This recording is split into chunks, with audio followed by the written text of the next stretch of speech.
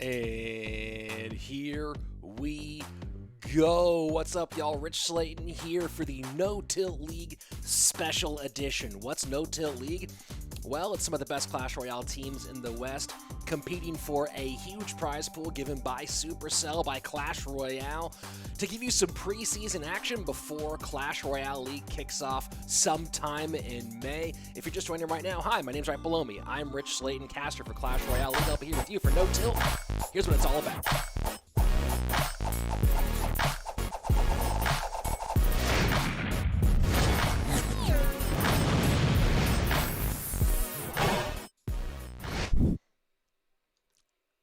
And there you go. That's the No Tilt League. Some teams you know, some teams playing a little incognito action, so maybe you'll recognize some players on those teams. You can give some guesses as to who's wearing what masks. It's going to be running throughout the rest of this month and the first part of May. There's going to be a slightly different format. I haven't got a run of show yet, but I do believe that we'll be getting the format up here in just a moment. It's going to be a little different. No 2v2 for this league, although don't worry, I believe there will be 2v2 for CRL coming up in this spring season. It's going to be two back-to-back King of the Hill sets for set 1 and set number 2, followed by a 1v1 set if necessary for set number 3. So I know I'm super pumped about it. It's going to be a lot of head-to-head action.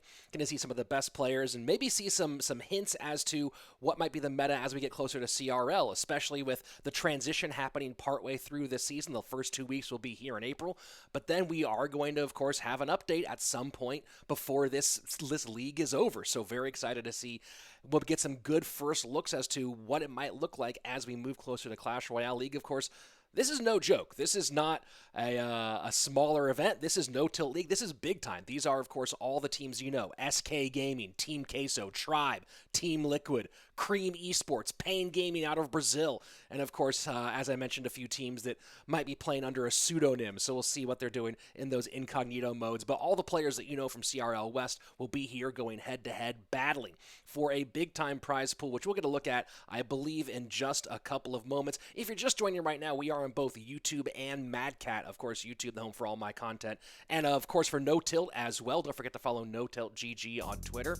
And also, of course, on MadCat, a streaming platform that has a strong emphasis specifically on the mobile gaming community. So if you want to go check it out on MadCat as well, go ahead, check it out over there and get in on the mobile gaming revolution as it takes over streaming.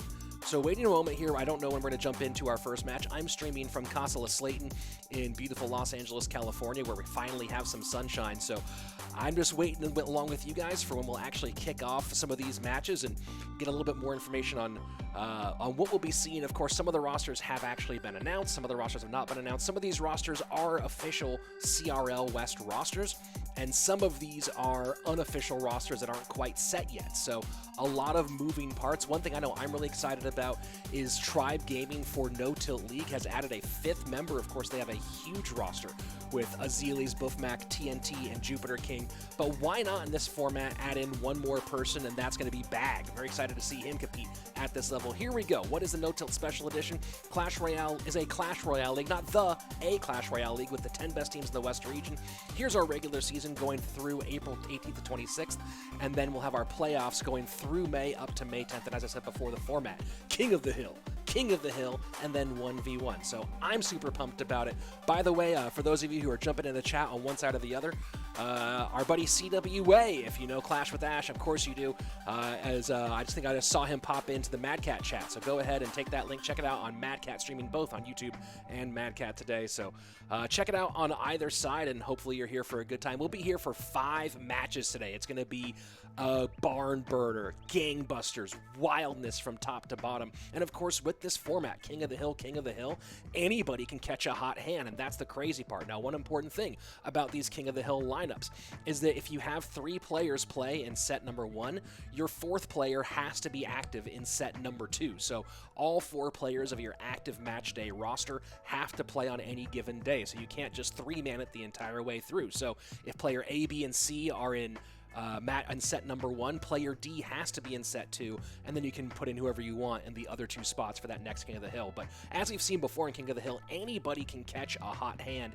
and just wipe through another team. So this should be very, very exciting. One of the most thrilling formats in all of Clash Royale is that King of the Hill set. The prize pool, here we go. $12,000 US American for first place, $9,000 for second place, and third and fourth place both taking down $4,500. So this is no small potatoes, no small cookies. You can go out and buy yourself, a little bit of hand sanitizer, a couple of masks, some burritos, and maybe a season pass, maybe a battle pass for Clash Royale. So who knows?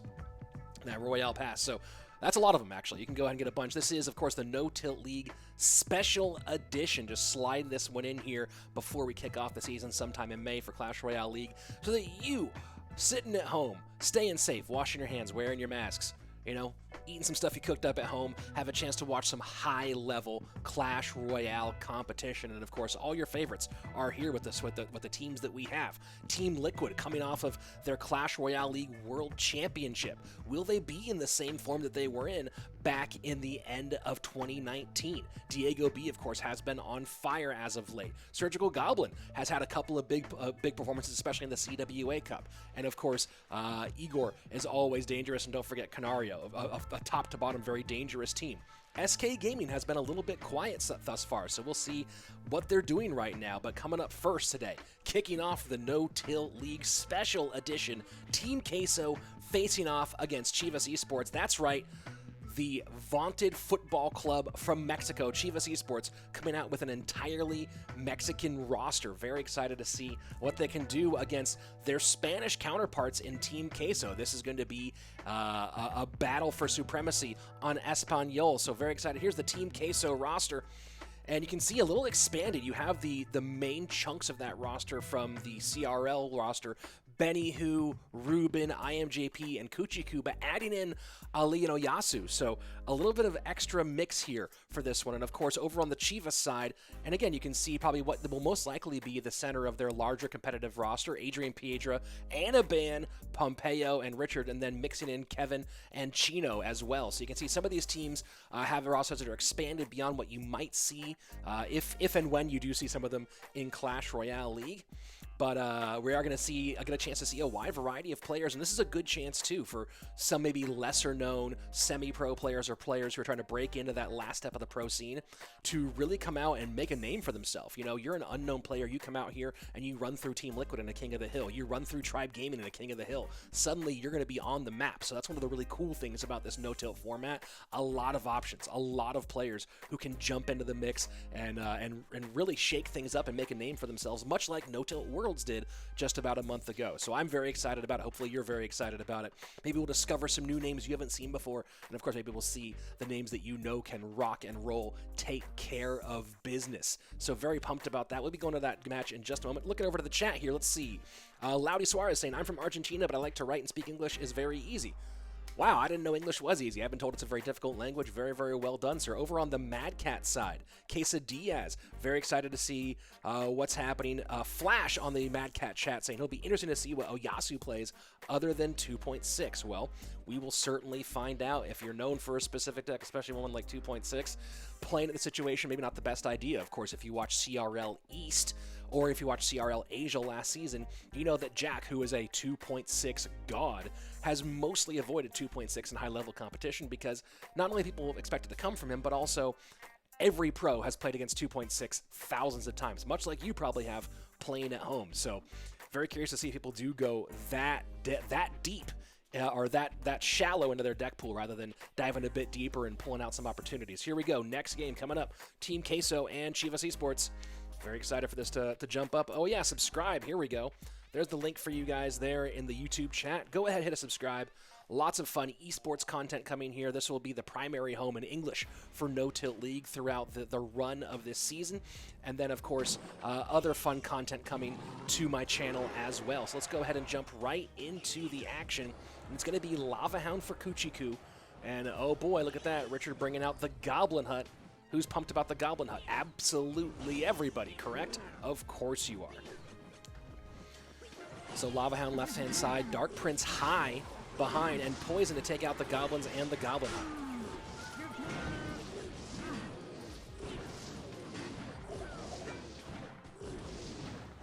And Musketeer cleaning up some of those pups.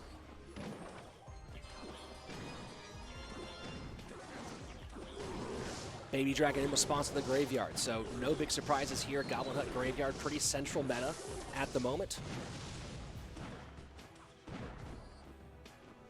Baby Dragon going the opposite direction.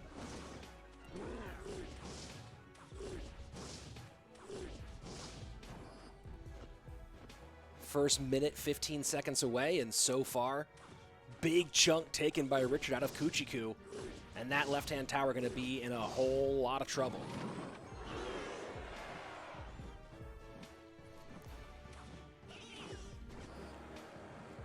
Kuchiku takes a moment to lava up one more time.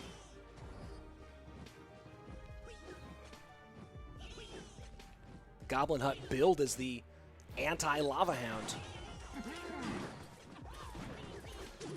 We'll see if this new buffed Goblin Hut makes it that much more annoying. Adam David, this is not Clash Royale League. This is the No Tilt League Special Edition. So for this league, it will have a slightly different format than you're used to from CRL. It's going to be King of the Hill 1v1. We will have 2v2, I believe. Has not been officially announced yet, but this is not going to be the exact same format as the CRL format.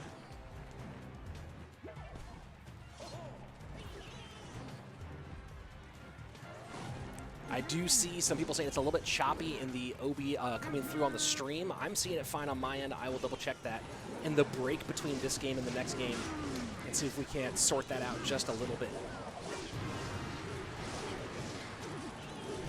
Miner goes into the front corner. Lava Hound pops. Trying to make some room for that Dark Prince, but the Knight does pick it up. Easily defended, and Poison will be enough to finish this off. Richard taking game number 1 and getting Kuchiku off the board early.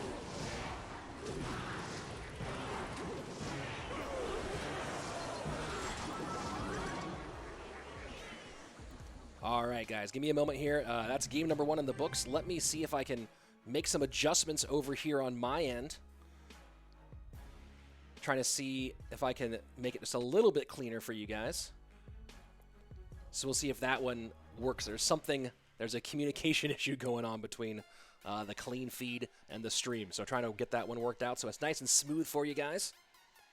Let's see, looking at the chat here for a moment as we wait for our second game of King of the Hill. Triple draft would be sick. It's been part of the Clash Royale League East, so we'll see what happens if it does come over this direction at some point. Kelly Bain saying in the chat, thank you, Kelly, for one of our moderators. Make sure that you are watching in 720. Okay, so 720 might be helpful for you as well, watching over on your end. And you take a look at this, Kuchiku and Richard, stats provided by our friends at Stats Royale. If you want to know what your next chest is going to be, go ahead to chat to Stats Royale, because they will certainly tell you. First name, last name, saying no touchy your face, Rick. Well, first of all, it's Rich, and secondly, I have been very well sheltered in place. I wash my hands consistently. I'm not worried about touching my face, but yes, my beard is slightly a little bit itchy, although I did finally get a haircut yesterday, courtesy of Mrs. Slaton. It was her first time cutting hair, had never tried it before, had never even watched a video on it, and it came out moderately okay, especially with a little product in there to hide the different mistakes, the parts where she took a huge chunk out of it and things like that. So doing my best to stay home and stay safe. Yeah, KFC's dad saying, hey, Richard, that hairdressers were closed. Yep, nope, it's just Mrs. Slaton taking the clippers to the hair, so we're doing okay. So waiting for game number 2. Richard coming out hot in game number 1, getting things done. Guys, if you're over on YouTube, why not check out MadCat, a streaming platform that's really big on mobile gaming. Oh, the link didn't go through one more time. And let me send that link through, and let's go ahead and jump in to our gameplay here for game number 2. I've made an adjustment on my side that hopefully will deal with some of the choppiness, but I'll keep making tweaks here and see if we can't get it as clean for you guys as humanly possible. Coach Try saying, OMG, it's Rich Slaton. OMG, it's Coach Try. So Goblin Hut versus Bomber, and it's Lava Hound again for Team Queso. Ruben going to the left-hand lane. Richard probably playing Graveyard again. Doesn't have to be Graveyard, but Bomb Tower. Oh, no, it's Earthquake. All right, so certainly not playing Graveyard this time around.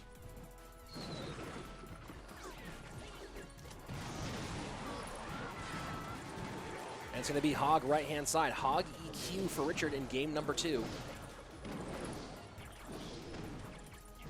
Kelly Bain saying she's getting a clean stream on her side, so not sure why it's laggy for some people and not for others, but I'll keep on trying to make tweaks over here and see if I can't bring you guys a little bit cleaner picture over and over again. Here we go. Baby Dragon, Lava Hound, tower down early on for Ruben. Taking big time swings here. And Richard gets one big win and tries to go opposite lane against the Lava Hound push, but not able to get much done on that right-hand side.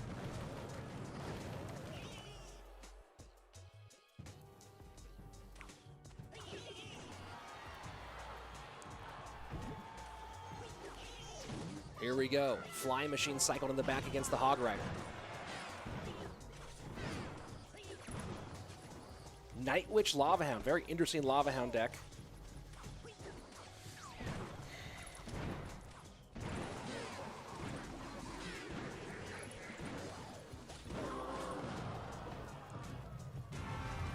First minute away, and Richard is trying to fight his way back in, but now Ruben is content to just defend in one lane.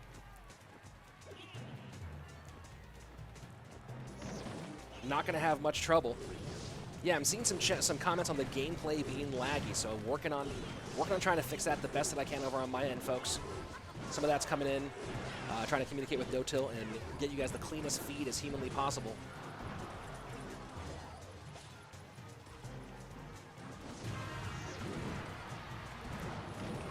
There we go, Hog Rider in, EQ trying to get that Goblin off the board, and the Goblin Hut's just so darn strong. It's so hard to spell it in any way that's legitimately effective, and that's probably the most frustrating part about the Goblin Hut right now.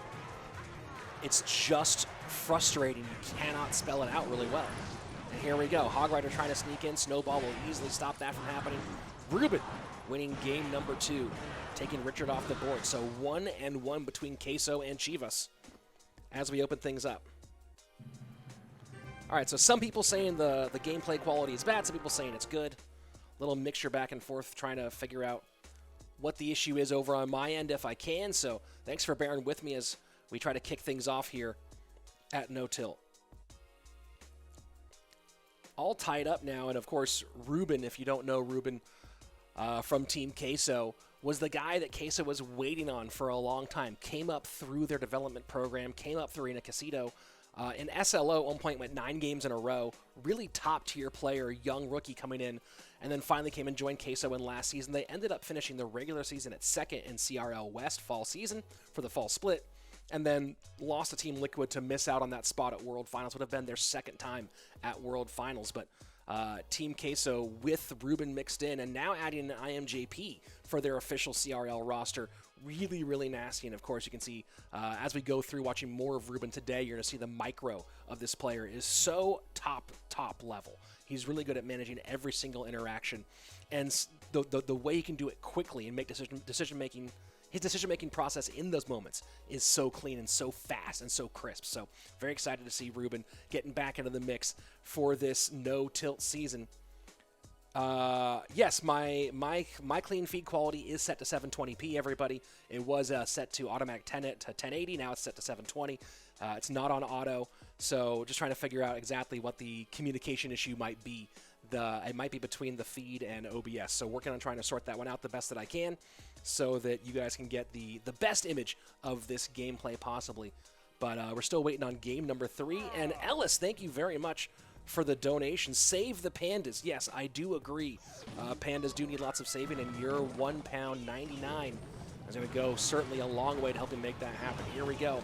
Hog EQ for Ruben in game number 3 as he faces off against Adrian Piedra of Chivas Esports. Adrian no longer with Complexity, as Complexity is no longer competing in Clash Royale. And yeah, Ruben taking a look at that Lava Hound directly into the lane he's trying to play and goes, oh boy. All right, plays the Inferno Tower high. Interesting, we have not seen Hog EQ with Inferno Tower in a long time, so very curious to see. You're saying low volume. Low volume, well, probably not from me. I'm guessing maybe low game volume. I'll bring the game volume up a little bit, guys. Haven't seen Hog EQ with Inferno Tower in a while, so very curious to see that get in the mix here.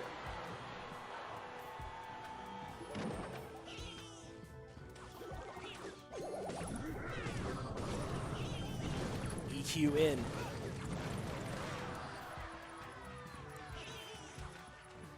So still in the lead right now is Ruben. It's going to be tough to fight into that lane.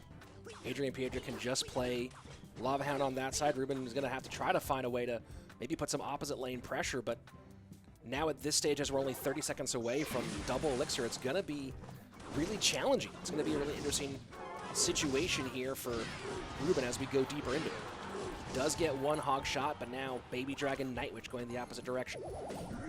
Kind of a throwback hog Q deck here. Very, very fast cycle. No Valkyrie, no Knight. A lot of those pieces do get mixed into Hoggy Q. No Mini P.E.K.K.A. Instead, by having the traditional cycle cards and triple spell here. Bar Barrel Snowball. So he might be able to get around fast enough to create some real trouble. Does not get that second one down. So now Adrian Piedra should go Lava here in a moment, and he does. Does he have skeletons and cycle for the Barbarians? No, he doesn't use those on the Hogs. Now that's going to be tower down.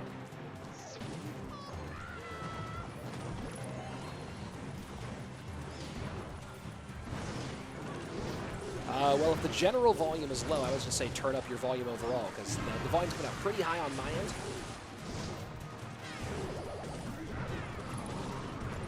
Lava Hound down high for Adrian, right into the Inferno Tower, and that Inferno Tower just makes things so difficult.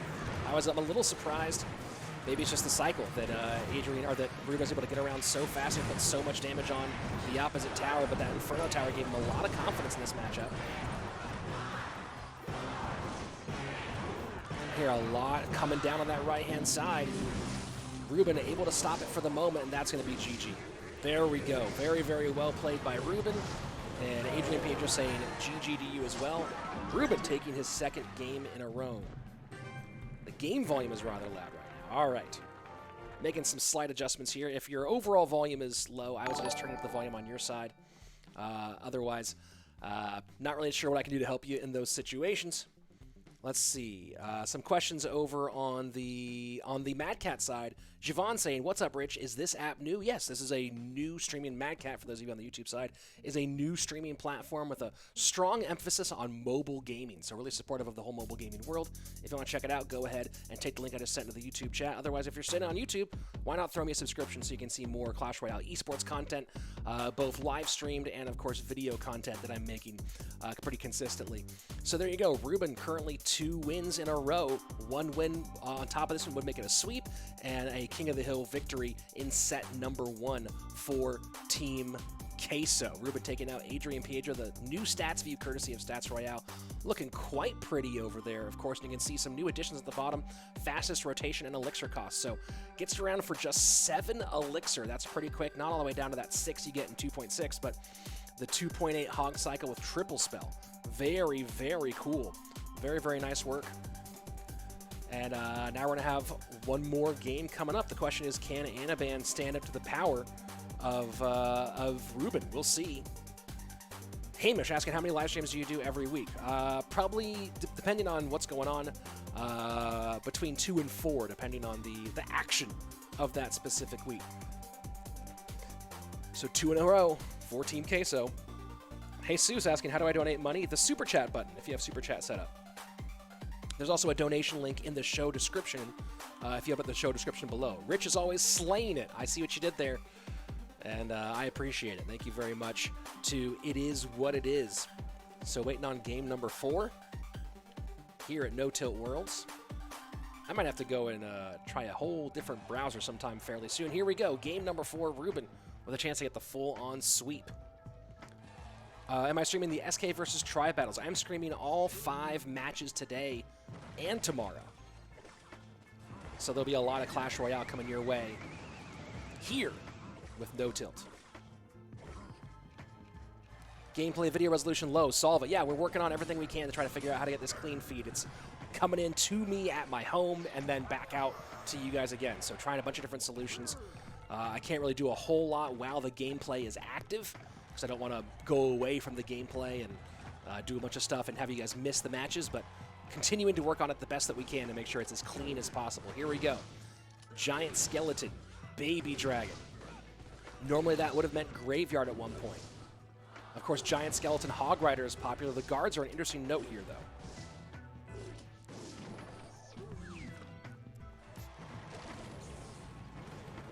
asking about. Let me go ahead and make that note there about the music in the background. Guys, we are doing trying to bring you the best Clash Royale experience that we can, given the situation at hand.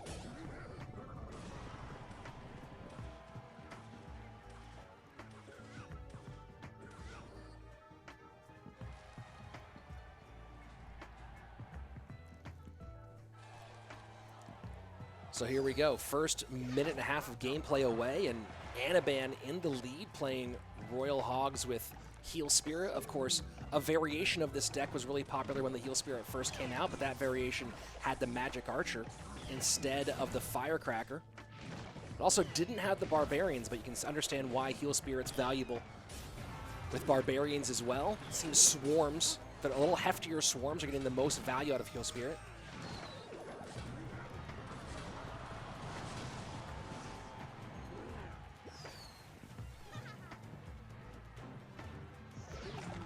Here we go, Hogs to the right-hand side for Anaban.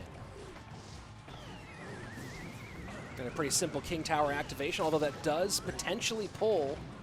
We'll see, the Giant Skeleton should go back to the left, and it does. And that's where Ruben wants the Giant Skeleton right now. So glad it went back that direction, although in trouble on both sides. And Hogs to the right-hand side, second Giant Skeleton down. NATO to pull all that to the first bomb, and it does a good job.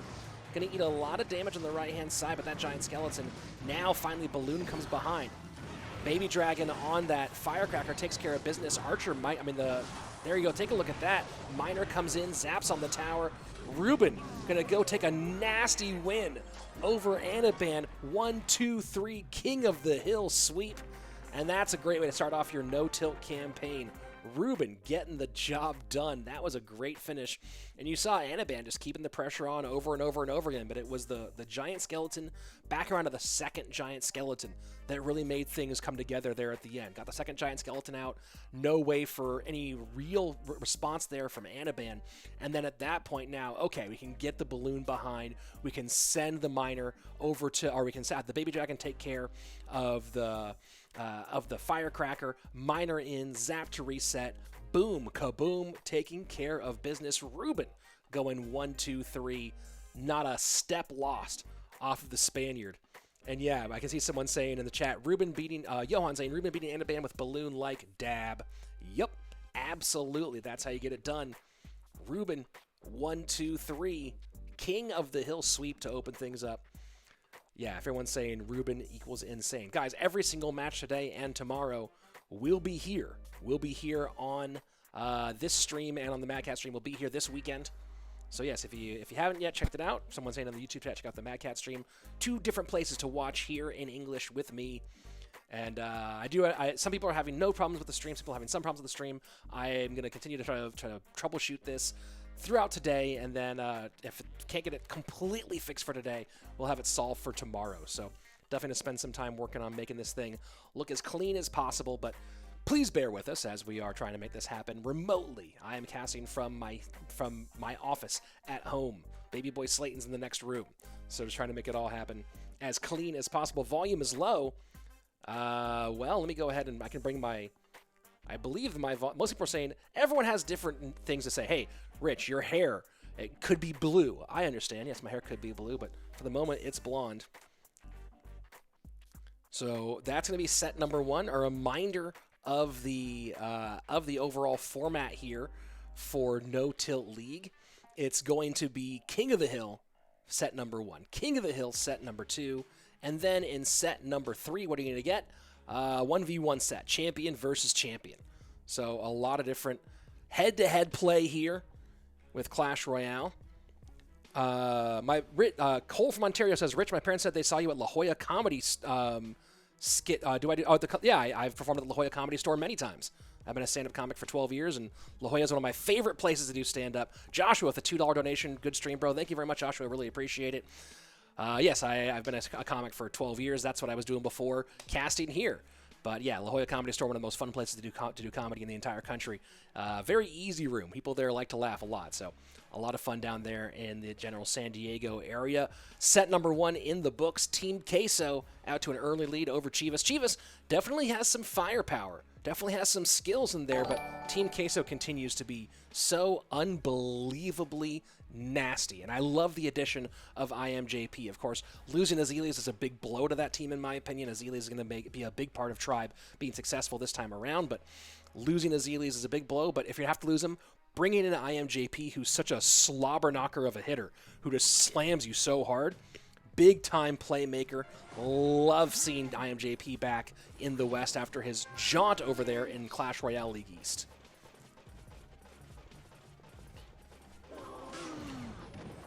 So Log Mini Pekka will make short work of the Dark Prince, but that Goblin Hut going to be a little bit annoying. Looks like it's going to be Hog EQ for Benny, who... Are we in a Hog EQ meta? We've seen a bunch of it already today in various forms. Probably the giant skeleton version of Hog right now after seeing the Spear Goblins, that I could be wrong. And looking Graveyardy from Pompeo. Could be a Splash Yard variant. We'll see.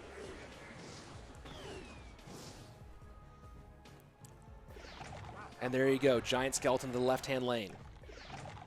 And Giant Skeleton right into it. So maybe Pompeo is playing Graveyard. He has lots of the pieces for it. Benny, who looking like he's playing that Hog Rider deck.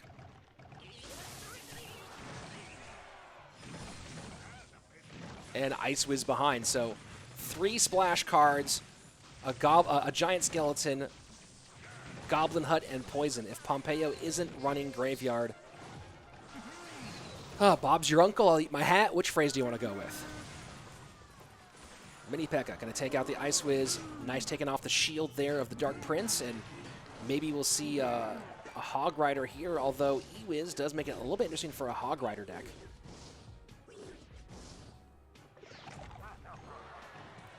Sandy with 2 pounds saying stream is fine. Great job as usual, Rich. Thank you very much, Sandy. I really do appreciate it. I appreciate your support all the time.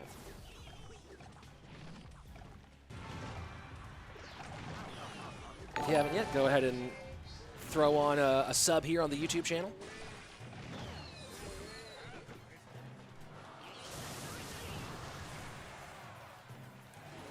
E-Wiz to the right-hand lane. Poison from Pompeo.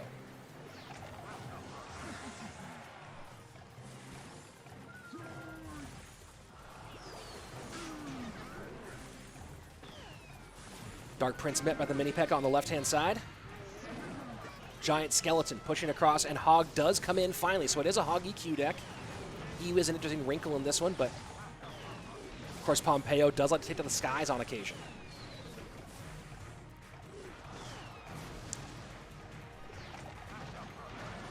Giant Skeleton meets Giant Skeleton.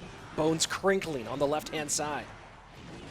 And I want to make a point here that we should notice, because people do rag on the Firecracker a bit for this, and they also think that Magic Archer is dead for the same reason, but notice how we are already into sudden death overtime, and we haven't seen a King Tower activation.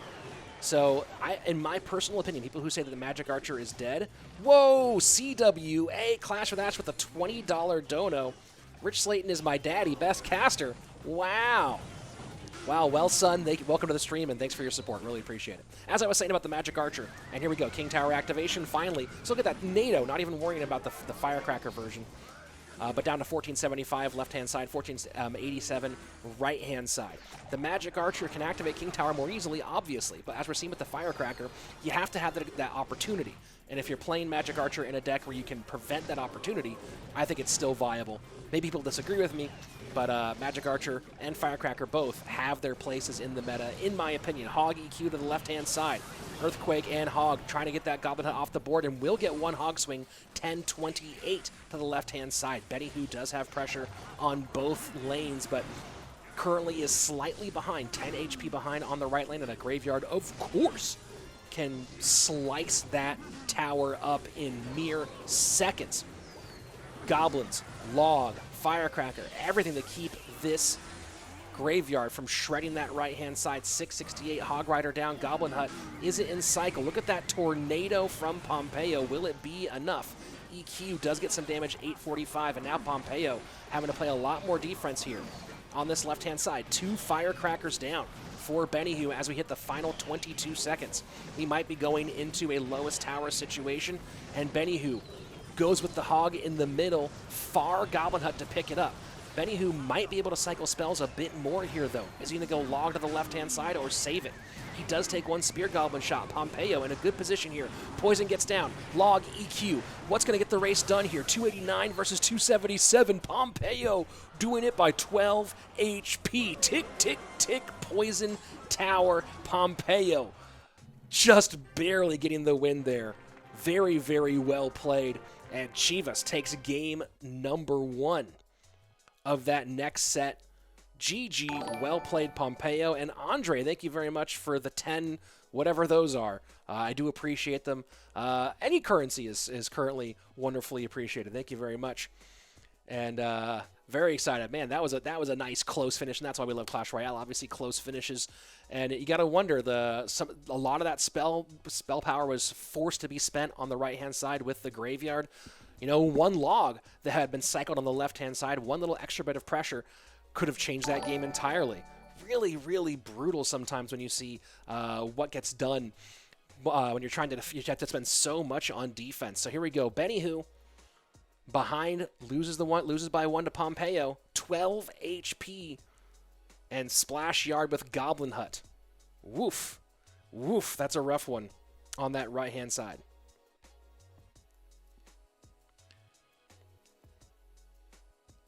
So 1 down for Team Queso.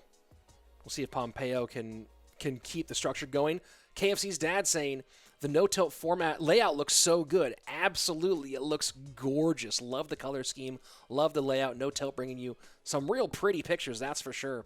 Let's go ahead and jump in to game number 2 of this set. It was Chivas winning game 1 last time around. We'll see if they can do it again. It is what it is, saying, Rich, you rock casting like a boss. Don't stop doing the thing. You know what?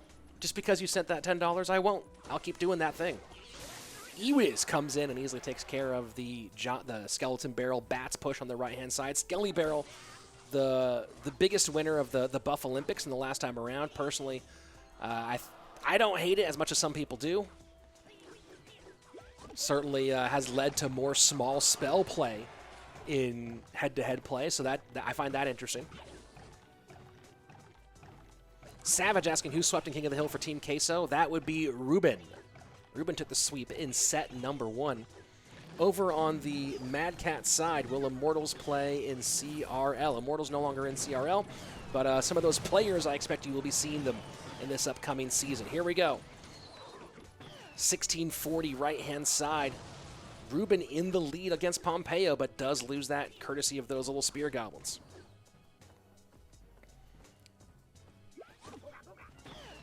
Dark Goblin left-hand side, so there you go. There's the King Tower activation, and this is one of those situations where you play a Firecracker in the back, and that's what we're talking about with a Firecracker or Magic Archer. If you play it in the back and have to let it nakedly walk across the bridge, it's going to get a King Tower activation a lot of the time. Not always, but a lot of the time. And so same here. Although now that you're not at 1640, you're a little bit less concerned about that King Tower activation, right? You're not that many hog hits, not that many EQs away from getting that right-hand tower. Here we go. Skelly Barrel. Immediate Hog Rider behind the Giant Skeleton in response. Not going to... Oh, there we go. Ewiz going to go ahead and clean up on that Skelly Barrel, and one hog shot does come in pretty even in this right-hand lane.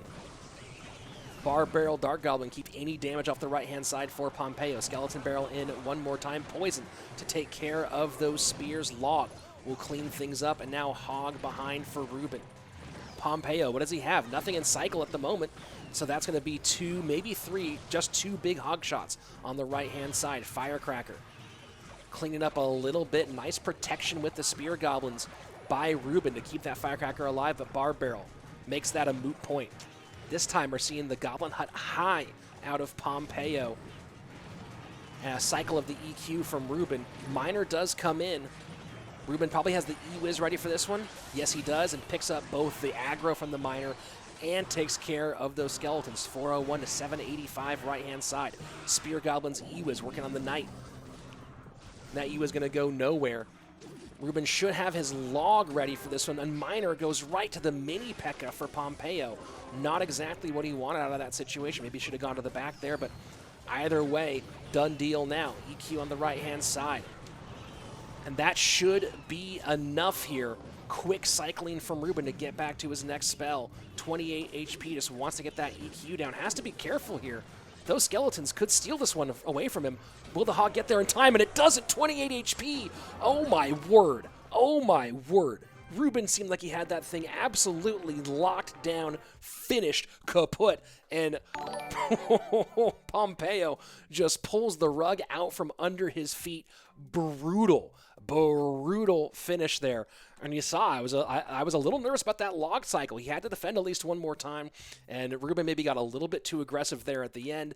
And next thing you know, ooh boy! So that's 2 in a row for Pompeo to open things up. That's going to be very, very exciting. Possibly a sweep in the opposite direction here in set number 2 from Chivas Esports.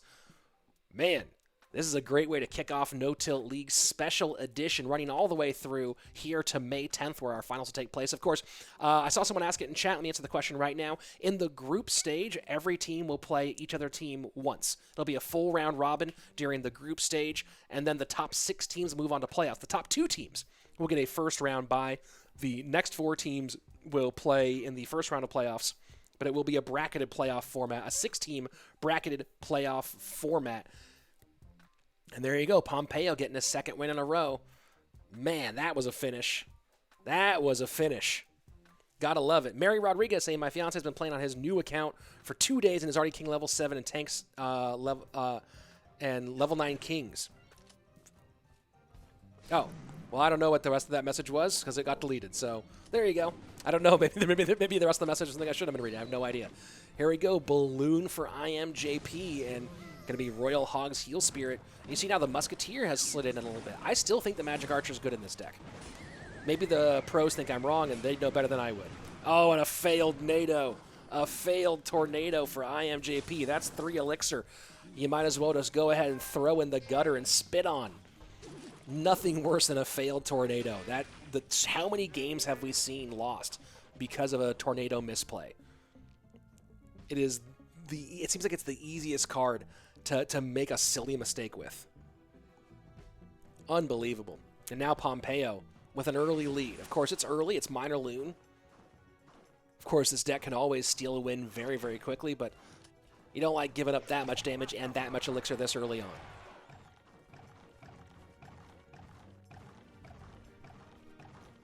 Giant Skeleton left-hand side.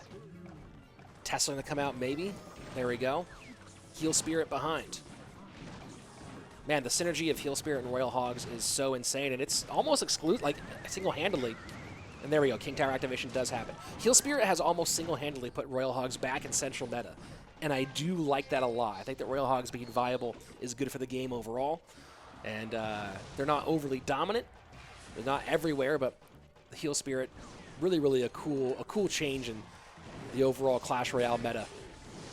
One of my favorite reworks thus far. Here we go, entering into double elixir time, and that load up, but you see the Heal Spirit again surviving the zap. Dies to Bard Barrel, dies to Log, survives a zap, and that's 1324 on the right-hand side. IMJP just trying to stay alive. Pompeo has not been touched yet, although this miner will finally draw first blood from Pompeo's right-hand tower. And a cycled EQ, might as well get the King Tower as well, since we're not worried about that activation anymore. Pompeo just pouring it on, but here we go. Giant Skeleton, Baby Dragon, Balloon, but Balloon goes right into a nice Tornado. Not going to get a shot, but not going to get death damage either at this point. The defense on Pompeo has been slick thus far. Mini P.E.K.K.A. And look at that Musketeer, knowing that the Tesla was going to come high. Maybe a half step early with the Musketeer there. Would have liked that aggro to maybe go to the Mini P.E.K.K.A. rather than the Musketeer, I believe, but a good idea from Pompeo anyway. Baby Dragon to the Ice Golem, and now here we go. Balloon Miner, and Pompeo has such a good way to stop it with both the Musketeer, going to get a connection left-hand side, and the Hunter, and just like that, IMJP back in the mix. This is what he does. He takes big-time shots, EQ in on that Tesla, and 2 Hogs going to the right-hand lane. Going to be a lot of damage right-hand side, 697. So JP does have a way he wants to deal with that Hunter, but the only problem is it leaves him a little bit more open against those pigs. as you saw on the right-hand side. Here we go, 90 seconds left. Giant Skeleton taking for the Baby Dragon. That worked out very, very well for JP. High Tesla, and that Tesla's going to stay alive for a while, too. So now that Tesla going to be helpful with those piggies. And here we go, balloon in, Miner goes to the back and picked up by the Mini P.E.K.K.A. But look at that. Look at that NATO retargeting the Hunter onto the Baby Dragon. Boom, kaboom. I am JP with the big-time uppercut finish on Pompeo, and Team Queso's on the board in set number 2. Let's go. Guys, what else would you want from match number 1? What else could you possibly want from match number 1? Close finishes, back and forth, come from behind. Spain versus Mexico, Queso versus Chivas, JP versus Pompeo. Ooh, boy. This is a good one. We got a good one on our hands, folks. There's your stats, courtesy of our friends at Stats Royale, who have all the information if you want to check out all the information about this tournament. All of it is available on the No Tilt League Special Edition portal that you'll see over there on Stats Royale. Don't forget to check that out if you want all your stuff, including results, schedules, different players' records, win-loss. Is the bracket single or double elimination? When we go into playoffs, Mr. Bacon, the bracket is going to be single elimination once we are in the playoff bracket. Asking Rich Slaton, where are you from? I'm from California, born and raised. Sacramento to Santa Barbara to Los Angeles. Spent 1 year in Edinburgh, Scotland. But other than that, I'm a California boy through and through. Dominic asking, what is MadCat? How does it work? MadCat is another streaming platform that is very mobile gaming focused. It's another place where we're streaming. You can watch it here on YouTube. You can watch No Tilt over on my stream on MadCat. But MadCat is a mobile gaming focused, or at least mobile gaming loving streaming platform. And it's another place where you can go and hang out and watch. And some of your favorite people, including some of your favorite YouTubers, have been stopping in on the MadCat chat over there. So if you want to catch maybe some of your favorite YouTubers chatting over on MadCat without them being as distracted by the crazy chat over here on the YouTube side, that's a good place to get them. Here we go. Game number 4. Adrian Piedra up against IMJP, and JP. Pretty quick cycle so far. Archers, Ice Golem, Bats, Hog. Gonna be Hoggy Q again from IMJP. The golden-haired golden boy from Barcelona, Spain. And looking like it might be that same Royal Hogs deck from Adrian Piedra here. Oh, and it was Adrian Piedra last game, too. My brain totally shorted out for a half second. Oh, no, it's Adrian Piedra first game. Ding, ding. Trying to do a lot of things at once over here, folks. One piggy. Just making a meal of it on the left-hand side down to 2062. And Hunter will get some big shots on that right-hand tower as well. So a lot of early damage in for Adrian Piedra. IMJP might play the comeback game one more time.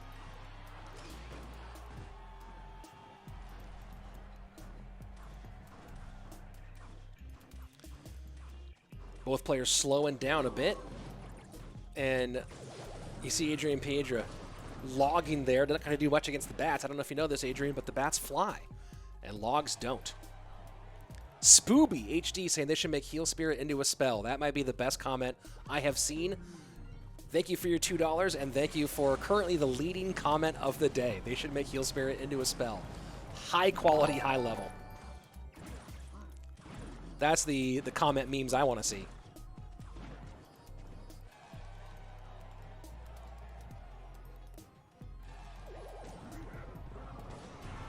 And here we go, cycling bar barrel. Not going to get much done from it, and now Adrian Piedra putting some pressure on. Ice Golem, Mini P.E.K.K.A, Pigs, Heal Spirit. And that Heal Spirit survives. Doesn't get anything on the Pigs, though. Very, very nice Ice Golem from IMJP. Still going to eat a ton of damage, but you see that heads-up Ice Golem to make the Heal Spirit jump the opposite direction because the snowball wouldn't kill it. Kept that healing off the Piggies.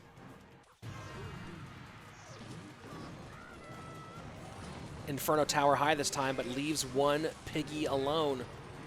Down to under 600 HP, 508. And then with that Hunter, oh my word. Adrian Piedra about to send us to the 1v1 set. Team Queso taking set number 1. Chivas Esports taking set number 2. And we open up this no-tilt league special edition with not only great games, but a full 3 set. Here we go. Nominate your champions, Queso and Chivas. We're going to the 1v1. Ooh, boy. Man, I've been lucky enough. We've all been lucky enough to see a lot of good Clash Royale during this offseason between the end of Clash Royale League World Finals back in December and now leading up to the spring season. Of course, East has already kicked off, but I'm already pumped right now with No Tilt. This is super, super fun. Of course, the Worlds were great. The CWA Cup was great. This looks like it's going to be great as well. So, man, this is a fun way to kick off this event. No easy outs here. The level of competition, the level of talent, it's all crushed together right now is so fantastic. So here we go. It's going to be a 1v1 set. It's going to be a best of 3 1v1. No King of the Hill anymore. Just each team send out your champion, find who you want, who you think has the hot hand right now, and let them go out. My guess right now is that we're going to see Ruben coming out for Team Queso, although it could be anybody, but my guess is that we see Ruben. And for Chivas, I don't know, man. Pompeo had the hot hand there for a minute, so you might see Pompeo come out for Chivas Esports. That would be a pretty good call from the Chivas side. And of course, how close Ruben kind of just one maybe little misstep lost that game against his opponent, against Pompeo. So maybe you see that run back one more time and Ruben gets a chance to get some revenge. Who knows? We'll have that information in just a moment. Vamos Chivas, says Booksinger over in the Mad Cat chat. Yeah, Chivas doing some good stuff right now, that's for sure. BO3 all day, dang, says Matthew. Yeah, a whole lot of BO3 today. That's going to be happening. Dustin Smith saying, what's up? What's up to you, Dustin? Welcome to the stream. Ugly Duckling just joined on Mad Cat. What's up, Ugly Duckling? I can't wait for you to become a beautiful swan, and I know it's going to happen one day. Appreciate you joining. So here we go. Your stats courtesy of Stats Royale for our final game of King of the Hill. My guess is going to be Ruben versus Pompeo, but who knows? Mr. Bacon, I don't know all the format information top of my head, but I'll get it to you very soon. An air-only spell would be an interesting concept, says Sim3. Yeah, that'd be interesting. You might have to balance it out a bit by having the cost be low, and of course, it'd be sort of like a version. It'd be like a reverse version of the EQ in some way, and the EQ benefits from being low cost. Although that makes it probably much more difficult for it to be just an all-air spell, unless it damages towers somehow. Like, because towers are tall enough, maybe theoretically, so who knows? Guys, if you're just joining us, I'm Rich Slaton, caster for Clash Royale League, going to be here with you for No Tilt in English. Of course, we're in lots of languages. We're in English, Spanish, French, and I think 4 other languages that I can't remember off the top of my head. Portuguese, I'm betting. That's just my guess, as long as I'm thinking of languages that we're probably in. And we're going to be going all the way through to our finals in May 10th, a round robin of all these teams playing each other. And then after that, a playoff format that's going to be a whole lot of fun. A lot of big-time Clash Royale gameplay. The format, King of the Hill, 1 King of the Hill, and 1v1. Of course, we just saw Team Queso win 1 King of the Hill, and then Chivas win the other. Moving on to our final set, a 1v1 set. By the way, if you ask again, who am I? Right below me, Rich Slaton. Of course, if you're on YouTube, go ahead and follow that link to chat. I am Rich Slaton. And I know that says King of the Hill. Unless this is a replay, we are in the 1v1. There we go. We are in the 1v1 set. So here we go. Anaban coming out for Chivas. Very interesting. Maybe they like this matchup between Anaban and Ruben. Savage Plays just joined on Mad Cat. Thanks for joining Savage Plays. So Ruben going fast with it. Minor Skeleton Barrel. Anaban looking like he's going Graveyard. That Minor goes a little bit high here. Maybe Ruben trying to predict something there. Thought he'd get a pickup by being a half step early.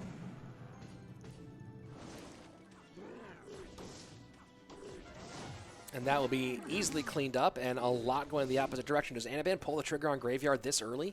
He has 2 potential tanks. I think that would be a bit premature, and he does not. Smart move there from Anaban. Minor goes the opposite direction. Bat's going to come behind to help. Very interesting to see this Giant Skeleton deck, this variation, Giant Skeleton Graveyard, back in. And there you go, King Tower activation for Anaban. Pretty easily done. interesting to see that you know, this general idea of Splash Yard with Giant Skeleton was popular back in the, I think, the spring season of CRL 2019 West. The Goblin Hut has given it one extra piece of viability to move right back into the meta.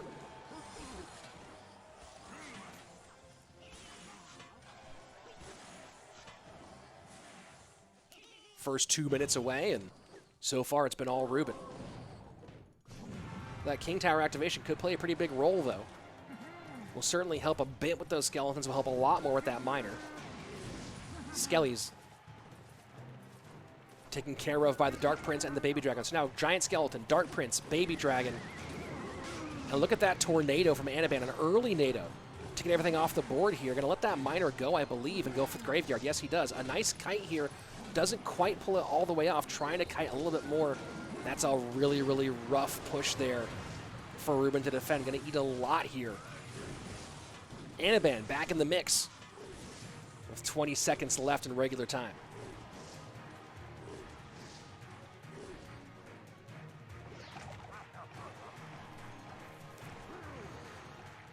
Snaggle to the left-hand side. Hunter. Ruben has to be careful now.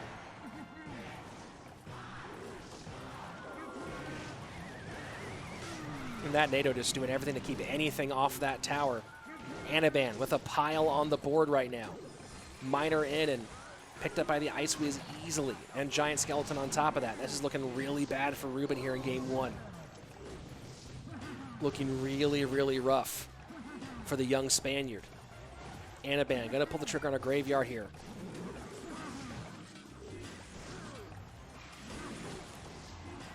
Decides to hold on a little bit and just continue to build here at the bridge. There we go. Now the Graveyard comes in. Baby Dragon easily tanking for it with all that health. And Baby Dragon doing a whole lot, doing more work than the Graveyard there, down to under 500. Oh, just right at 500 HP. Miner goes to the back this time for Ruben. Skeletons trying to get past that Goblin Hut, having a lot of trouble. 27 HP separating these two with 1:05 left in sudden death overtime. Baby Dragon. Dark Prince behind. Ice was trying to slow that all down. Maybe see a nado here one more time from Anaban. And the nado misses. The nado misses for Anaban. Oh my, missed nados. The absolute worst. The absolute worst. Anaban had a good shot at taking that one there in those final moments, but a missed nado, that means you're not taking anything. Not in that moment. And so I see some of the chat celebrating a bit here. Ruben taking the win in game number one. GG, well played, young man. Anaban, oof, just got to figure out what tile that nado is supposed to be with those flying troops, whatever they be, whether they're balloon, whether it's skeleton barrel. That shadow troop situation can be so deceptive when it comes to a tornado. I've missed a balloon 1,000 times with a tornado. It's part of why I've never broken into 8K. So here we go, game number one for Ruben. Anaban has to get 2 in a row to win this thing. Let's take a look at the stats, courtesy of our friends at Stats Royale. Queso Diaz in the Mad Cat chat. The best nado player in the world missed a nado. And with a crying emoji. Yeah, that'll happen sometimes. Bodie is asking, is there a list of everyone who plays and matchup and stuff for today? I believe all of that is on the Stats Royale portal for this. So go ahead and check it out there on Stats Royale. I can't throw links into Mad Cat yet because it's still in beta, but once I can, I'll throw a link in there eventually in the future. But if you go to statsroyale.com and go to their esports tab, they have a full portal here just for the No Tilt League Special Edition. If you haven't yet on the YouTube side, go ahead and throw a subscription to this channel so you never miss a moment of No Tilt League. Don't forget to ring that bell for notifications, and of course for all the other content related to No Tilt League, Clash Royale League, Orange Crown League, the National Football League. Absolutely no National Football League content here. All CR all day. Here we go. Game number 2. Ruben versus Anaban, and it's Barb Hut versus Goblin Hut. We are in a hut meta, folks. Maybe we'll be in a less of a hut meta come May. We will see. Who knows? EQ in on the Goblin Hut.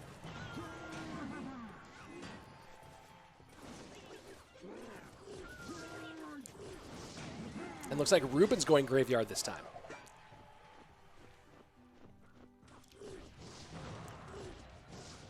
So we'll see what Ruben has in store for us.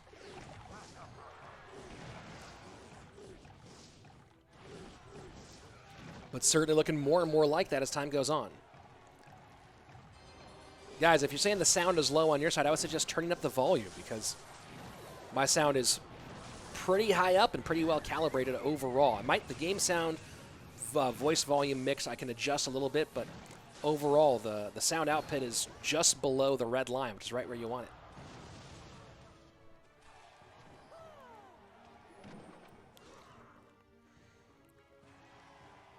So looking like it's going to be E-Golem for Anaban. Who's excited about the Elixir Golem? Tribe Gaming saying it's perfect. Hey, what's up, Tribe Gaming in the chat? Shout out to one of the leaders in mobile gaming organizations on the forefront of being mobile first, mobile always.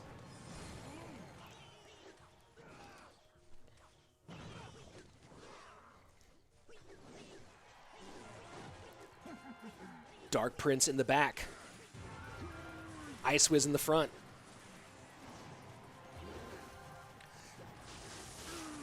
Final minute of regulation time. And now some NATO work from Ruben. And Anaban going E-Golem to the opposite lane. Onto his weak side. Away from where his push is happening. Very interesting Elixir Golem there. Right up into that giant skeleton, and here we go. E-Drag, Battle Healer. All the things you expect from this deck. And some very interesting NATO choices. Anaban, some suspect NATO choices, we might say. That bomb not going to do a whole lot. Does get the E-Drag off, though. Ruben is trying to load up here on defense. This could turn into a pretty nasty counter push if he survives this well. A lot of extra elixir, and you see Ruben timing that final troop very perfectly. Giant Skeleton, Dark Prince, Ice Wiz, Dark Prince. And Ruben giving the good game because there's no way to stop all that. That's going to be GG, well played. Oh my gosh, did I just give La Mufa? No, I didn't. That's going to be tower down. There we go. Ruben, I almost gave La Mufa. Ruben taking care of business. 2-0 clean sweep in the final game. GG, well played. That's gonna be it. Game match number 1 in the books. Team Queso opening up their no-tilt campaign with a big-time win over Chivas. Went all the way to the third set. Fun King of the Hill back and forth, but Ruben getting some revenge. Didn't get it on Pompeo, got on an Anaban, but Ruben getting back in the scoreboard, getting back in the books. I believe that's a 5-1 opening for Ruben here at the No Tilt League Special Edition. And they went all CRL this time. Benny Hu, Ruben, IMGP, and Kuchigu taking those big-time swings. Very, very nice work, Ruben. And nice work, Team Queso, overall. Looked like it was going to be a clean stomp after that first King of the Hill set, but then Chivas came and fired back in set number 2.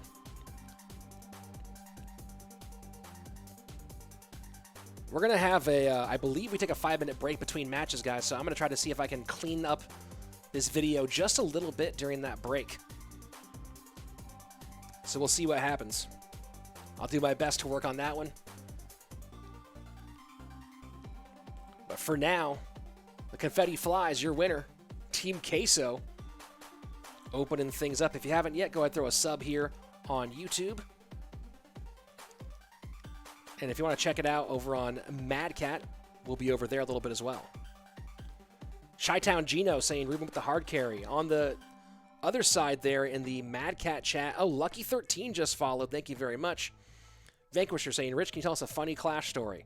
Not right now, but maybe one day. Next match will be here soon. See you guys in just a little bit.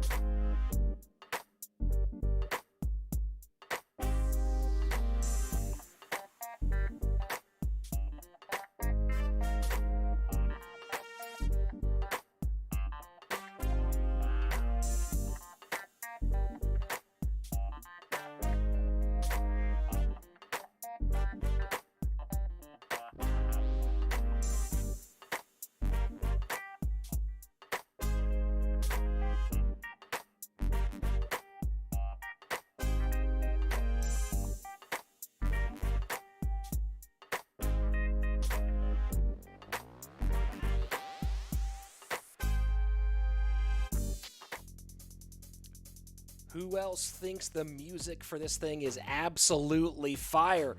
I'll tell you one guy who has 2 thumbs and does it. That's going to be this guy. There you go. This guy right here. There we go.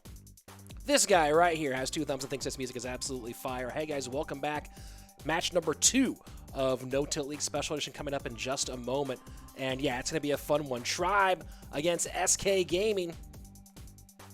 Who's pumped for it? I certainly am. SK Gaming won CRL West in the fall. Came as close as you can in the semifinals of No Tilt World, or of a Clash Royale League World Finals. And of course, you can see the primary SK squad there in the mix, but with some additions, former SK member and now SK content creator Flobby, and then Big Spin. This is fascinating. Big Spin in the mix. And then, of course, on the other side, Tribe Gaming, their powerhouse roster, and with a special edition here for No Tilt League.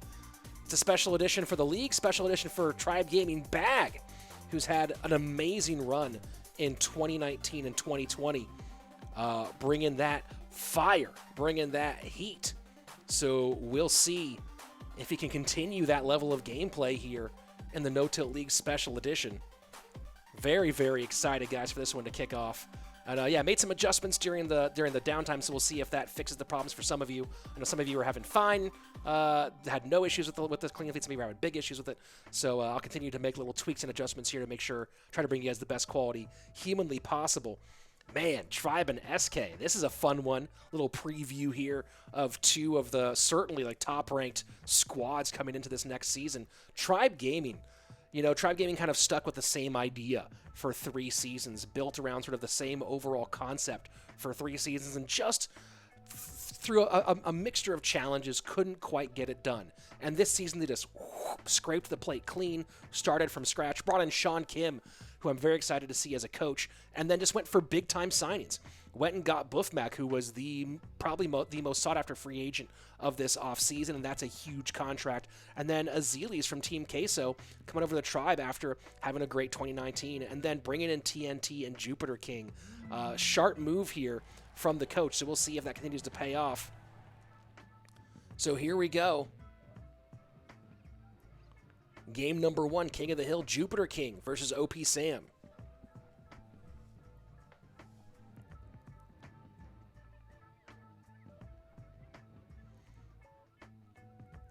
Both players certainly taking their time. Snowball in.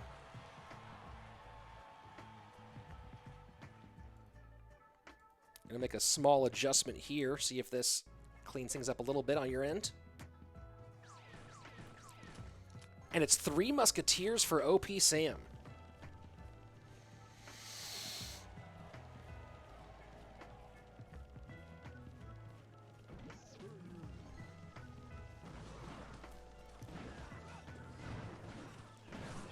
Yeah, working on trying to fix this quality, guys. We're working off of a clean feed coming in. So trying to give you guys the best quality as possible. Making every adjustment I can think of over on this end.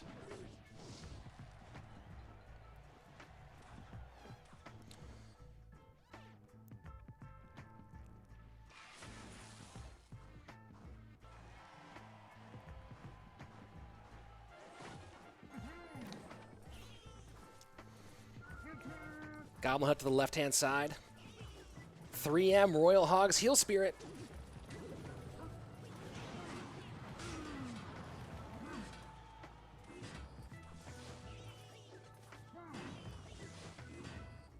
Dark Prince in, taking care of the Goblin Hut. 3 Musketeers cycled one more time for Sam.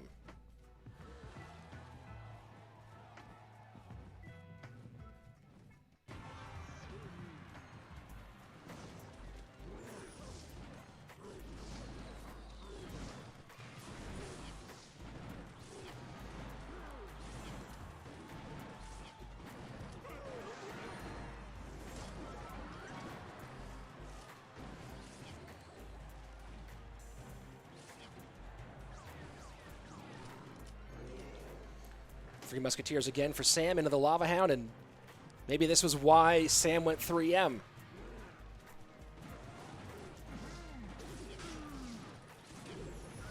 Miner into the 2 Musketeers on the left-hand side. Heal Spirit going to help out, though, keeping the Muskies on a little bit longer. And this is just a brutal matchup for Jupiter King. Absolute brutal matchup for Jupiter King. Smart choice from Sam. And that's going to be an easy win in game number 1 for the SK Gaming representative. Easy, easy does it.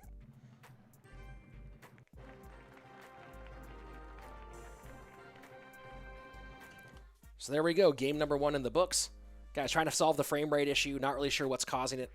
Doing a lot of different solutions here on this end. We'll do my best, but as you might be able to tell, I'm just operating from my office at home. Here we go, SK Gaming Jupiter King. OP Sam taking game number 1. Remember, the format is King of the Hill, and then 1v1.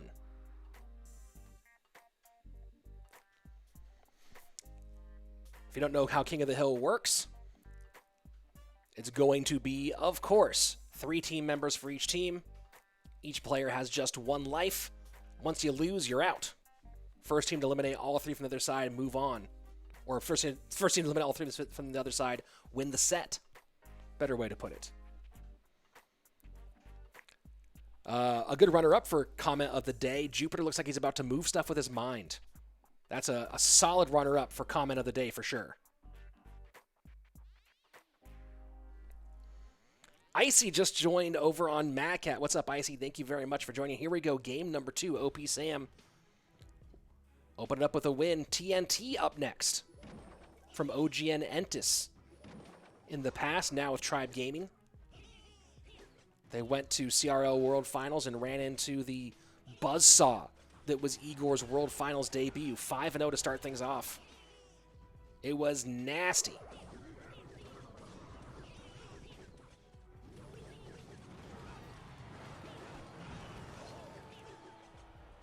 What does the winner get? Clash with Prosky asking. There's a pretty big prize pool. The winning team of this league gets $12,000. $9,000 for second place, $4,500 for third and fourth.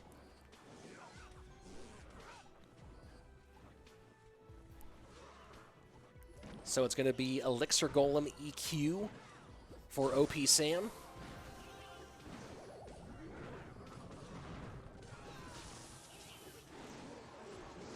E-Drag, Baby Drag. A lot to deal with for TNT, who looks like he's going graveyard. But again, a second game in a row where Sam just comes out and storms to an early lead.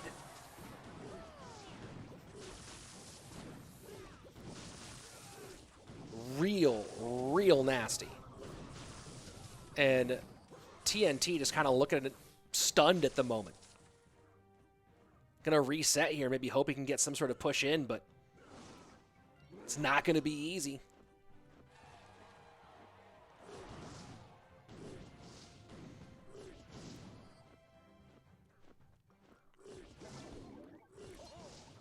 Knight to the left-hand lane. Finally, graveyard in for TNT.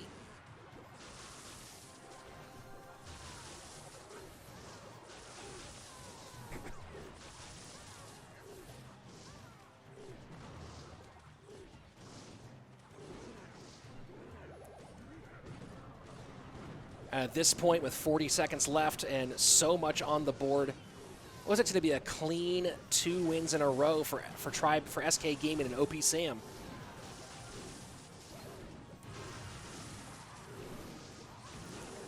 That left-hand tower going to fall. King Tower probably going to go too. All TNT can do is tip his hat and say, well played, Sam. 2-0 so far for SK Gaming in this opening set.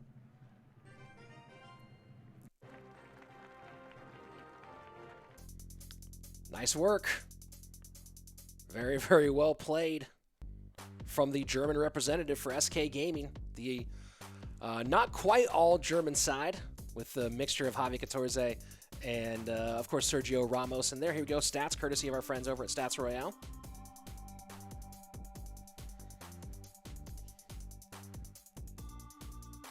And in the MadCat chat, MadCat, the streaming platform for mobile gaming, just Epic saying, bruh, Beef Mac needs to reverse sweep. He's done it so many times before, though.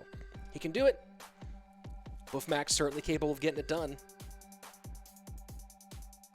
Yeah, this is not CRL, Sahib. This is No Tilt League Special Edition. You can call it maybe a CRL preseason to a certain degree. It's its own league. Clash Royale League will start sometime in May, per the last announcement from Supercell. But you still get high-level professional Clash Royale in the interim here at No Tilt League. Different format, though, as you can see. King of the Hill, and 1v1.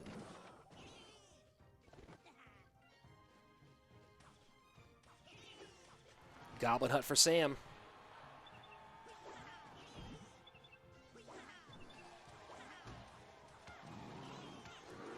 So Lava Hound, probably Lava Miner for Sam, most likely. Buffmack. About to put some pressure on the left-hand lane. And there we go. Mega Knight. Bats. The little flyer's taken care of easily by that Baby Dragon. Nice placement on the Night Witch from OP Sam. Mega Knight will get some damage on the left-hand side, but not too much. So Lava Night Witch from the Mad Scientist, OP Sam. Flying Machine adds the damage, but it's the Baby Dragon on the left-hand side that'll really do the dirty work here. Getting that left-hand tower down to under 1,400 HP in the first minute 15. Sam has been taking big chunks from his opponents early on, doing some real heavy lifting for SK Gaming to open things up.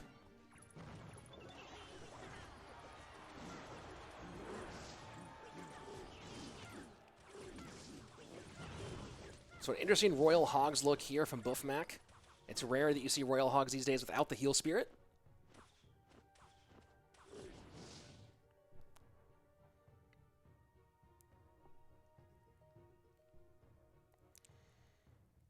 Here we go, heading into double elixir time. And it's Sam again with a lead, although Buffmack has done a sizable chunk. High poison to take off the Flying Machine. Gets a little bit of the support as well behind that Mega Knight, and Mega Knight going to die midair. Sam now with a little bit of elixir lead. You see less on the board, or less in the elixir collecting, but that Flying Machine had him up by a couple. Split Pigs, going to get a shot on the left-hand side, but not much more than that. And now Sam, who has not played Lava Hound in a minute, decides to lava up. Mega Knight Bandit immediately into that opposite lane. And the Night Witch does give some nice control here. You know, we haven't had to see a big tower trade situation out of Sam. You felt like maybe that was it for a second, but the Night Witch able to control there, and suddenly now Baby Dragon again. Ewiz has to come out to keep that from getting real rough on the right-hand lane. Snowball takes the Flying Machine off. Pigs in, high Ewiz trying to control that Flying Machine on the right-hand side for Buffmack. Bandit Dash does connect. That's a huge one. Both players with options in either lane. Buffmack with a little bit more expediency. And certainly has the ability to pressure either lane a little bit more than OP Sam does.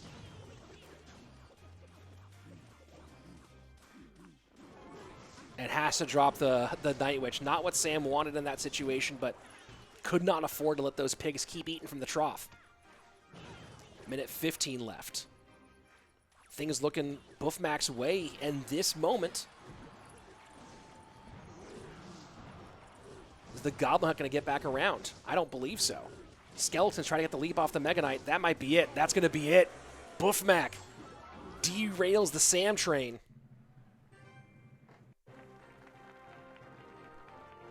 And there you go. Game number 3. Heading to Tribe Gaming. Let's go. That's some fun stuff. Man, Sam had it there for a moment, but the longer it went and the more it turned into a 2-lane game, the more it started to swing towards Buffmack. The Night Witch able to do a little bit for a while, but too much on the ground, not enough in response there for Sam. Taking a look at the stats view. Not enough for Sam to be able to hold on. You can see the Skeletons there trying to do their enough, just buy enough time to get something else down, but only 2 ground responses, and not able to get a tower down early enough, which is what Sam really needed here. Once it was became a ground battle, and once we got into that higher elixir, you'd think Lava Hound begins to get benefit, but remember, Mega Knight can create so much pressure. Royal Hog suddenly can create pressure as well, and there you go. Game number 4 on its way. Buffmac against Sergio Ramos.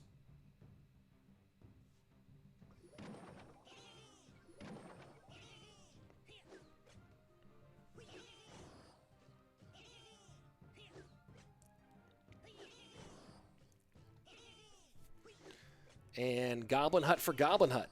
Who's pumped about that one?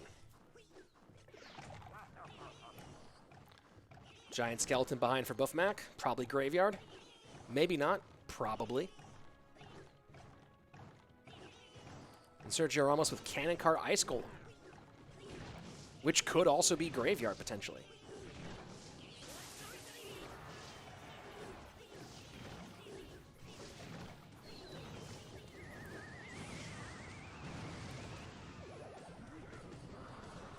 Sergio Ramos, nicely timed Barb Barrel with a solid kite on the baby dragon.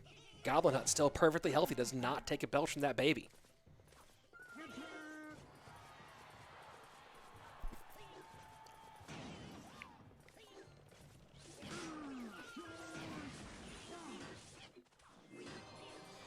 And here we go, Graveyard in, left-hand lane. So it is going to be Graveyard versus Graveyard, 2 different looks. A lot more splash from Buffmac, though. On the other side of it, Ewiz, Barb Barrel, even the Ice Golem, some decent responses.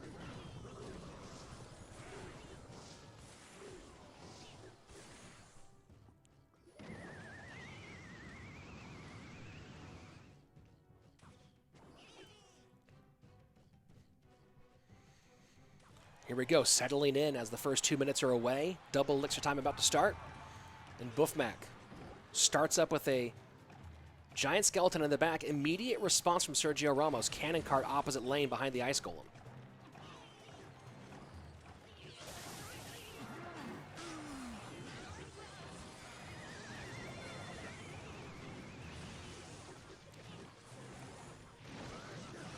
And a second Cannon Cart down for Sergio Ramos.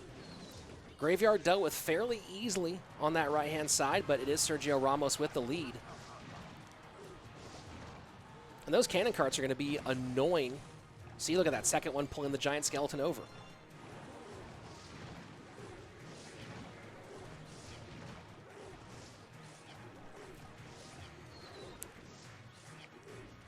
Here we go, entering into sudden death overtime. Right now, it's Sergio Ramos with a chance to win set number 1 for SK Gaming. Completely even damage on both sides, 1931 for Buffmac's towers, and now Buff does get a poison down on the Goblin Hut and on the tower.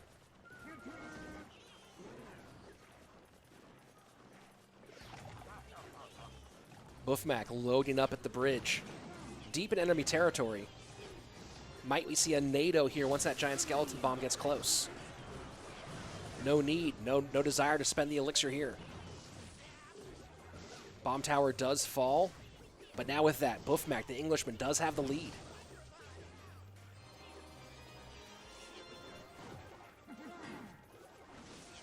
Sergio Ramos pulls the trigger on the Graveyard. And that Dark Prince nicely positioned, taking care of all those fairly easily on its own. And now Buffmac with a good counter push going the opposite direction. Cannon Cart being distracted by the Giant Skeleton. And that's a lot of damage. Skeletons all over the tower. Ewiz has to come out for Sergio Ramos as well. Dark Prince might get a shot on tower, and it does. 762 right-hand side. Buffmac in a great spot, trying to go for this reverse sweep. Has 50 seconds to make it happen.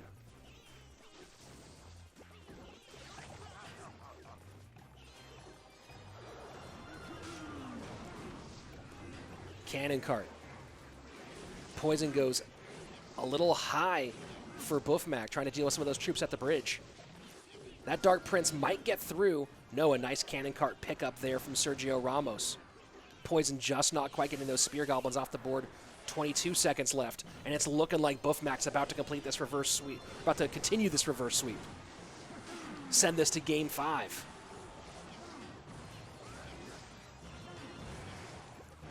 And that's going to be it. Buffmac takes out OP Sam, takes out Sergio Ramos, takes down the tower, and has one more to do. Can he beat Morton? Find out in just a minute here on No Tilt League Special Edition. Wow. All right. So will Tribe become Team Buffmac as well? Look, they're a pretty stacked roster. Zealies is great. TNT is great. Jupiter King is great. Sometimes Buffmac's just a different level, though. Let's be real. And right now, looking like early signs of we might be doing Team Buffmac 2.0 in some ways. SK Gaming Tribe going to game number 5 and set number 1.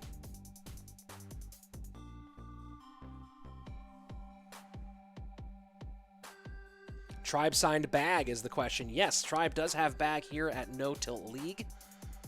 I don't believe he's signed for their CRL roster. But yes, Bag is on the roster for No Tilt League, which is exciting to say the least.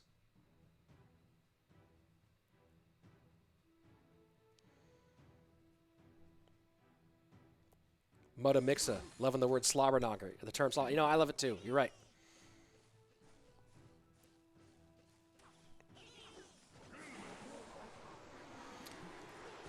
Poison in on the Goblin Hut. It does get frustrating timing that poison on the Goblin Hut because you want to take out those early goblins, but then if you don't take out the 3 at the end, it's also frustrating. Looks like Graveyard for Morton. And maybe Graveyard for Buffmac as well.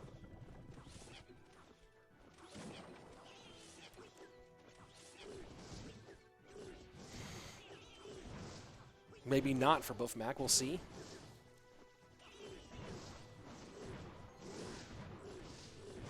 Buffmac, of course, has had quite the journey in his CRL and professional Clash Royale campaign. Began with Team Liquid in CRL EU, all the way through the first half of CRL West, that fall split. Didn't get much action in CRL EU, and then in that fall split of CRL, or the spring split of CRL West, helped take Team Liquid to a CRL West championship. People might have forgotten about that they did win CRL West back in the spring season of 2019. But then didn't want to stick with Liquid any longer, moved on to Energy, where he pretty much single-handedly carried Energy into the playoffs. That's where the Team Buffmac meme began, and now gets a chance to be the leader here with Tribe Gaming. And has a really stacked roster around him, so expectations are high for Tribe Gaming. Of course, Morton has worn the silver all his CRL career. Nice King Tower activation. Almost got it wrong. Does happen sometimes. Morton's been with SK Gaming throughout what's going to be 4 seasons with CRL once we move into the CRL West spring season in May. Of course, this is No Tilt League Special Edition. This is not the Clash Royale League, but as I was saying, while Buffmac has been all over in his professional competitive team campaigns, Morton has been SK Gaming from the beginning all the way through. Miner to the Ice Whiz on the outside. NATO trying to reset everything, but looks like it's going to be Buffmac taking the tower. And that's going to be a clean reverse sweep from the Englishman. Team Buffmac meme it away again. Tribe Gaming takes set number 1. Wow. OP Sam nearly had it done, but Buffmac, a sweep god. No question, absolute sweep god. And there you have it. Set number 1 in the books, Tribe Gaming. Ooh boy. Ooh boy. You can lose a lot of games, but as long as you win 3 in a row, get it done. Just Epic in the Mad Cat chat saying Buffmac with his 100th reverse sweep. Yeah, you might be right. Starting to get pretty close on those ones, isn't he?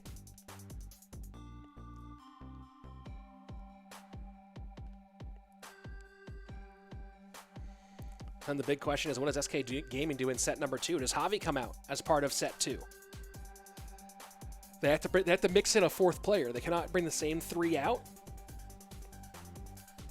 Same rule for Tribe as well.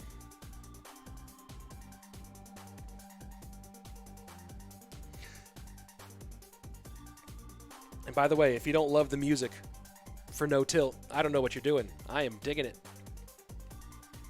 Top to bottom, No Tilt bringing great graphics, great colors, bangers on the track.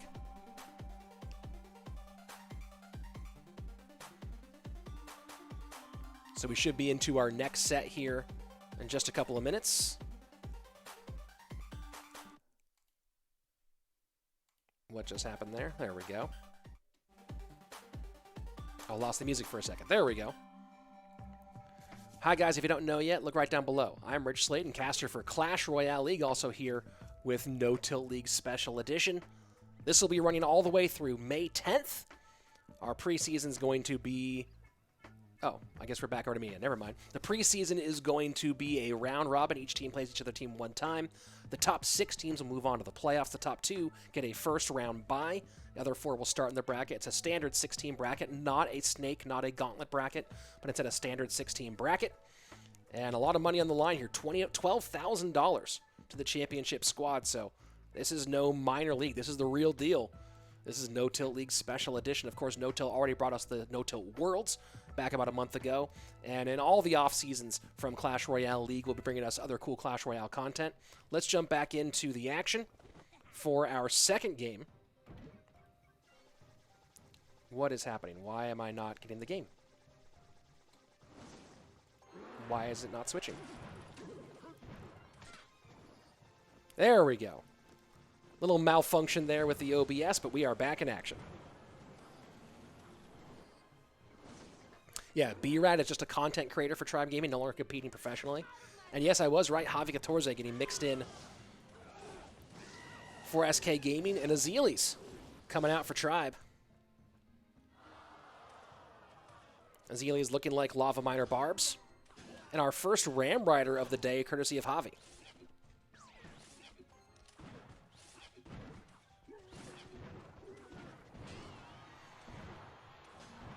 Javi 14 has been so good for so long.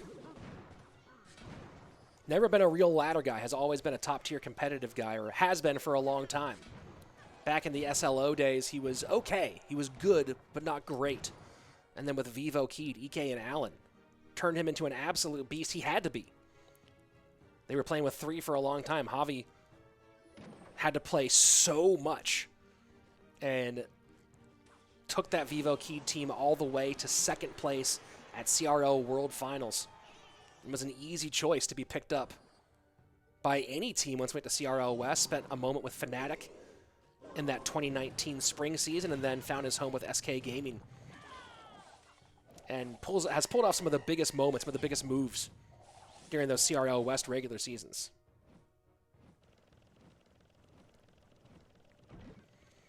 So, Lava to the right-hand side, Flying Machine behind.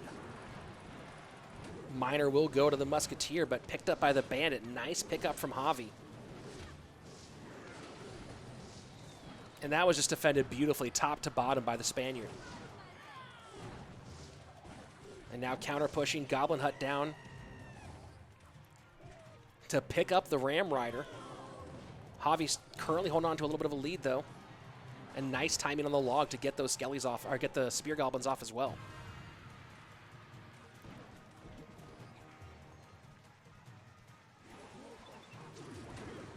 Oh, you see what Azealis was going for there, but didn't get the right placement and timing. Just a half step late. Bandit goes to the tower instead. That's a huge connection and kind of 3 elixir down the drain. High Inferno Dragon on the baby. Ram Rider connects, snowball in, trying to make some room. Not going to do it, though. And now a good shot here for Azealis to make a push. But that Inferno Dragon just staying alive. Flying Machine trying to get it off the board. And it does. Miner comes in. Bandit maybe a half step early. Mega Knight trying to clean things up and picks up the aggro from the pups. Javi seems to have this one pretty well sewn up.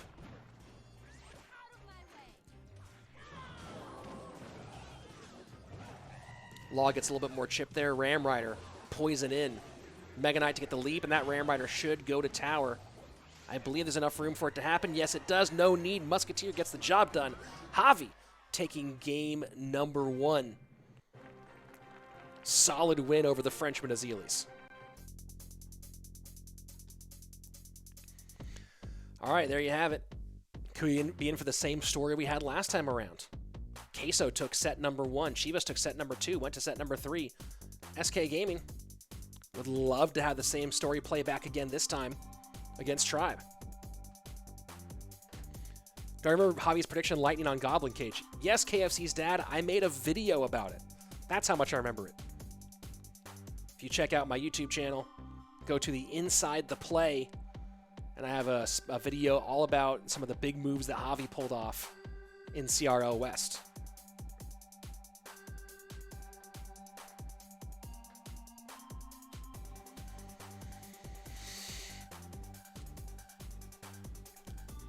Game number 1 in the books for Javi.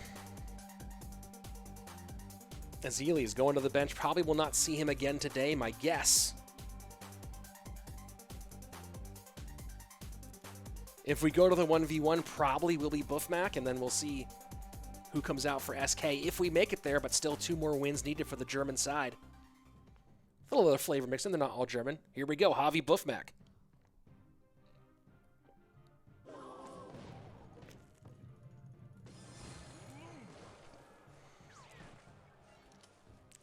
Log Muskie for Buffmac. Probably going to be Graveyard for Javi.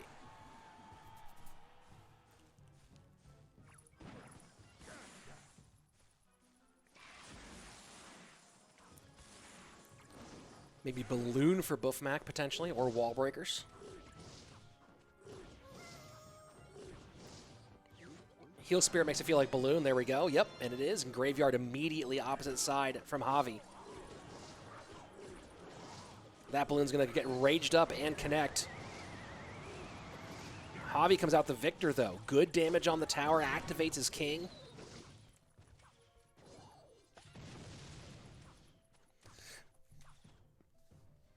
So Lumberloon, Heal Spirit for Buffmac. Really fun deck. We've been seeing this a lot in competitive play lately. Saw this get run a bunch in my Super Scrims I had on the channel back last Wednesday. If you thought Balloon was frustrating, try having a Balloon get almost dead and then back to full health pretty much again. Heal Spirit comes in.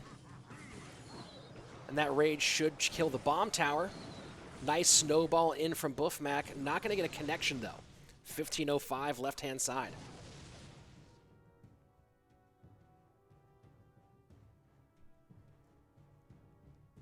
So here we go. First 2 minutes away, and Javi Catorze in the lead. Has Ice Wiz, Baby Dragon, Bomb Tower, and NATO. A lot of good responses for this Balloon. And has a solid lead, but has to make sure not to overextend himself. This should be a good the matchup for Javi. But a little overexpenditure at any point, and suddenly a Balloon can find its way to tower.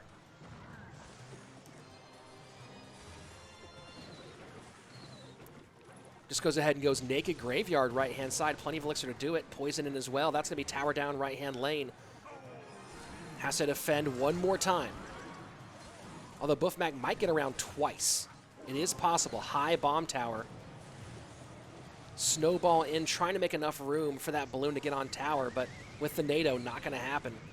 And Buffmac giving the good game. Javi, solid deck choice here. I believe Tribe ran this deck a bunch last Wednesday in the Srims. And there you have it. Game number 2 for Javi, 2 in a row. Javi looking real good. Javi looking real good indeed.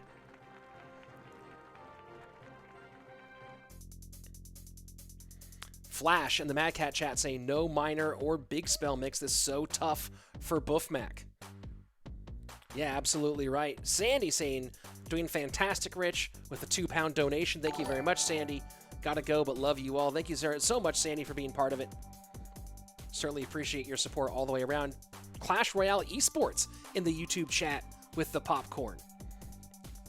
Yeah, this one's certainly worth watching, that's for sure.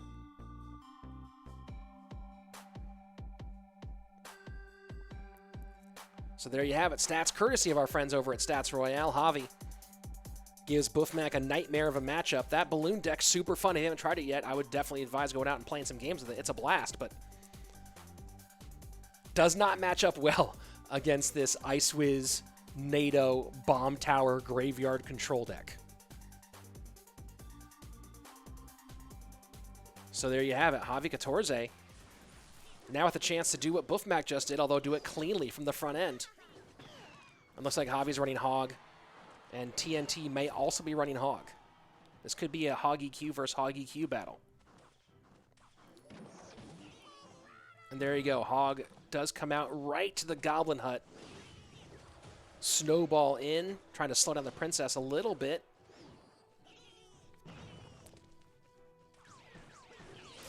And it's 3M for TNT. All Musketeers on the board. So is it going to be 3M with Royal Hogs? Is he running Heal Spear? All the questions to be asked. So there are the Royal Hogs.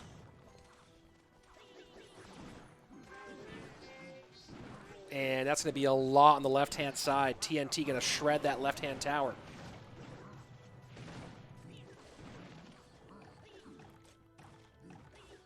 And that's 634 remaining on the left-hand side. Hog Rider does come in right to a mini P.E.K.K.A. Giant Skeleton kited easily from the Ice Golem. That's going to be a healthy mini P.E.K.K.A. Javi has to deal with here. Firecracker does not, one would have to shot off early enough, which is why you saw the Spear Goblins come out. Firecracker, if timed correctly, can perfectly counter that mini P.E.K.K.A., but because she shot to the right-hand side first, that was going to be trouble, so has to spend the extra 2 elixir. TNT out to an early lead. Mini P.E.K.K.A. always available.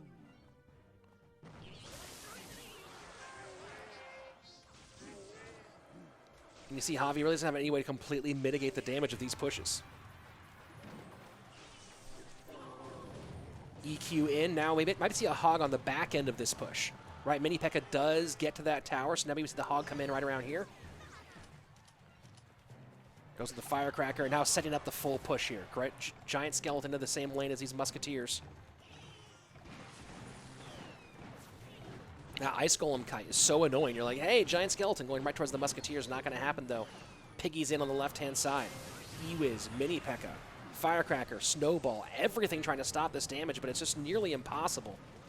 And that's going to be tower down, left-hand lane, 22 seconds left. So Javi basically has to go full on the left-hand side. Throw everything he can and try to find a way to break through. Going to be really, really hard, though. Ice Golem, opposite direction for the Kite. EQ in, mini P.E.K.K.A. going to stop that Hog, though. And that's going to be GG, well played. TNT saying, hold on, buddy. You might want that sweep, not coming yet. And that's a good win for TNT. Way to get back in it after losing in the first King of the Hill set. We'll have our stats here for you in just a moment. This is No Tilt League Special Edition, running from now through May 10th, with a group stage followed by playoffs. Some of your favorite Clash Royale players, some of the biggest teams, biggest names, all competing for their pieces of a pretty solid prize pool. $12,000 to the #1 team. There's your stats view from our friends at Stats Royale. TNT, just really no way for Javi to break through. 3M Royal Hogs EQ, no Heal Spirit here. Absolutely no place for that Royal Hog to go, or for that Hog Rider to go. Goblin Hut's out of cycle. Fine, here's a mini P.E.K.K.A. Mini P.E.K.K.A's out of cycle. Hey, here's a Goblin Hut. You saw tried to break through there at the end, but too little, too late. And that it was the first 3 Musketeers Royal Hogs push did so much damage. Question, what's fastest rotation? That's the fastest cycle that the deck has. How quickly can it get around 4 cards and back to that same card that was there again? Surgical Goblin is on Team Liquid, who will be seen, I believe, later today. Sergio Ramos looking like he might be running Royal Hog to this Heal Spirit. And TNT, is he going the double bait deck? Looking like it. Skeleton Barrel and Goblin Barrel, most likely what he's playing here.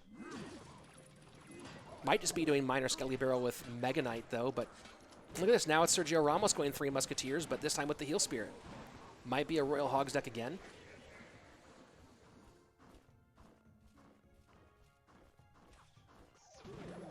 And there you go, Royal Hogs in the left-hand lane. Bomb tower down in response. One piggy does survive. And the Musketeer gets healed. Look at that damage on the left-hand side down to 832. Skeleton Barrel into the right-hand side. What does Sergio Ramos have in response for this one? Snowball. So TNT tries to sneak one by, doesn't get it done. Sergio Ramos out to a huge lead early on.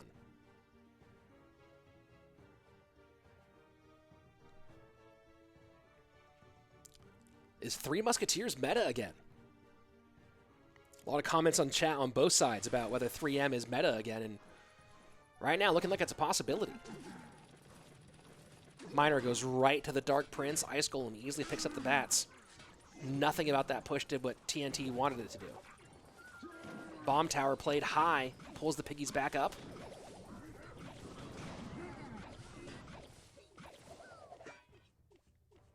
Dark Goblin crossing. Sergio Ramos. Nice little use of the Heal Spirit there from a defensive standpoint. Ice Golem to pick up everything on the left-hand side. Those skeletons, though, will do some damage. Has to bring the Snowball out as well. Miner to the front inside, and Sergio Ramos just having trouble trying to find any way to get past that bomb tower. Going to get a little bit, maybe one piggy shot left-hand side. EQ in 590. Nice protection of the Hunter with the Ice Golem to take care of that Skeleton Barrel. Miner into the back this time. Sergio Ramos trying to find a way past the bomb tower. Can't get it done. EQs again. This time that Miner does a lot of damage, so Sergio Ramos' lead starting to chip away a little bit.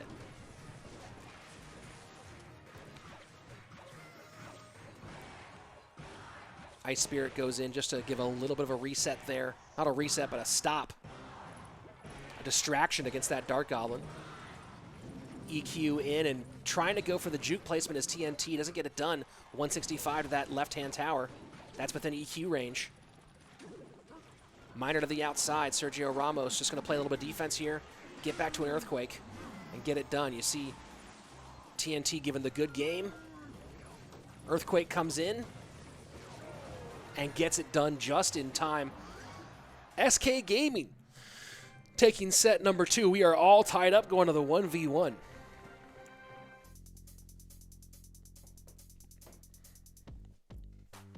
We are all tied up going to the 1v1. Stats will be here with you in just a second.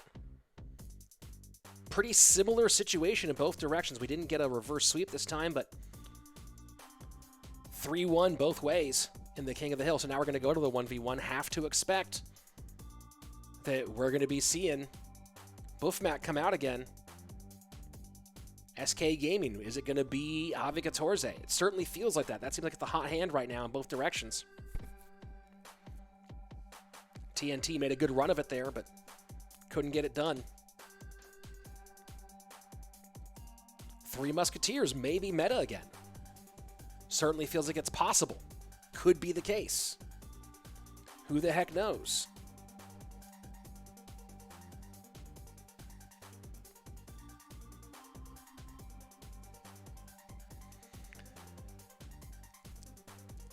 So heading into the 1v1 set, our third set. Hopefully, it will bring the same level of back and forth battle we've seen so far.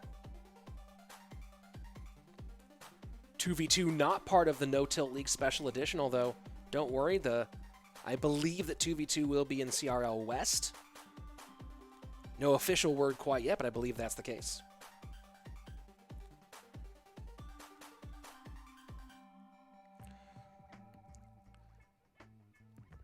Give me just one moment here, folks. Working on something.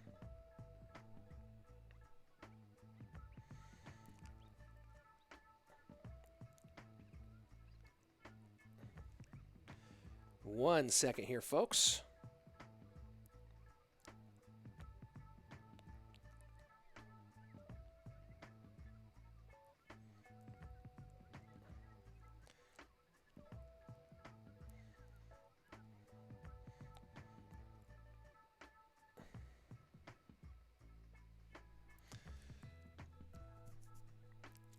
So who are your guesses, guys? In the chat on both sides, whether you're in the Mad Cat chat or you're in the YouTube chat. Who do you think is coming out for this 1v1 set? Most people think it's going to be Buff Mac. Daniel Potato saying Morton Buff. Levin Jose saying, Jupiter versus Javi. Morton versus Buff Mac. A lot of people saying Morton versus Book. Over on the Mad Cat side, Javi versus Book from Flash. Ugly Duckling saying Sam versus Buff. A lot of people saying Buff Javi. We get the question, why is nobody playing Expo at this level? Well, because Expo, as we've seen, struggles at competitive. We've seen that for a while now. I'm excited to see 2v2 when it's back into the competitive mix in May. Everyone's saying Morton versus Buff. That's the most common one. Javi and TNT, says one person. Hypernova just joined over on Mad Cat. Thanks for joining, Hypernova.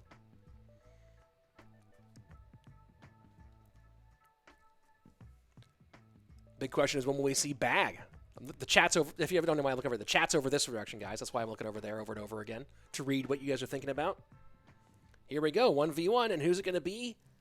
If you voted Buff Mac versus Morton, you were right. Don't forget to follow No Tilt GG, as you can see on the screen. And don't forget to subscribe here for all your No Tilt action.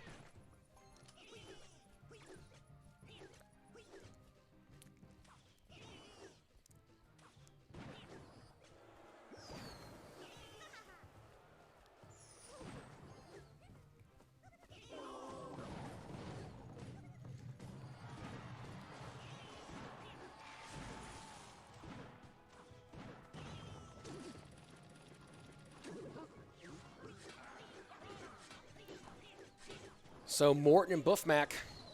Morton, many people say he's the best competitive player in the world. Buff Mac, many say he's the best competitive player in the world. Depends on who you ask. But I would say that these two guys are pretty easily considered by most of the pro and competitive scene to be two of the top 5 players in competitive Clash Royale. You know, ladder play, definitely very different than competitive play. Ladder play, you can grind one deck 1,000 times. Competitive play, you have to have depth of deck pool.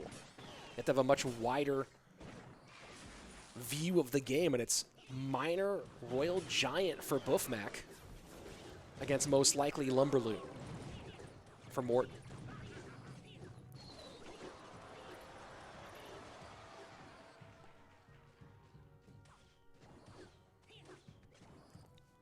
Royal Giant going to be interesting here because Lumberjack certainly shreds a Royal Giant, and Bats can help as well, but it's difficult stopping a Royal Giant with this deck.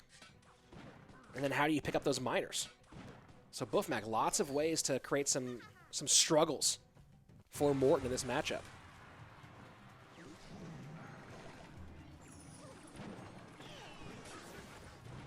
Balloon to the right-hand side. One Bat survives. Lumberjack not quite able to drop that Goblin Hut, but the balloon raged up, just falls short here. Lumberjack Musketeer working on the Royal Giant left-hand side. Royal Giant does get one shot in. Maybe some raged up musky shots potentially. And look at that timing. Immediately going to the right-hand side. Snowball takes the Bats off the board. Here's where the Heal Spirit comes in. That balloon staying away alive a little bit longer, but the timing with that Goblin Hut, so frustrating. It's so strong. It's so beefy. I'm just trying to load up, maybe go for a tower trade here. See if he can get it done. That's tower down left-hand side. And that's going to be tower down right-hand side as well. So Morton does stay alive here, knowing that was really his only option to trade those towers. But now low on Elixir, trying to deal with this Royal Giant, but does get balloon shots onto the King Tower. So things actually pretty even. Morton slightly in the lead.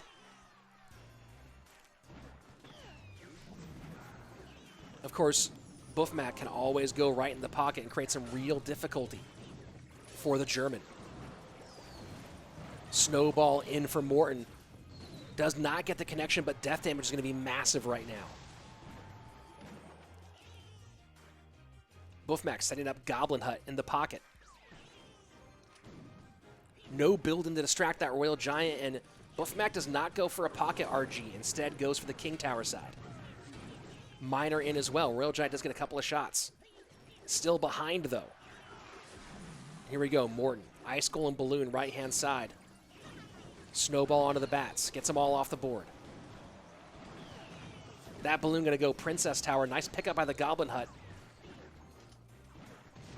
Does still get a little bit of death damage, though, on that left-hand side. Royal Giant now going for King Tower again. Miner to the back. Log actually helps the Miner get onto the Musketeer a little bit here, and suddenly the King Tower of Morton in a whole lot of trouble. 43 seconds left. Heal Spirit comes in and keeps the Lumberjack alive just a little bit longer. Snowball comes in, raged up balloon, goes to the Princess Tower. That should be it. Morton going to take game number 1 just as the Royal Giant drops. Wow. Wow. The timing there, the sequence that Morton put together to close that out on the right-hand side was beautiful. Loved it. Absolutely loved it. The Heal Spirit giving just a little bit extra to the Lumberjack. So the Lumberjack had time to take the Goblin Hut off the board. Then it finally falls, rages at the balloon. Balloon gets the tower with the Snowball taking out that Goblin Hut. Beautiful. Well played by both, absolutely. What a fun one to watch. Yeah, in the chat, that Morton play from with Log Snowball was mind-blowing. Yes. Yes. No question. So here we go, Morton taking game number 1. If you haven't been convinced that that Lumberloon with Heal Spirit deck is fun by what you've seen so far, you probably just got convinced right now. That's a blast to play. Here we go, game number 2, 1v1, Morton with a game in hand.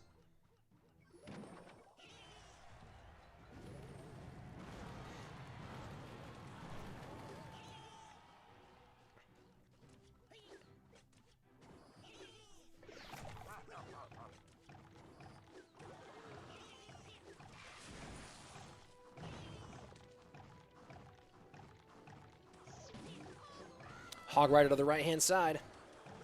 So Hog EQ for Morton. And look like Graveyard for Buffmac. Easy King Tower activation. Early King Tower activation, too.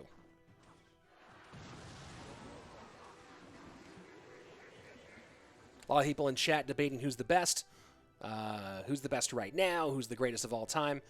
And I think that these two guys both are currently up at the top of the list for best competitive player right now. But I don't think there's really a debate that Surgical Goblin is the GOAT. If you look at just the overall career of what he's done in Clash Royale, Surgical Goblin has to be number 1 on the greatest of all time list. Including, of course, winning the Clash Royale League World Finals. That might be a pretty big feather in his cap. Hog Rider high, trying to distract. Archer's doing a decent job of cleaning up that graveyard on the back end. Interesting that we've seen this kind of old-school Hog Rider variant, much faster, of course, than the version that had Valk in it, but Hog Rider, Hog EQ Inferno Tower. Apparently meta again.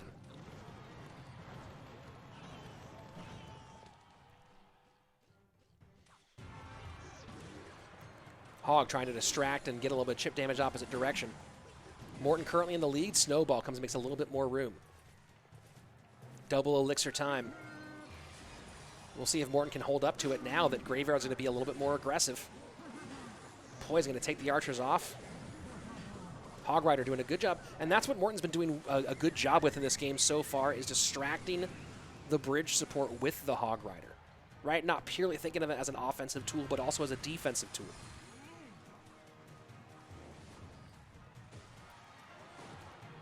And Morton just cycles the Snowball, gets a little bit of chip damage. Way up high on Elixir. He's going to play those archers really low now with that Inferno Tower high.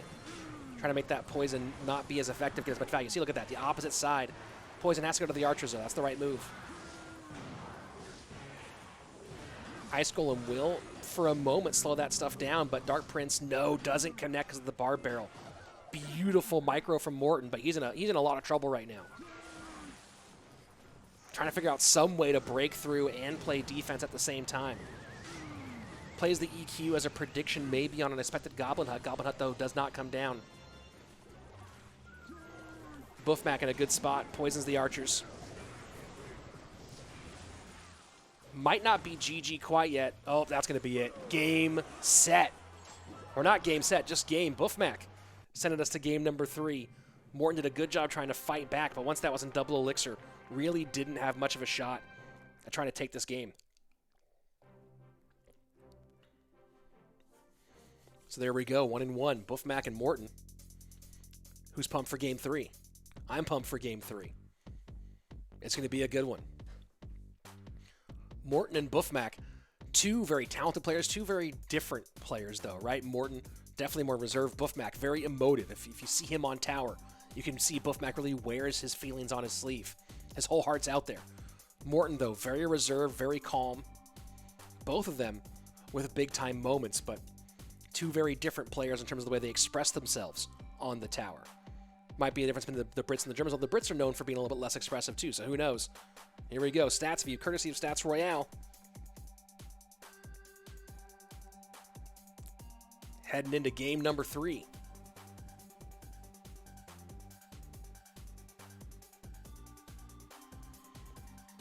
Interesting notes in the chat here about Inferno Tower. Interesting choice with the Graveyard being such a big popular part of the meta. Inferno Tower is an interesting choice from for that deck right now. You gotta wonder if maybe the Bomb Tower versions of Hog EQ are a little bit smarter at the moment. But then Mini P.E.K.K.A. is not quite as good as it was last meta as well, so you start seeing the cascading effect. Okay, so you take the Inferno Tower out. Well, what do you have as a tank killer then? A tank stopper of any sort? That gets to be a challenging question. It's part of why you see the giant skeleton Inferno Dragon situation happening sometimes. Be curious to see if Morton, some people calling for bait from Morton here in game number 3. If he did go bait, that would be fascinating. You definitely want to see Morton playing bait at some point.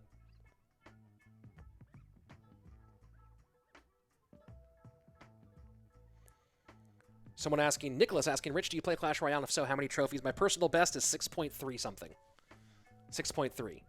And yes, I do play. Play quite a bit. Not as good as these guys. Nowhere near. I'm a slightly above average player. That's about it. But 6.3k is my trophy max. So we'll see what they pull out for the third and final game. Definitely, this is an important win for either team because you think about the teams that you expect to be near the top or at the top. And SK and Tribe are both teams that are going to be people expect to see in the playoff mix here. So getting a win over one of the top teams early definitely takes a load off your back. Someone calling for Rich Slaton versus Andrew Guy on my channel? No way. I don't feel like getting clapped on my channel for all my viewers. Andrew's definitely the better player of the two of us. There's no question there. So waiting on game number 3. Could Morton go bait? Probably not. Most likely not. That's my guess. Of course, we'll find out. Who knows? But unlikely that Morton would go bait in this situation. I think we might be on a timeout here. I'm not seeing... I haven't had any word yet on my direction, but each team is allowed 1 3-minute timeout during the match, and that could be what's happening right now, which is why you're hanging out with me rather than watching the game for a moment. But as long as you're here with me, hi, I'm Rich Slaton, caster for Clash Royale League, caster here for No Tilt League Special Edition. My name, my @ right below me, it's @ Rich Slaton on everything, on Instagram, on Twitter, on TikTok, even though I don't actually post TikToks. I have it because I like to reserve my real estate. Here we go. No more delay. Game number 3 coming. Buffmac and Morton.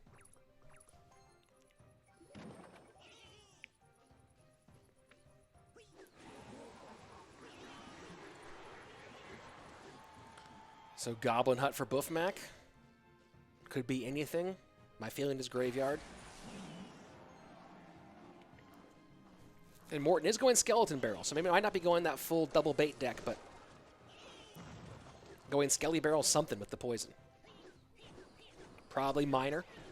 And it's 3M for Buffmac. The 3 Musketeers coming out for the tribe representative. 3M's been good today. It's been very good today. And there go the Royal Hogs. And Mega Knight to the 2 Musketeers. Those Royal Hogs going to go to town on the right-hand side. But Buffmac with nothing for the Mega Knight, so Mini P.E.K.K.A comes out. Mini P.E.K.K.A comes out a little bit late, though. Not quite a tower trade.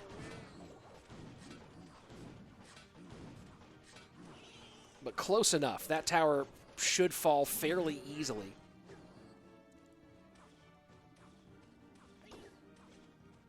And Skeleton Barrel tanking for that last little Spear Goblin. Miner comes in. So at the moment, even though Buffmac has a tower down, feels like Morton has the better of the game. Good damage on the right-hand lane. That left-hand tower won't be too difficult to take down. Has a big spell, has a miner.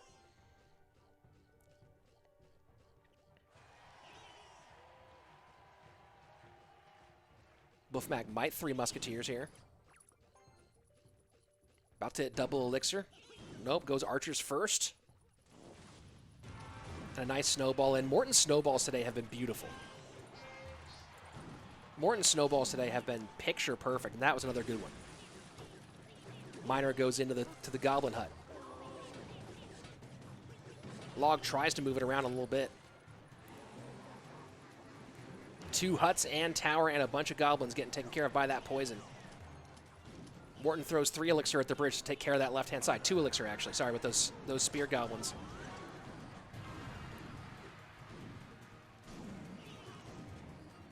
So maybe some tanking from the Skeleton Barrel here against the single Musketeer on the left-hand side.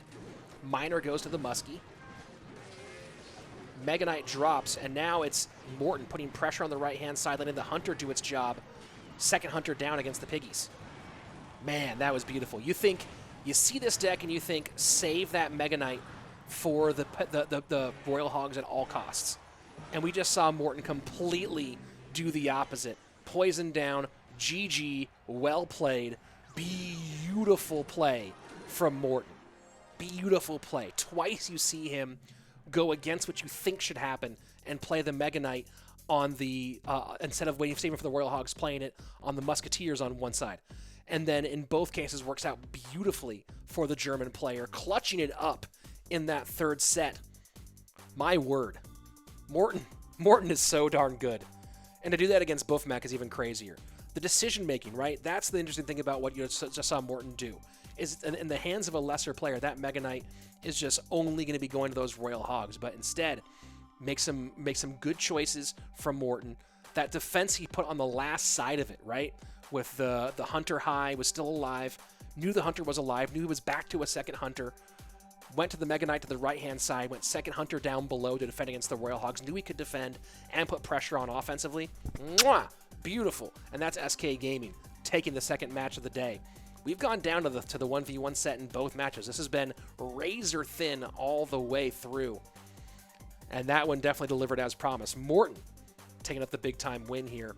One step closer to those playoffs. Top 6 make it. One step closer, of course, to that $12,000 top prize. Top 4 all get paid out, but that $12,000 does sound pretty nice now, doesn't it? I'm sure it does. Buffmac. Some interesting deck choices today. The Royal Giant Miner deck, the 3M. We'll be back with our next match, Pain versus Liquid, in 5 minutes.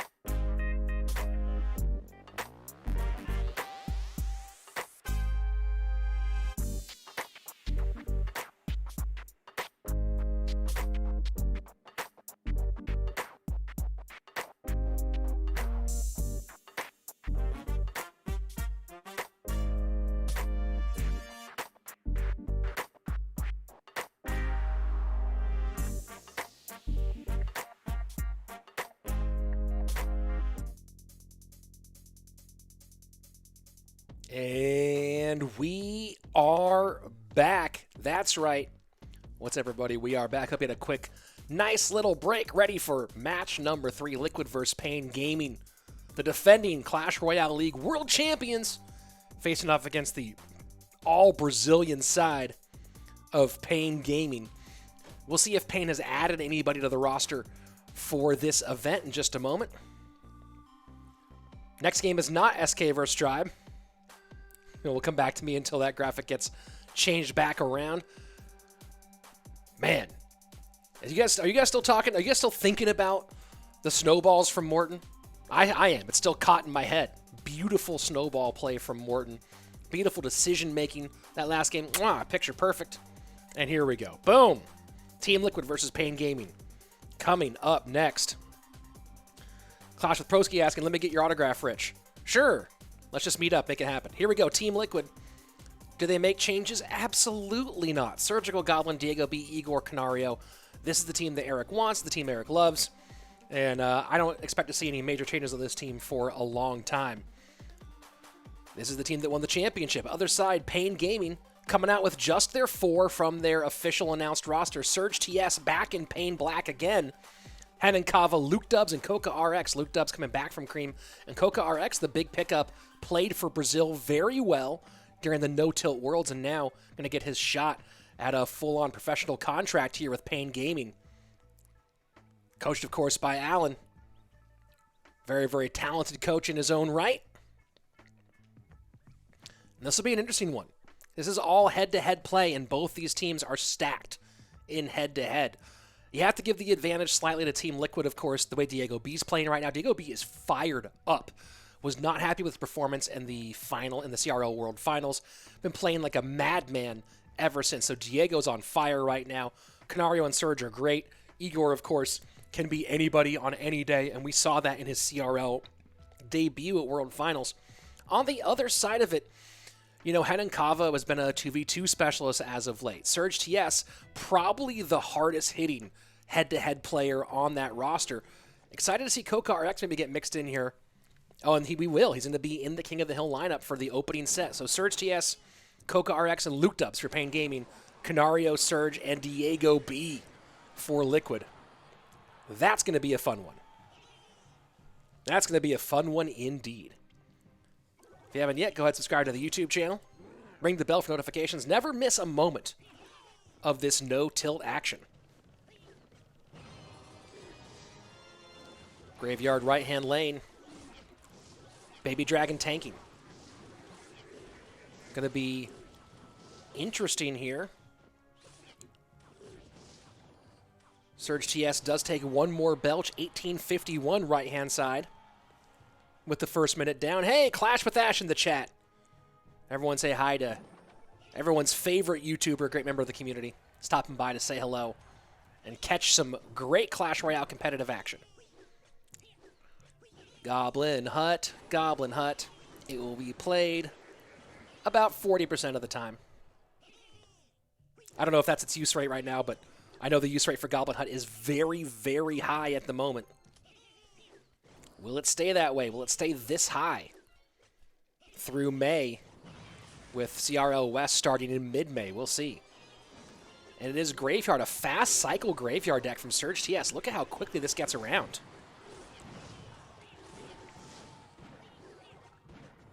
Very interesting deck from Surge TS here. Canario going for Graveyard Musk with the Goblin Hut. Surge TS going, with Mega Knight as well, wow.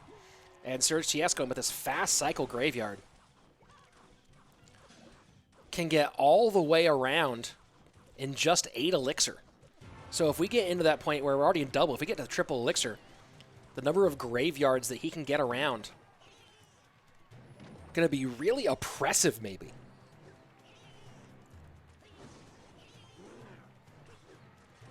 Baby Dragon right-hand lane, poison high. And that Graveyard may be a half step early from Canario. Baby Dragon does not cross the bridge. Poison value, though, will come in. And that's a one-shot Muskie.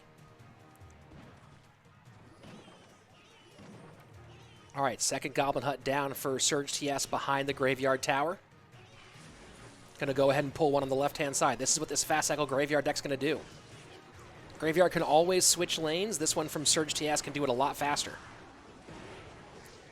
Poison on the Musketeer and the Goblin Hut and Tower. So now Surge TS with good options in both lanes. Does Canario go left lane now? Not going to end up pulling the trigger. Good idea to hold off. Goes Poison, decides to stick in the right-hand lane. So this is going to be the question. Can Canario continue to force this battle on the right-hand side where he has the advantage?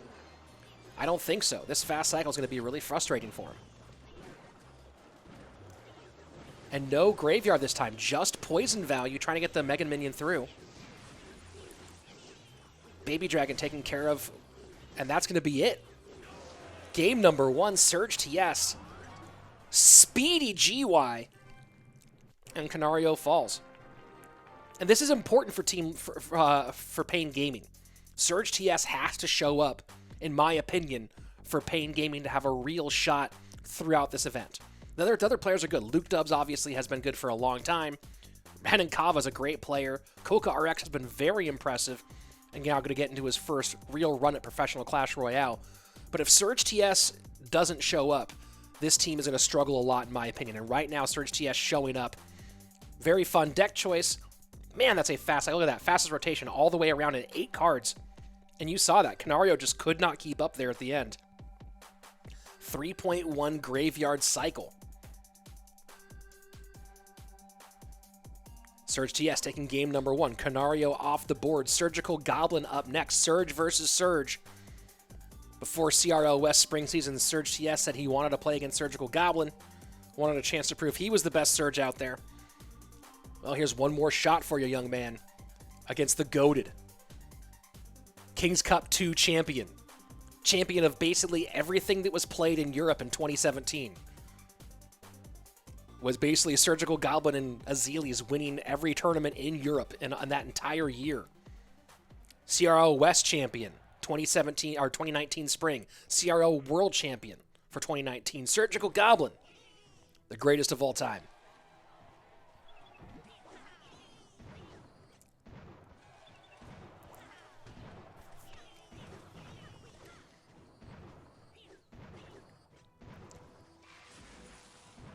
Surge TS maybe going with the same look one more time. Yep, certainly feeling like it thus far. Oh no, color me wrong, Royal Hogs instead. Might see a lot of the same support cards here though. Already 3 of them. Mini P.E.K.K.A. high, Archers behind.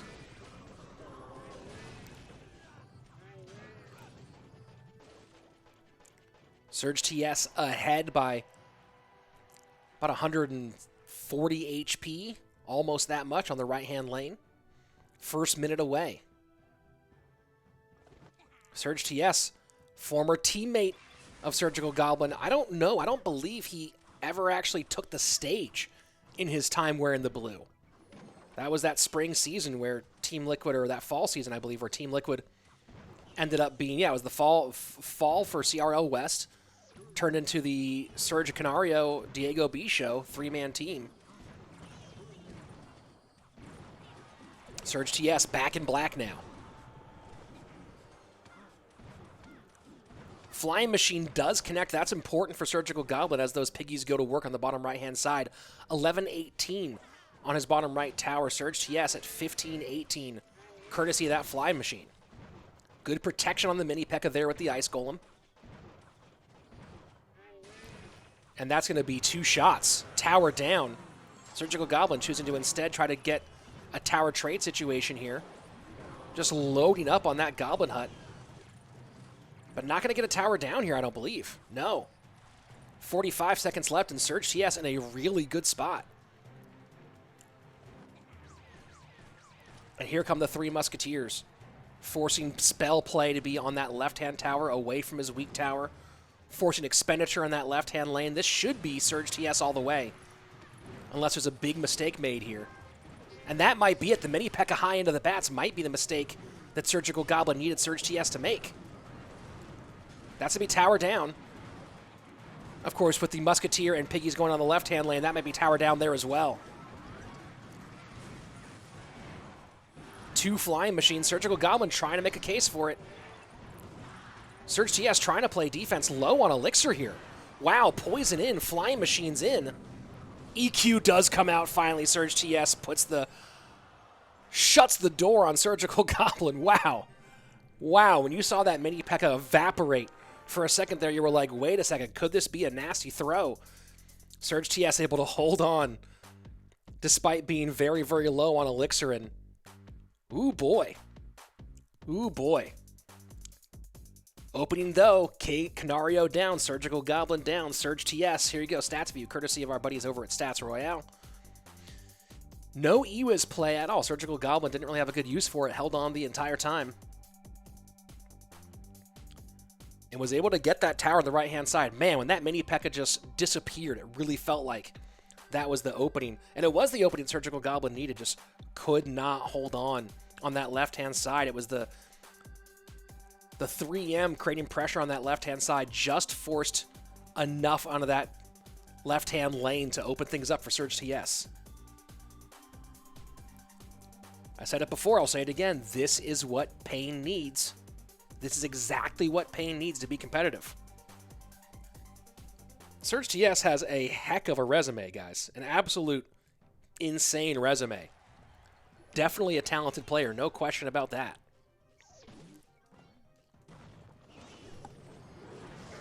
Hog Rider in to the left-hand side. It's Hog EQ and Diego B not happy with that opening exchange. 18-23 on that right-hand side. Left-hand side. I know my right from left, guys. Leave me alone. Barbarian does connect, and Diego B going to get back on the scoreboard with good pressure in both lanes.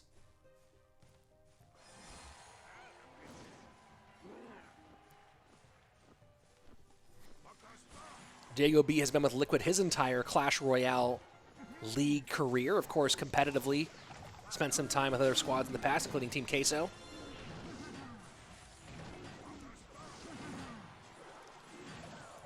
Graveyard. This Splash Yard deck, probably the Giant Skeleton one for Diego B. And it's this is just a fun Hog Rider deck out of Surge TS. Now, maybe inspired by the Hog Rider, the Giant Skeleton Lumberjack Hog Rider deck that was so popular in 2v2. You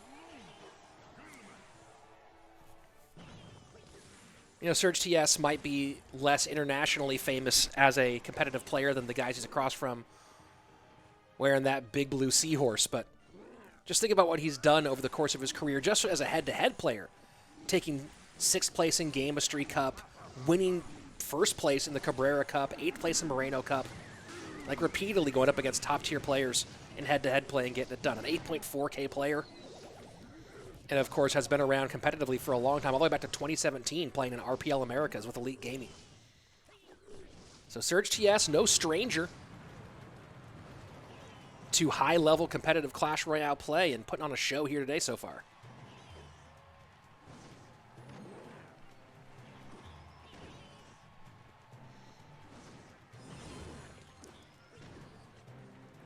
Into double Elixir time, and some good answers for Graveyard for Surge TS, but some of them are easily poisoned, so this is going to be challenging for him in the long run. Going to be all about winning this bridge battle and not letting Diego B set up well for Graveyard pushes.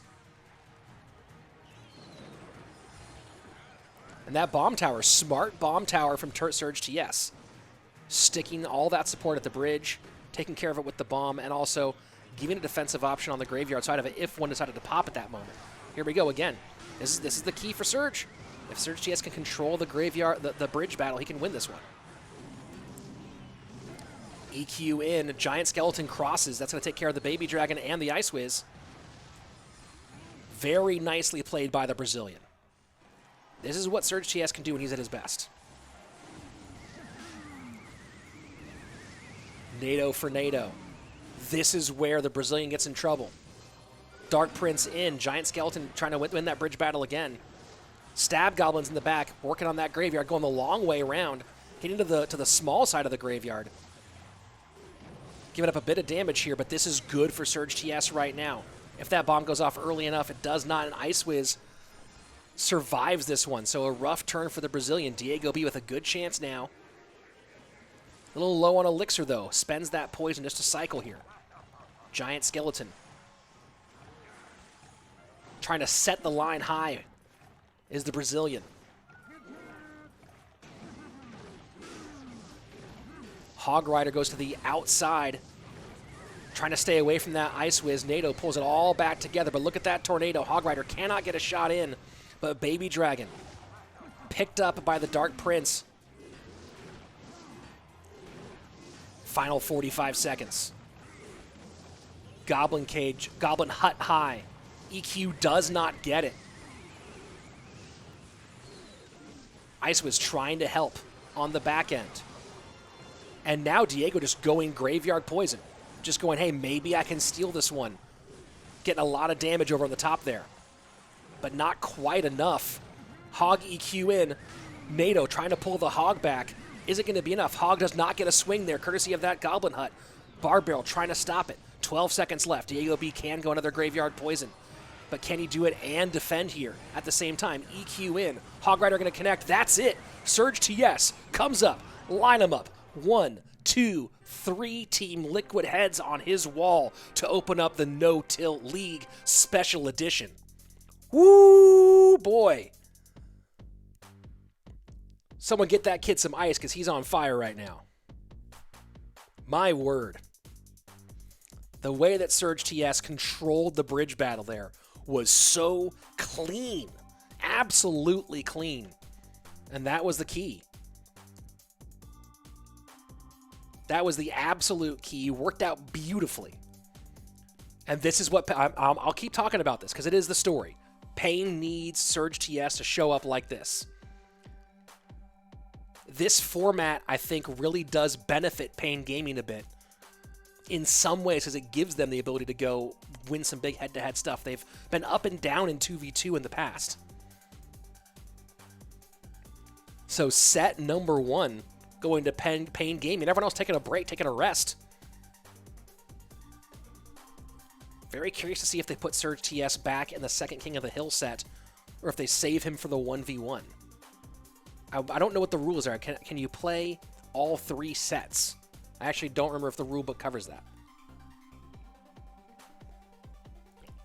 I know that at least one player in set 2 must be different, must be a new player from set number 1, but I can't remember if you can play all 3 sets or not. I think Boofmac did. So I believe that you can. Yeah, you can play all 3 sets, so that'll be an interesting question. Surge TS, and really what this is all about, you can see right there, the Giant Skeleton.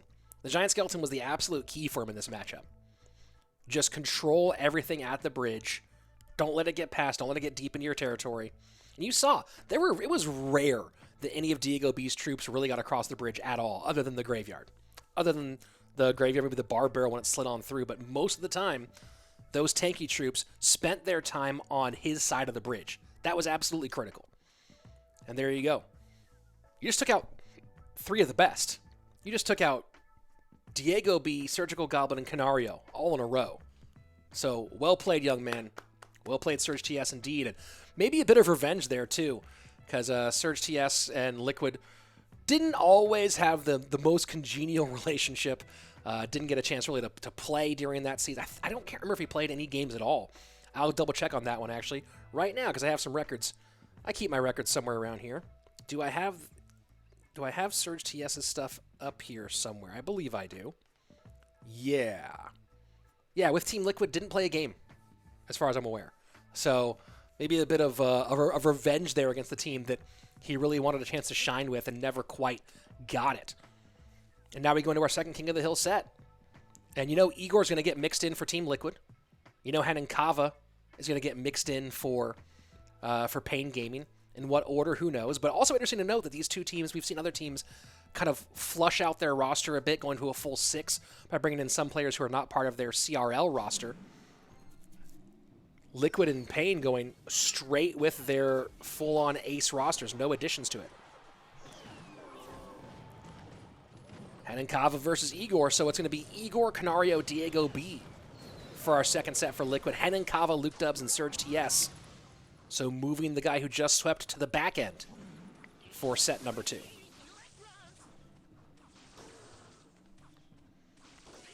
Hedon Kava has been a longtime member of Pain Gaming, although his first season in CRL Latin America with Vodafone Giants went with an overall 52% win rate back in CRL Latin America, and then has been with Pain since. A lifetime win rate in CRL hovering just below 50% at 49 overall.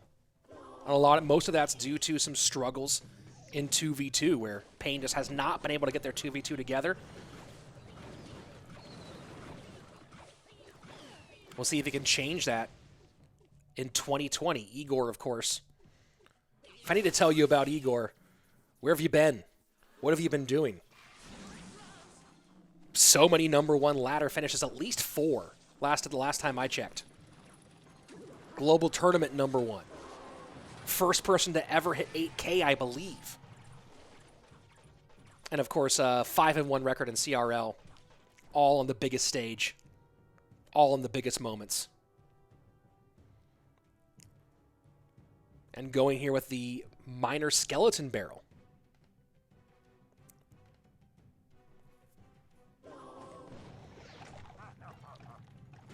Moderator Kelly saying someone should sign Buffaretti's wife. Absolutely, and I think it's a shame no one's done it yet. How do you leave someone who's undefeated in Clash Royale off your roster? Minor skeleton barrel, left-hand lane, Ewiz takes care of the skeletons. Minor goes to the back. And you see the way you split the push there. We saw earlier today, I can't remember who it was, going with the minor and skeletons both, and the barrel both in the front. Ewiz easily controlled the whole thing. Minor has to come out defensively, otherwise that giant skeleton says bye-bye to your tower, but it might still do so. And that's giant skeleton on the tower. Oh boy. Everything going wrong for Igor right now. Bomb explodes, mini P.E.K.K.A hits. Earthquake going to take care of the tower. Hog Rider probably will not get a connection, but at this point, Hedon Kava's just in cycle range. Pain Gaming putting on a clinic so far. Igor trying to split the field a little bit here. Minor goes to the back on the opposite side from the mini P.E.K.K.A. Ewiz cleaning it up. Log will cycle. EQ will come in. Not enough to finish off the tower quite yet. We'll need one more log after that. Oh, that firecracker almost made it interesting. Oh, right-hand side will get to 109. That's going to be it. GG. Well played. Right now, Pain is 4-0 against Team Liquid.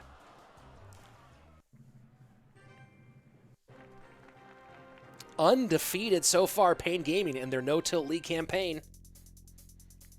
This special edition has been special indeed. Wow. Absolute wow. Who here was, if you were making bets anywhere, FF, Clash Royale, Esports with the accidental FF, yeah, GG. Those keys are next to each other, folks. They are right next to each other. We'll get those stats up here in just a moment. Tafik Rob asking, how's waterproof bread making going? Phenomenal. I found the secret. It's don't get water on the bread. Here we go. Stats courtesy of Stats Royale. And you can see Hedon Kava. It was just one giant skeleton that really changed the whole thing. Many P.E.K.K.A behind. I haven't seen a lot of games end in single elixir. That one got it done within the primary time frame.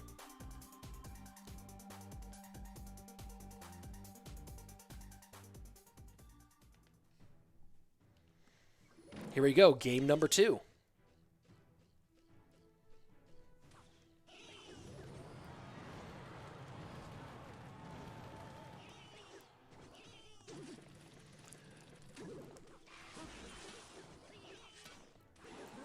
Minor and Poison on the right-hand side. So it's going to be Royal Hogs for Hedon Kava, who's been around for quite a while, obviously. Does have 2 King of the Hill sweeps in his CRL career, both in the CRL West, both against Complexity, Air Surfer, Vulcan, and Razor.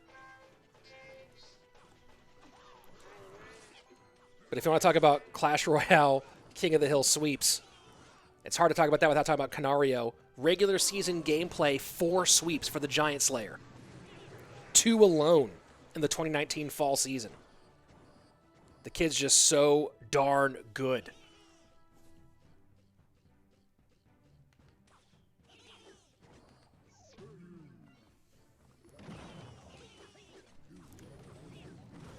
Hog EQ in, left-hand side, Hogs all over. And Hanenkava going to take a big lead here as we reach the midway point of regulation.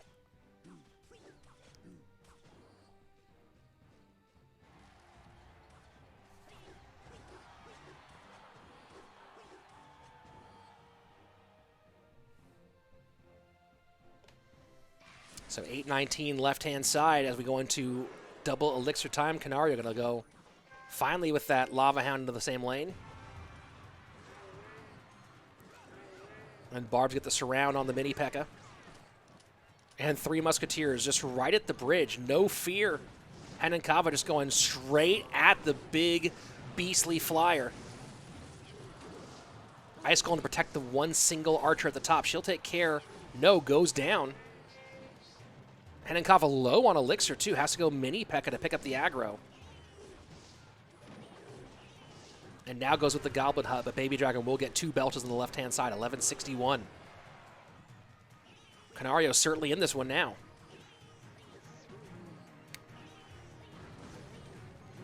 The EQ will come in. Barbs are in cycle.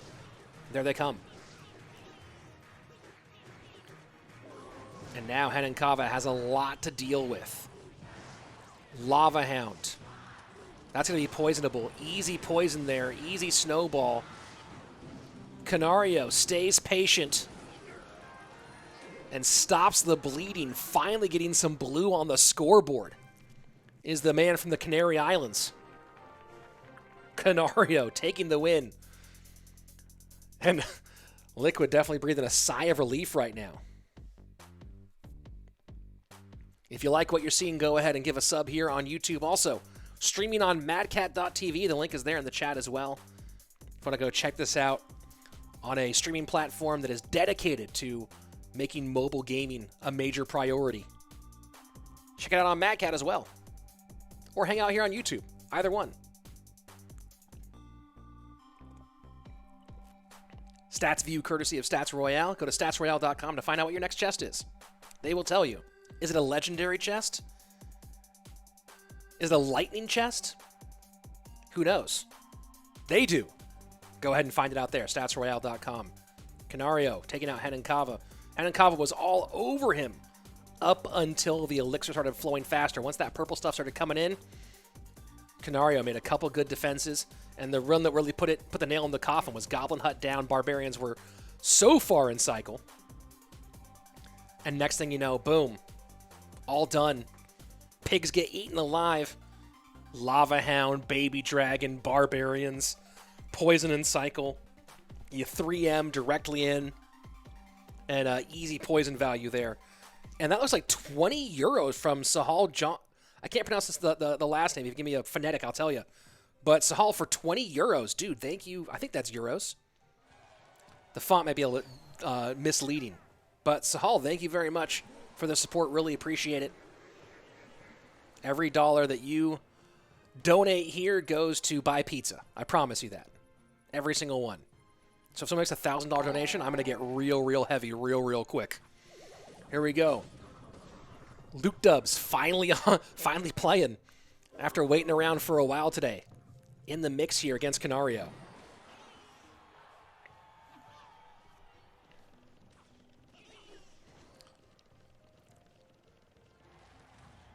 Firecracker. A lot of people are very mixed emotions on Firecracker. I like her a lot. I think the little like dodge mechanic is fascinating.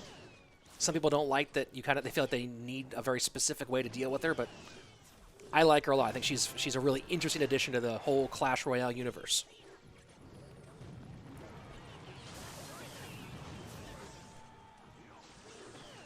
So it's Royal Giant for Canario. Royal Giant EQ.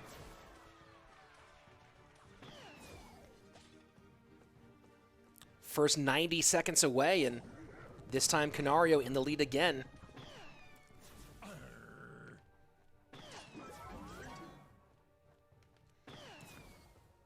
Luke Dub's happy to be playing with a full-on Brazilian squad.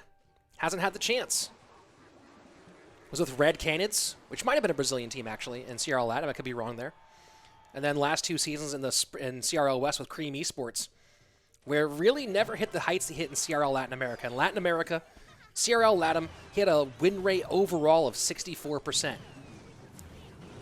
32 and 18 in games in CRL Latin America. Really just kind of dominant in that 2018 season and never really found his stride in CRL West. Came late to the first spring season.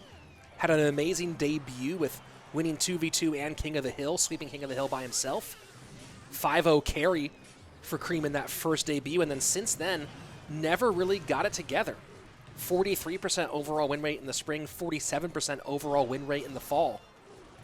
So hoping that this new team, this new place, back with his countrymen, will be the important piece to the puzzle that makes him play at his absolute best.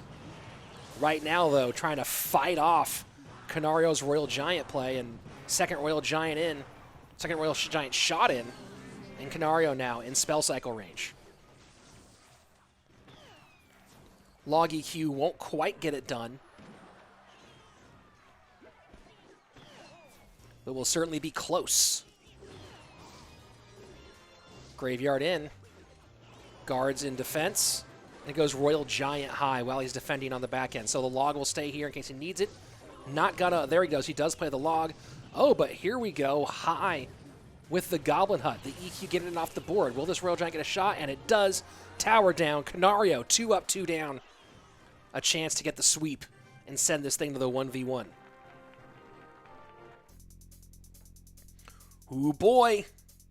Let's come back out here for a second. Hi, guys. I'm Rich Slaton, caster for Clash Royale League, and here for the No Tilt League Special Edition. That's my name right below. I'm at Rich Slaton on Twitter, Instagram, anywhere an @ exists that you should be on. That's what I am. Let's go ahead and take a look at the stats review, courtesy of Stats Royale. Canario taking out Luke Dubs, 2 up, 2 down for Canario. It had been all pain up until the Giant Slayer finally came on board. And now, with a good chance here to send this thing to the 1v1. Let's see, looking at something. 1 second, folks. Where did that file go?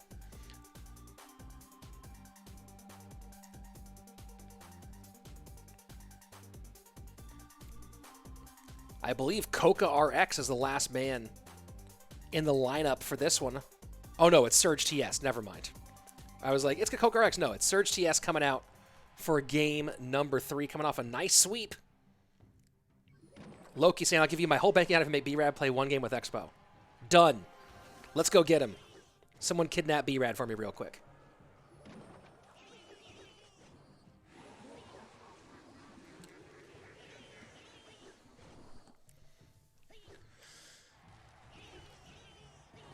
Surge TS maybe going back to Graveyard.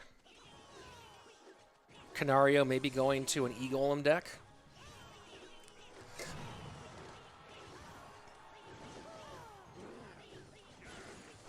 Yeah, Canario possibly can go 1, 2, 3. Hey, Kia Girl over on Mad Cat Chat. How you doing? Good to see you. Thanks for joining. Thanks to Sleepy for joining up. By the way, if you're over on Mad Cat, give a follow. That will, looking like it might eventually be my full-time home for streaming. So those of you just joining over there, go ahead and give a follow to the account. Ooh, that's a lot from the graveyard. 1179. Surge TS would love to go ahead and do it one more time.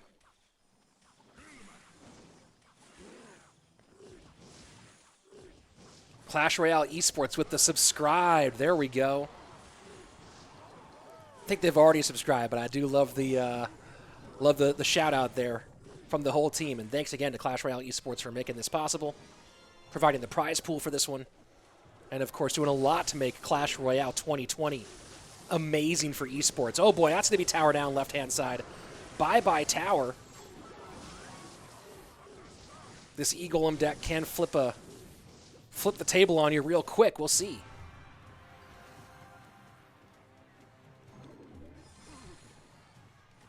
E-Golem, Battle Healer.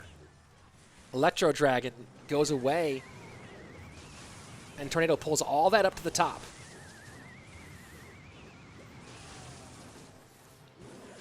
Ice Wiz right in the middle of everything. That's might be, no, I don't know if that's going to be Tower Down here. Oh, yes, it will be. Tower Down going to be on the left-hand side.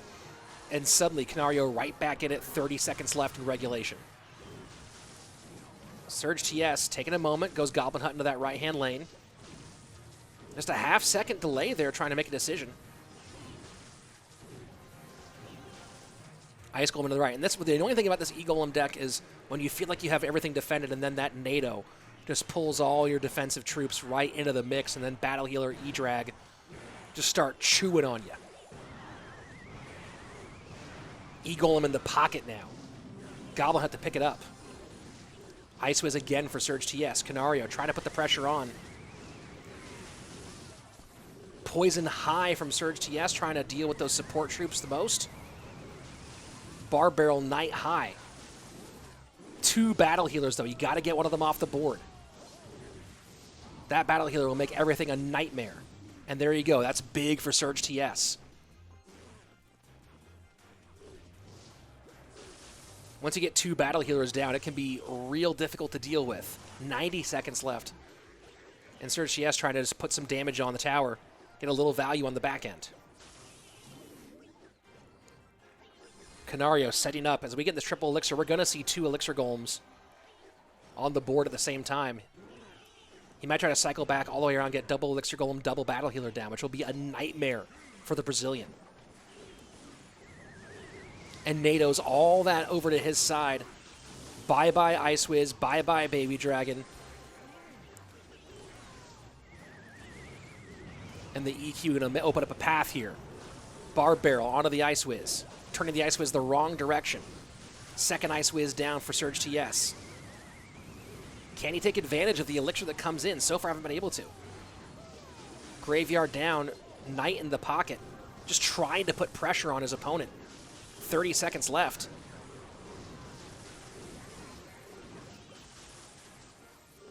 Couple hundred HP separating these two.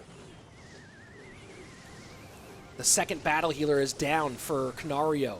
Elixir Golem in the pocket. And look at that. Look at that double Battle Healer action. Just not a whole lot you can do about that. It's so brutal when it happens. And that's going to be a whole lot of damage on tower. Canario going to get it done.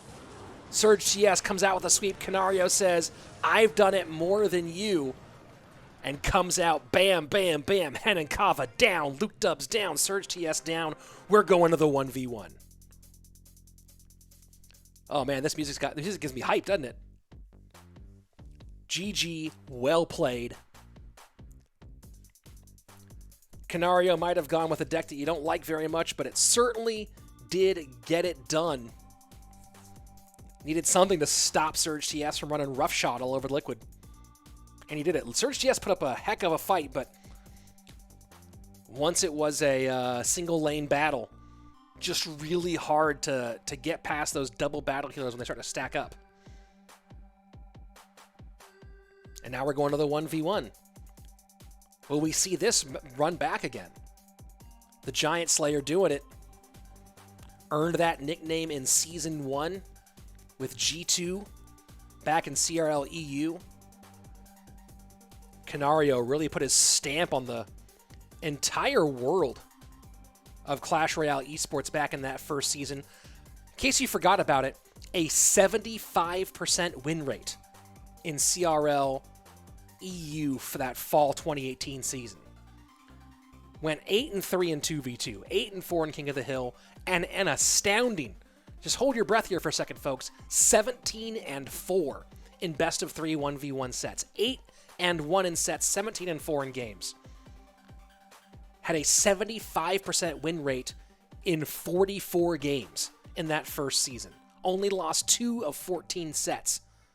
That was the one where everyone went, wait a second, Canario is a great one. Absolutely he is. And now, of course, everyone knows the story. On Team Liquid, G2 had made a good run in that season, but couldn't quite pull it off. And then Canario moved to Team Liquid, and the Canario Surgical Goblin pairing. I mean, honestly, and it's hard to name a more iconic pair, I'd say, in Clash Royale esports now than Surgical Goblin and Canario. Right? Think about it. What are the iconic pairs now? The players that you think of together when you think of them competitively. There we go. Little coffee in the throat there. Right, you think about those big-time pairs. Surge and Canario, they've become very, very close friends. They are amazing in 2v2 together. Both amazing head-to-head players. There was that one run when they won the CRL West Spring Championship where those two players alone won 5 games straight, right? They just ran roughshod over the entire league. They are so good together. And it all began with that spring season, but people forget how good Canario was back in that fall season because G2 didn't end up winning the league. It ended up being Team Queso going to the World Finals. Please hold.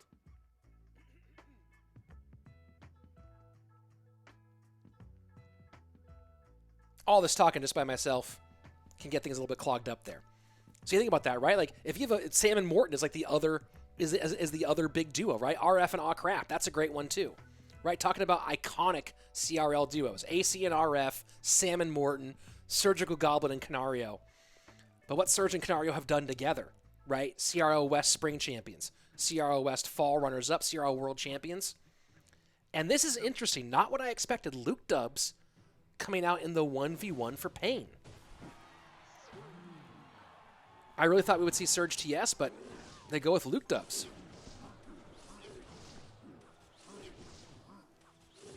Oh, Kensu Meshi and Tashion, says someone in the chat. Yeah, that's a great one too. B-Rad and J Monty. Yeah, it's been a while. Gonna be missing both those guys in CRL. Buffmac and Buffmac. That's a championship post right there.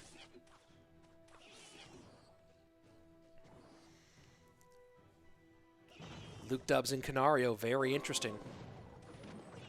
Royal Hogs for Luke Dubs. And the EQ, that's a well-timed EQ.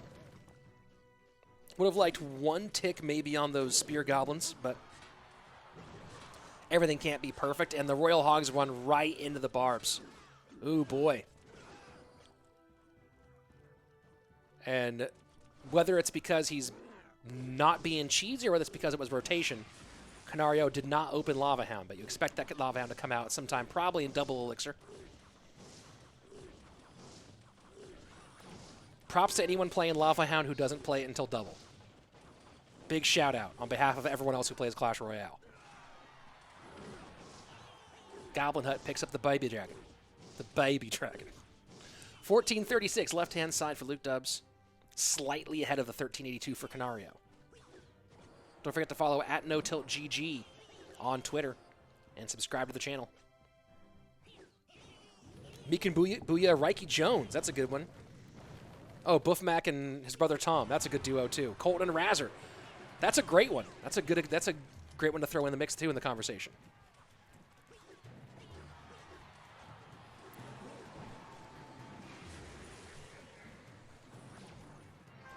Big load up right-hand side, right into the Barbarians again.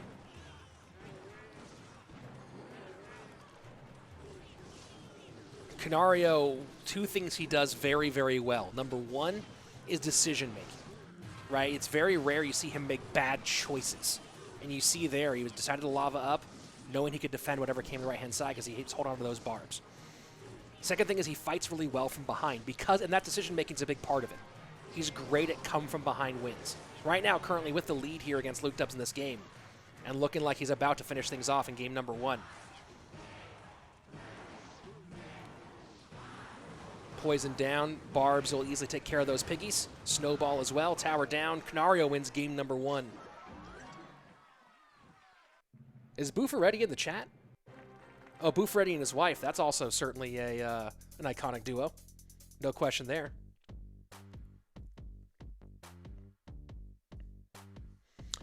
And yes, to answer the game, this is at 1080p 60. Going to be working on some solutions for some of the gameplay challenges that we're seeing, probably for tomorrow. Gonna need to get that. Oh, over in the Mad Cat chat for iconic duos, Rich and Andrew. You know what? I'll take it. I'll take it. Looking forward to getting back to casting with Andrew very soon. We've been chatting here and there. Really excited for the season. Nick and Molt from Savage Plays in the YouTube chat. More great duos. El Siop and Little Chen. Yeah, they're nasty. That's a great duo as well. Canario and Luke Dubs right now going head-to-head. Canario up 1. Did a good job of just making sure those barbs were ready for defense whenever needed them.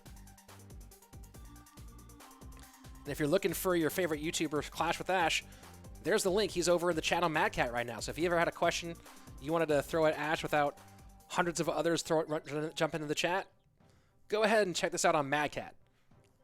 Some of your favorite YouTubers over there right now. Game number 2, Canario and Luke Dubs.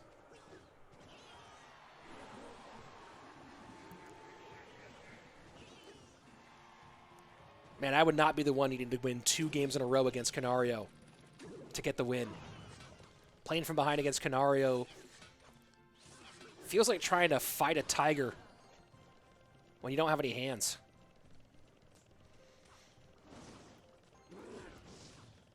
I wouldn't fight a tiger with hands, by the way, in case you guys were curious.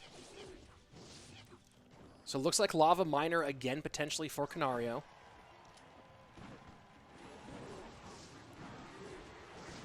Interesting, we haven't seen much Valkyrie.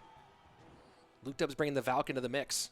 Has not been a key component of the meta for a while.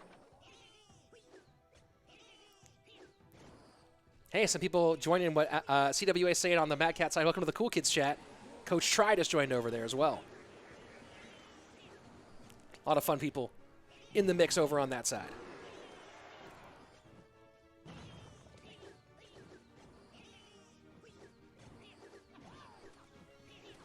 So it is lava for Canario one more time.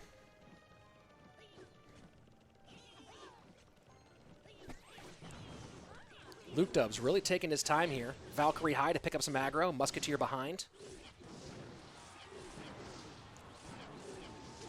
Muskie does survive up high, so that's going to help with the Mega Minion as well. Barb's behind on the Miner. Snowball to clean it up. Canario ahead by a few hundred HP on this left-hand side.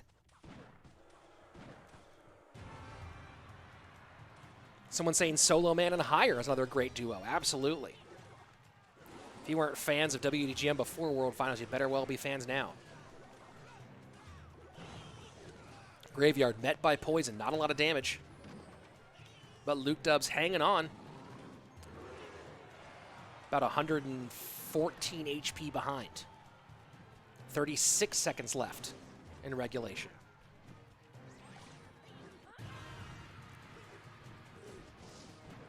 So an interesting...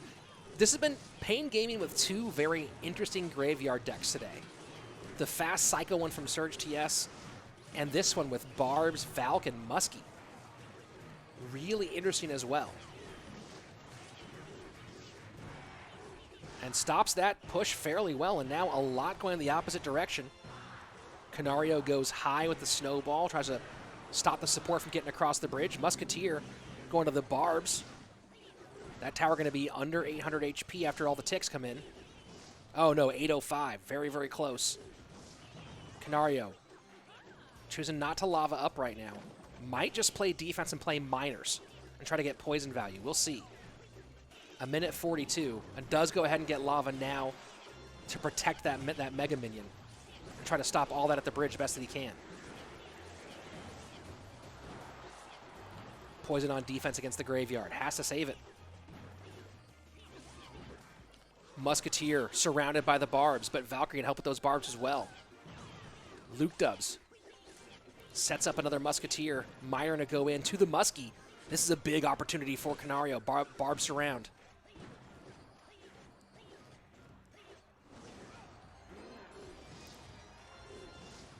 Kana has to play the poison.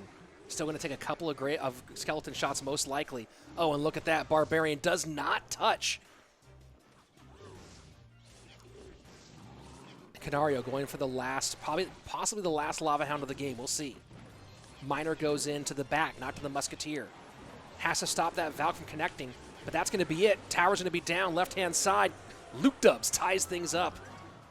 Canario, look at how close he was. Look at how surrounded that tower is. But Luke Dubs even things up.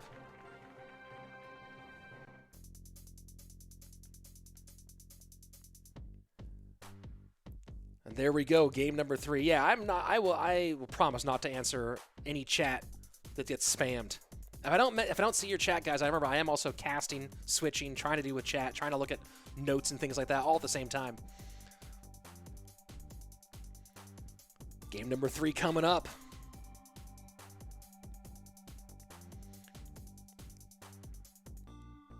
And let's see, CWA in the Mad Cat chat saying LCOP and AU or AUK back in the day as an iconic duo. Absolutely. Hey, how about an iconic trio? Clash with Ash, Surgical Goblin, and Vulcan. There's an iconic trio there for you. That should be an easy quiz question to answer. Of what tournament, what big major Clash Royale event did those 3 win together?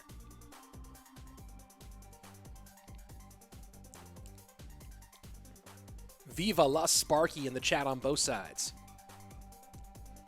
Game number 3 incoming. Will Canario go lava again? I don't think so.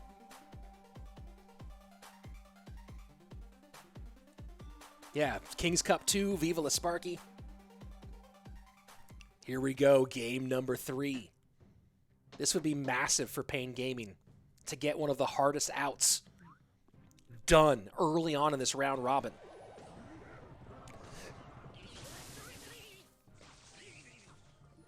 A lot of teams would like to see Liquid take an L early on as well. Boofaretti in the chat on the YouTube side. CRL 1997 was the best CRL. You're absolutely right. Has not been as good as it was back when the 311 self-titled album was the soundtrack for Clash Royale League. You're absolutely right. Oh man, those are the days. When Pacey and Dawson were a 2v2 duo. Beautiful CRL 1997. King Tower activation easily done. Canario takes maybe a bit more damage than he'd hoped. 203 or 2003 right hand side.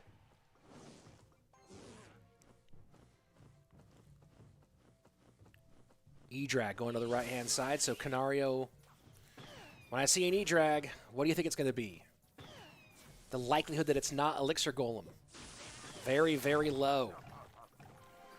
There's the Battle Healer.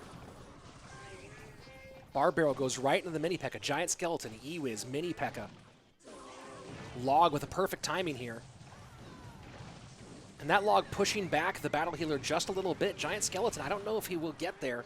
Gonna stop. Ooh, wow. Beautiful defense by Canario. Not even a death damage, not even a hit. Luke Dubs comes around with the Hog Rider right behind. Opportunistic, seeing his opponent very low on Elixir. 12-11 on that right-hand side. Luke Dubs pressing the action very well. And Canario finally gets on the board with 1 minute left in regulation.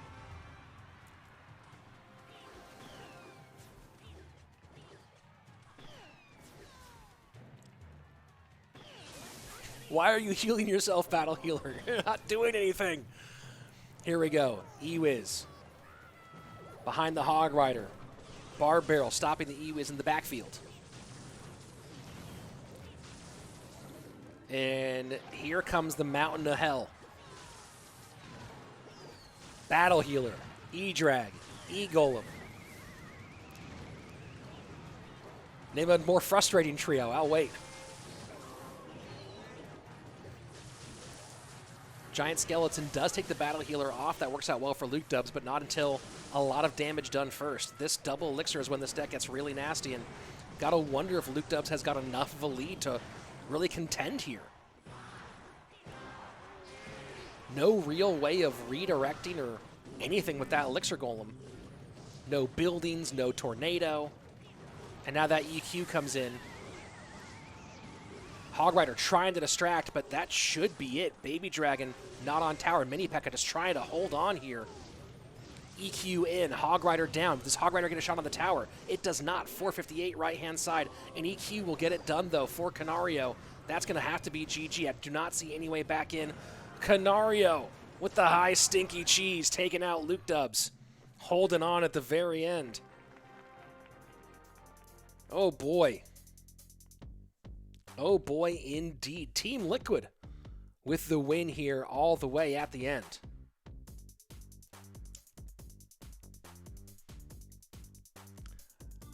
And there you have it.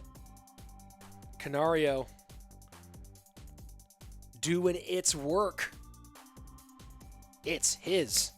Team Liquid barely survives. Swept in the first set. Clean swept.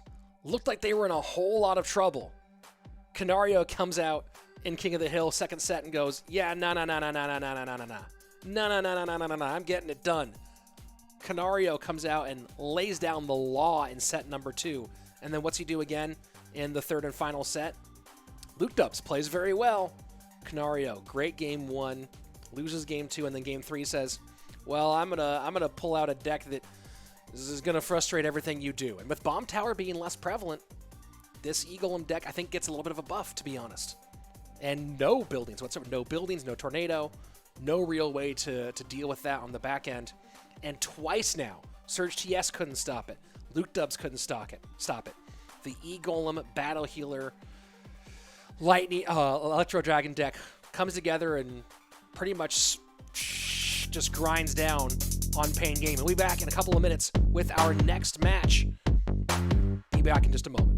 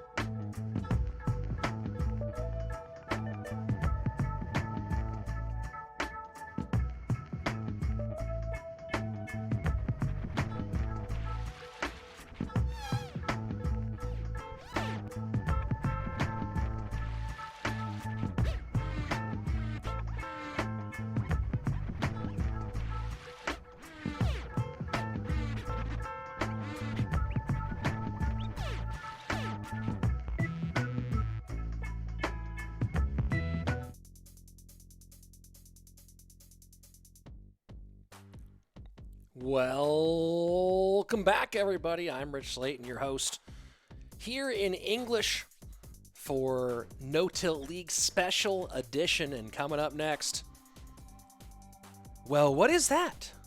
Cream Esports against some strange logo that you may or may not recognize. Well, yeah, that's going to be Cream Esports facing off against Blastoff. Who's Blastoff? Well, look at those guys. Coached by trainer Luis, AC and RF, Samuel Basoto, who making a case for being the best ladder player of all time, and Hajime. We'll see how these four can fare against this Cream Esports lineup. Patea, Diego, Red Mortar, H, and Pedro. Did Cream completely upend their lineup for this event? I'm going to need some more information there. This is a very different Cream Esports lineup than I'd expected. So, curiouser and curiouser, as they sometimes say. Very, very interesting.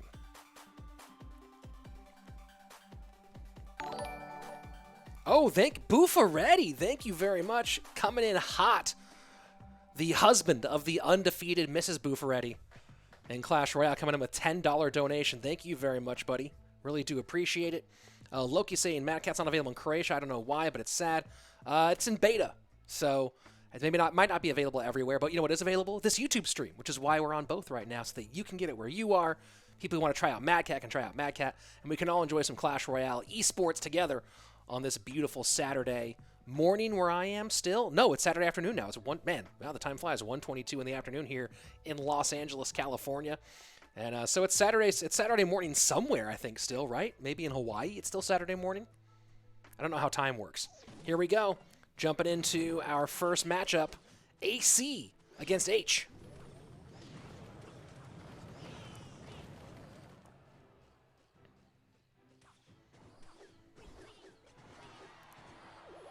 And of course, that man right there, been around for quite a long time in Clash Royale esports. All the way back to 2016.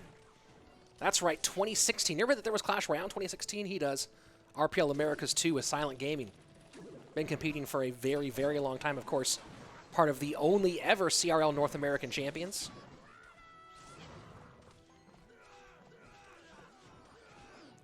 Went on to play in the World Finals in Tokyo, Japan. Had a good time there with that entire Immortal squad. And then now, who knows what Blastoff might be or what the future might hold for the three men you see on the screen there on the left-hand side, on the bottom side of your screen. Cream bringing a much different look than I had anticipated. They have announced an official CRL roster. This does not look that much like it. Of course, Pedro and Diego both part of it, but no Belican on this Cream roster today. That's an interesting wrinkle in this one.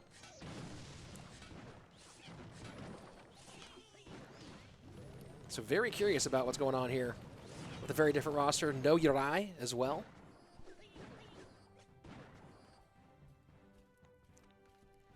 But a lot of younger players have a chance to make a big splash here against these big timers.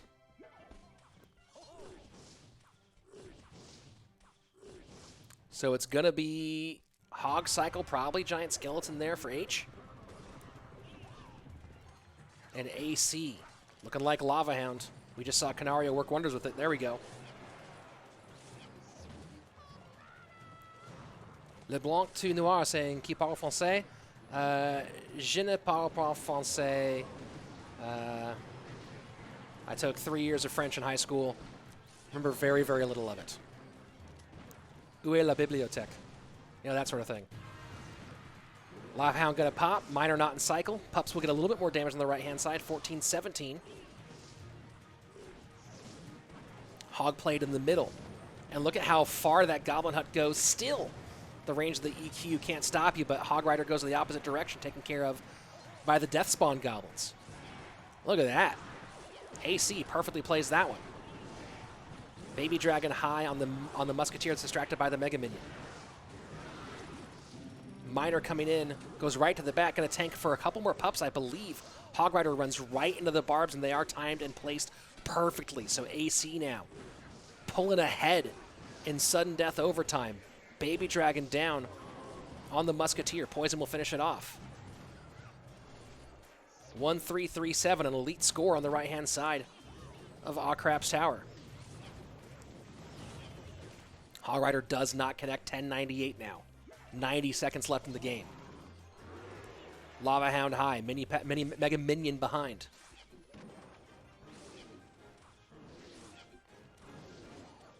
And AC now with a lot of elixir on the board and plays these barbs high, trying to avoid maybe the snowball.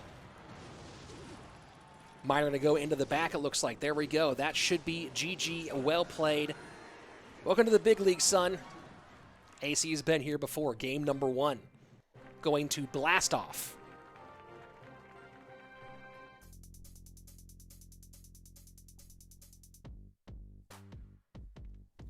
And there we go. Game number 1 in the books.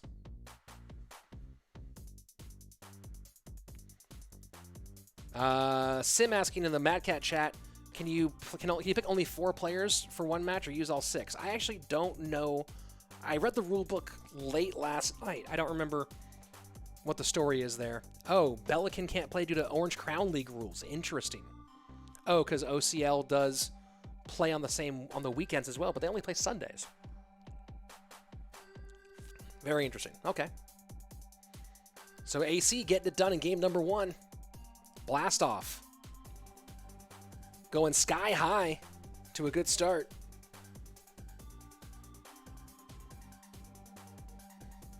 Someone's saying finally AC gets his first win in King of the Hill. I'll have you know, sir. Let me go look at my stats here. What if you're right and I'm... No. Aw, crap. That's his 3rd win in King of the Hill. Thank you very much. Lifetime CRL record of 2-8 in the King of the Hill set. So, not his first King of the Hill win by any stretch. A solid 3rd win there for the 2v2 specialist.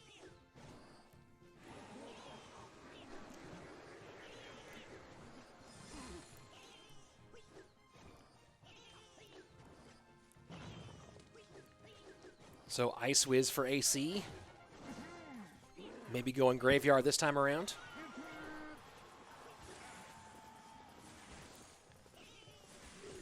Hey, Buffmac Esports.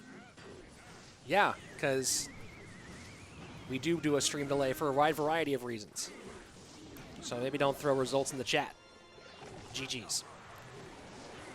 So it is Graveyard. Looking like both directions.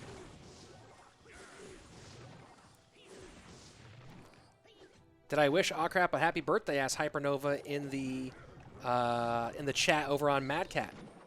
I did not. Is it today his birthday? When's his birthday? I'll call him right now. Hopefully I don't distract. Hopefully he has his phone on Do Not Disturb. So similar looks on both sides.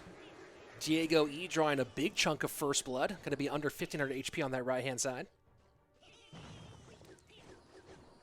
Ruthwick with the €2 donation. Why did Immortals leave CRL? From my understanding, Immortals is hyper-focusing their esports to only a few esports.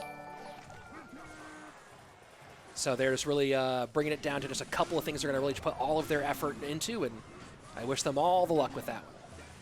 But I think we'll be happy with what happens in CRL as time goes on. Don't you worry.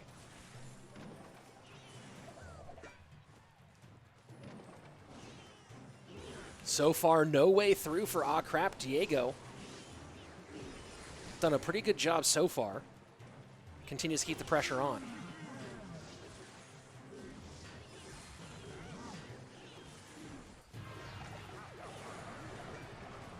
Barb Barrel in, Ice Whiz. Lots of Spirit Goblins behind.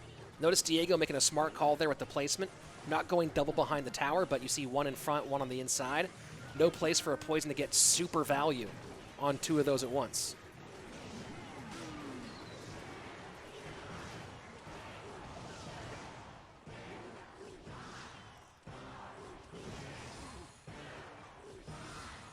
Sudden death overtime. Diego continues to have a huge lead. AC just has not found a way to get it done. Although starting to build up a decent push here in the back end. Gets a graveyard end, no poison to deal with it. Offensive poison now for AC. But the Ice Wiz and Goblin Hut up to the task, holding on. New Goblin Hut down for Diego.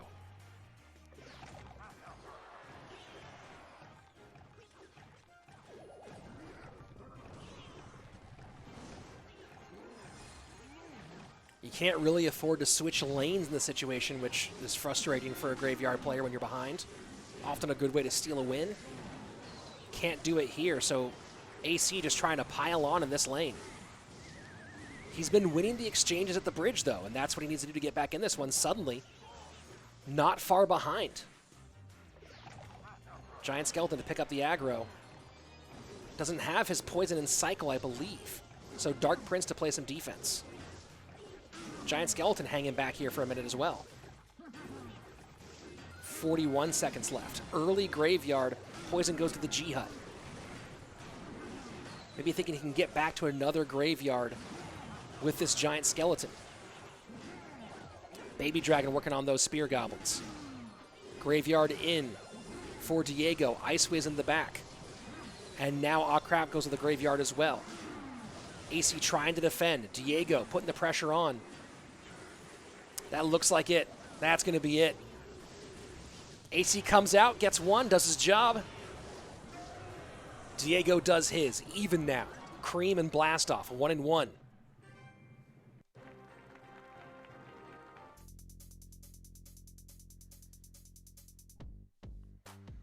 So there you have it. Diego getting a big-time win. That's all you got to do in King of the Hill. You get one win, you've done your job. You get 2 wins, you get a bonus. You get 3 wins, people post on Twitter about you being a god. And pretty similar deck looks here, but Diego able to keep the pressure on a little bit more. Slightly faster deck. You see that elixir cost, 3.8 versus 4.3. Able to get around faster. And the Giant Skeleton not really end up being a major factor here.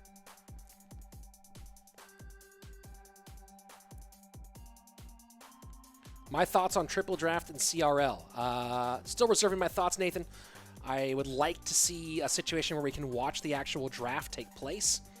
I think that that's going to be, I think that really would make it more compelling, especially from like a conversation standpoint. When you see a deck that doesn't really make sense, you go, okay, but what cards were drafted in which order? It's an important question for that.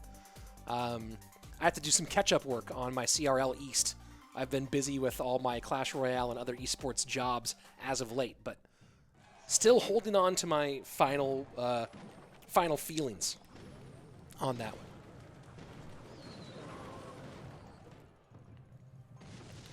So Hog goes right into RF's Bomb Tower and Log. The God RF coming off of a massive win in the CWA Cup. Beautiful performance. Trainer Luis is just singing his praises these days, saying that RF might be the best he's ever been. Hard to argue with that right now. The things that RF has done just in 2020 alone are crazy impressive.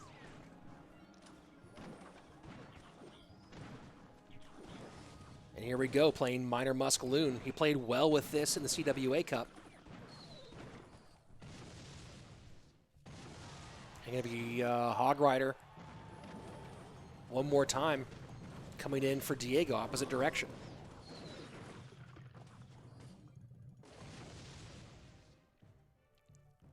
Yeah, looking at 2020. 2020 alone for the God RF. Second placed at Game History Cup 2. 2 times top 10 in the ladder. CWA Cup champion. And number 3 with Team USA in No Tilt Worlds. Like, that's just talking about 2020 for the God RF. So that's a hot start to that 2020 campaign. Real hot start for the young player.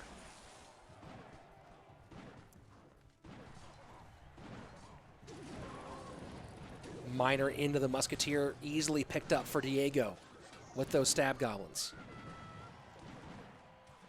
And not going to play the bomb tower here, instead going log, easily takes care of the business. Here we go, double elixir time. They both load up with muskies. Bomb tower can be really frustrating when played well against a balloon. And it's the second time that RF has gone to the miner in a row and easily caught by those spear goblins, by those stab goblins. Bomb tower does not pull the hog and gets EQ'd, so that's a rough one there for RF. Gonna need some fancy footwork here if he's gonna have any hope of coming back. Miner goes to the front, log to take out the goblins. Snowball prediction predicts nothing. And that's going to maybe get death damage. That's it. 13:05 left-hand side for Diego. 9:38 for RF. Loading up one more time. This Miner Muskaloon deck does cycle quickly. But will it be enough to get around against this Hog EQ deck? Slightly faster. But will it matter with so many responses? Snowball. Bomb tower, Musketeer. So here we go, balloon in. Miner going to go to the Musketeer and get picked up again by the Goblins. No, Goblins not available. There we go, Musketeer off the board. Goblins do come in now. Miner going to town on that tower. Balloon going to get death damage, no drop damage, but suddenly things are very, very close. RF can get around very, very quickly. Diego needs to be careful here.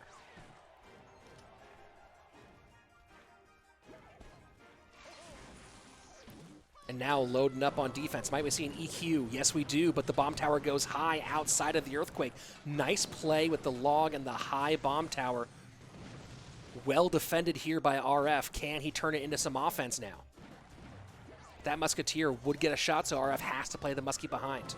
Another log here, waits for the EQ. Second time in a row, the high bomb tower dodges the Earthquake. RF needs to put pedal to the metal. Log and EQ will be enough to get it done here for Diego. Cannot beat out the Earthquake. RF put together a good push there at the end, but had to play too much defense. The Earthquake's got the tower way too low. And now Diego with 2 in a row for Cream Esports.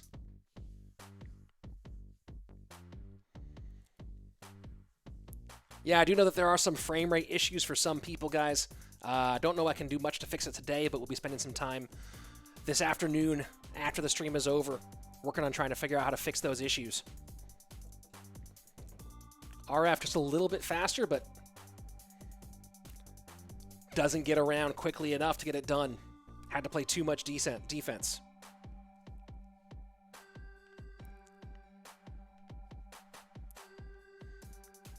So that's 2 down. Diego doing a good job getting 2 out of the way. But up next, Samuel Basoto, who is a very, very talented player, has not had the same results competitively as he's had from his ladder play. But certainly talented, certainly capable of putting up big results. The question really with Basoto is when will his competitive play meet up with what he can do on the ladder? Well, this event's going to be a pretty good opportunity to see how far that goes. Multiple times, I believe he's now 4-time #1 on ladder, over 30 times in the top 10.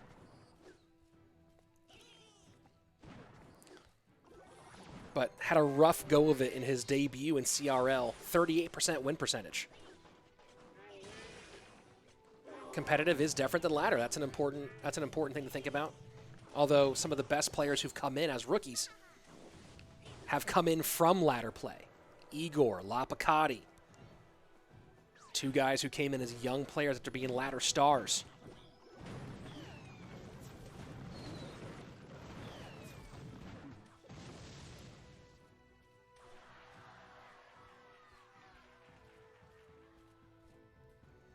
Musketeer rotates to the right-hand side.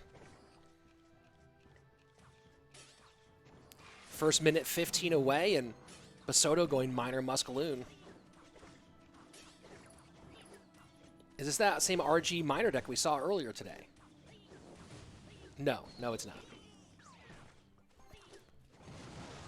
So interesting to see Royal Giant in the mix. For a long time, it was just the RG Furnace deck, either the Lumberjack variation or the Guards variation. And if you watch CRL West at all in the spring, you heard me talk endlessly about how bad that deck was performing. And it did perform very, very poorly in CRL West. Highly used, rarely won. But now we're seeing a little bit of RG, different RG looks here in this No-Tilt League Special Edition. Balloon left-hand side. Miner goes into the back. Guards do not pick up the Miner. They have to come around to the back end. Balloon should not get to tower. And now RG on the right-hand side into the Musketeer. Bomb tower played at the length. EQ does not take it off enough to prevent any shots, but still does his job. Royal Giant does take one shot on the right-hand side. A lot of damage in both lanes. Diego in a good spot here to potentially go with a King of the Hill sweep, which, you know, some people are saying that of the Cream Esports roster for CRL that they've announced that he's maybe the lowest level player, but he's earned his way back into CRL after taking some time off, and if he could have some good head-to-head showings here, could definitely quiet some of the doubters. Balloon does connect on the right-hand side. That one's huge. Opens the door for Basoto. 772 right-hand side. And no connection from the Royal Giant on this one. Might he go Royal Giant into the Balloon lane this time, or will he go into that left-hand side?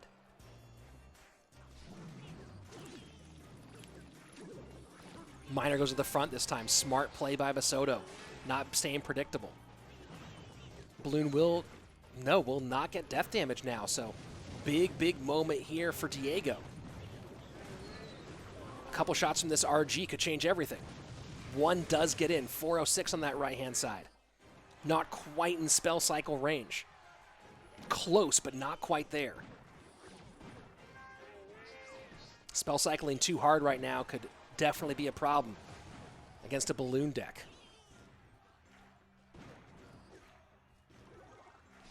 And here we go. Snowball should come in.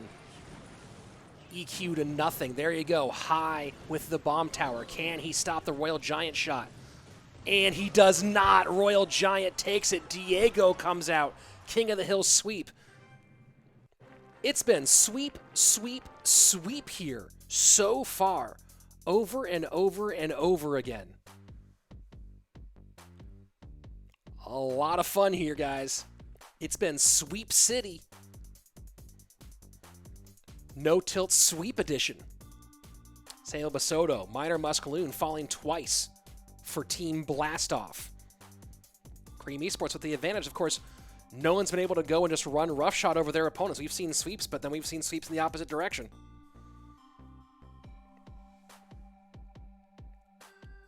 Very, very nice work.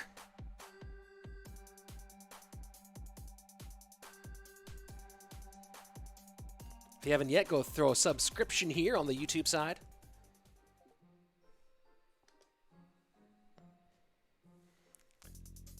And let's jump back over here for a second. Hi guys, I'm Rich Slaton, caster for Clash Royale League, caster here for No-Tilt League Special Edition. And I'll be bringing you the action in English. Of course, we are in multiple languages. Do you speak French? We have French, I believe. I know we have Spanish, probably Portuguese. I haven't checked all the languages, but if you go to No-Tilt GG, at No-Tilt GG, they'll list all the languages. And if you're like, hey, I don't speak English, or hey, I want to work on a different language, we have plenty of them. But happy to have you here as part of the team. Red Mortar leading things off here for Cream. And might we see the debut in No-Tilt of X Pedro? We did get to see, if you were watching on my channel on Wednesday, Cream Esports going up against Tribe Gaming. Got to see some of Pedro play there. Cody asking, do I cast other games? Primarily, I cast Clash Royale. I can pretty much cast anything, though, as a play-by-play. I don't have the same level of expertise in other games that have a CR, but last weekend I had a job doing NBA 2K. So I have some versatility in me, but CR is my primary focus. Very interesting. Is this oh, EQ, so it's not going to be Lava Hound, I don't think. Night Witch, very interesting here from Red Mortar. We've seen Night Witch mostly with Lava Hound so far.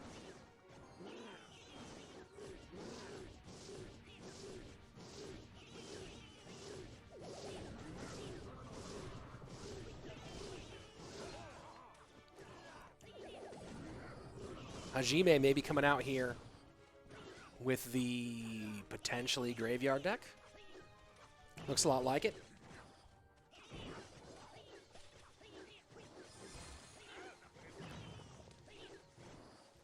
First minute 45 of gameplay away. Not a lot has happened so far. A little chip work on both sides. EQ going to come in and bye-bye to the Ice Wiz. Maybe Red Mortar setting up for his first real push, but not much in Elixir to make it happen. NATO brings it all together.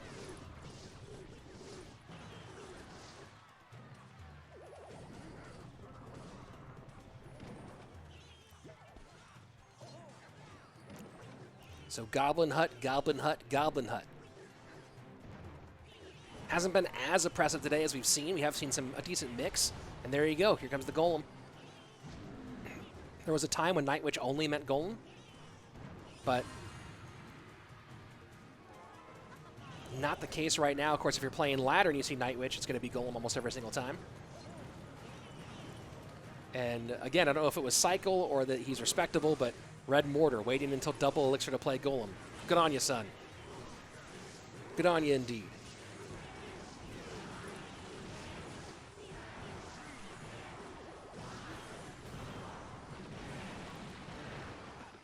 Golem dealt with very, very well, but now that we're in double Elixir, we'll see how it goes. Goblin Hut and Flying Machine on the board for Red Mortar.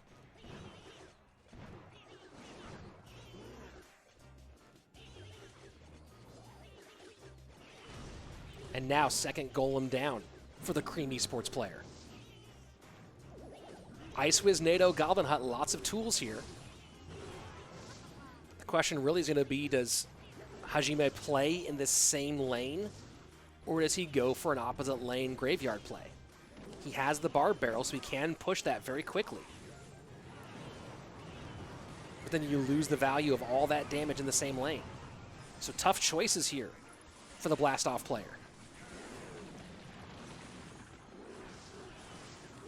That's a lot coming down the lane. Able to mitigate most of it, though, is Hajime. Is that the correct pronunciation? I don't know. I've never heard it pronounced out loud before. Ice Wiz NATO holding things on at the bridge. Second Ice Wiz down. Now just cycling EQ is Red Mortar.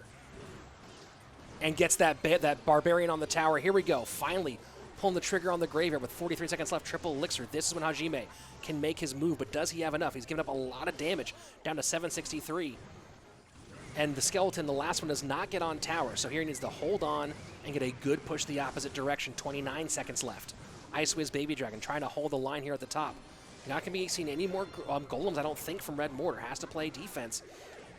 Poison on offense. Graveyard Poison coming in from Hajime. Capable of taking the lead right here, and he does. And that's going to be a tower down. Hajime holds on until triple Elixir and goes boom! Takes Red Mortar off the board. And that's a good start here for the boys on the blue side. Blast-Off taking game number 1.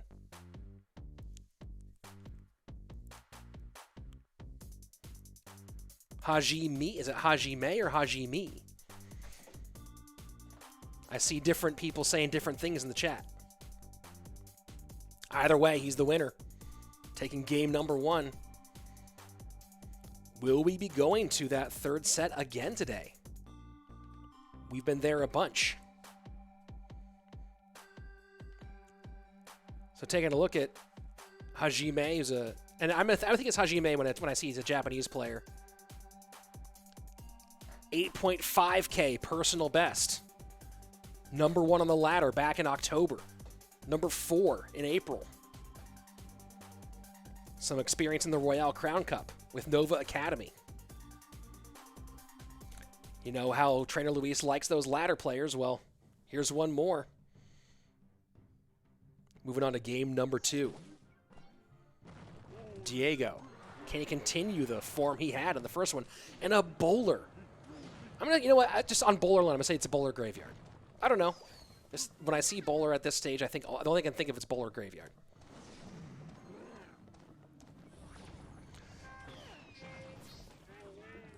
Nope, it's bowler loon. Okay. Why not? Mini P.E.K.K.A. does not get a shot. What are we seeing here out of the Japanese player? Bowler, Battle Healer, Balloon. Should I know this deck? Am I supposed to know this deck? Diego going meta with the... I mean, it's funny to say it now, but with the Giant Skeleton Hog Rider deck. Hajime going Bowler, Battle Healer, Balloon. The triple B. King Tower activation easily done against that Firecracker, and I don't even know what I'm looking at right now, folks.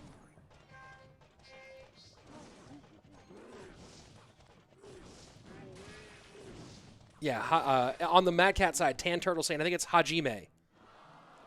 Hajime, I think so. I think you're right. There we go. Hajime. We're going to go with that one. It's Hajime from now on.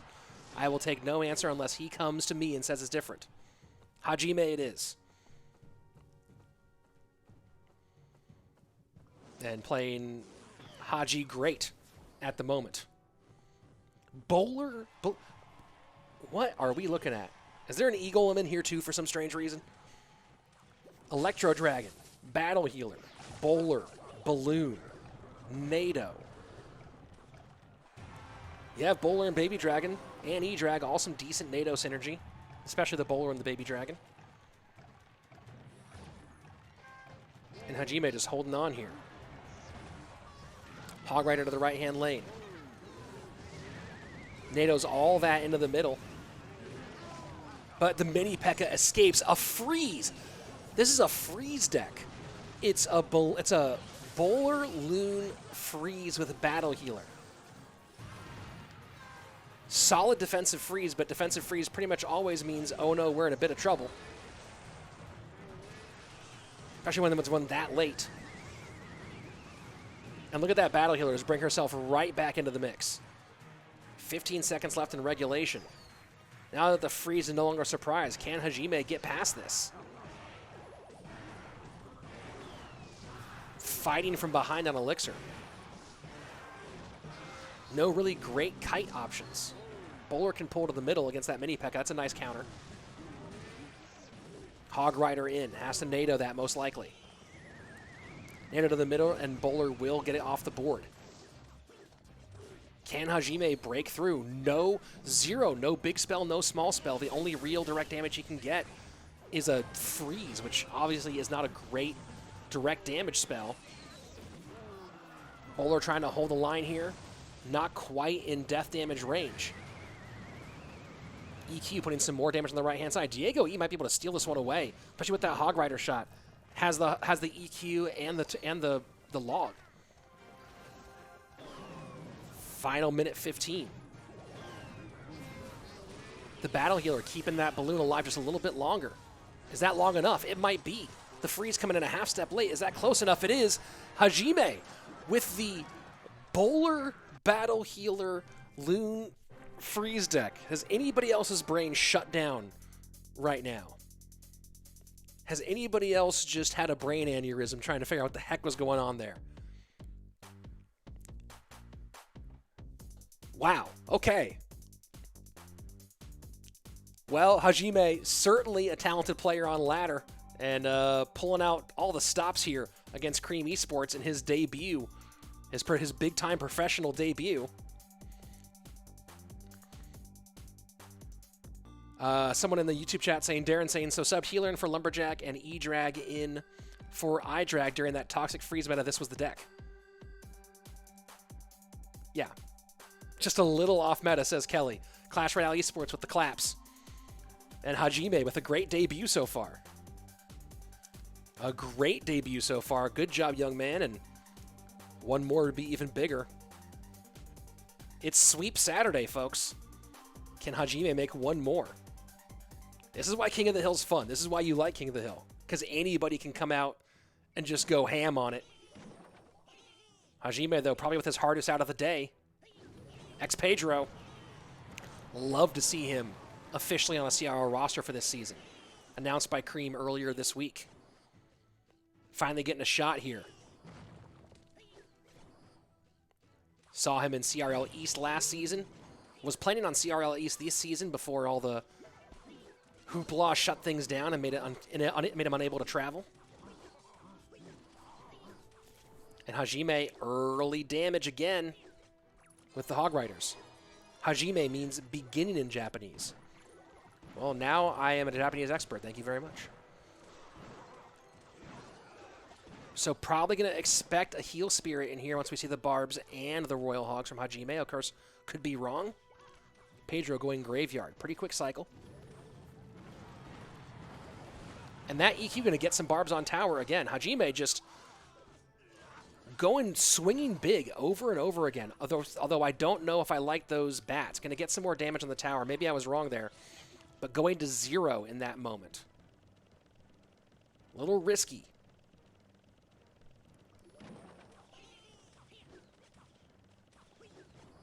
Head by a few hundred HP on the left-hand lane as we patch the midway point of regulation time. Hajime making a pretty solid statement here in his debut.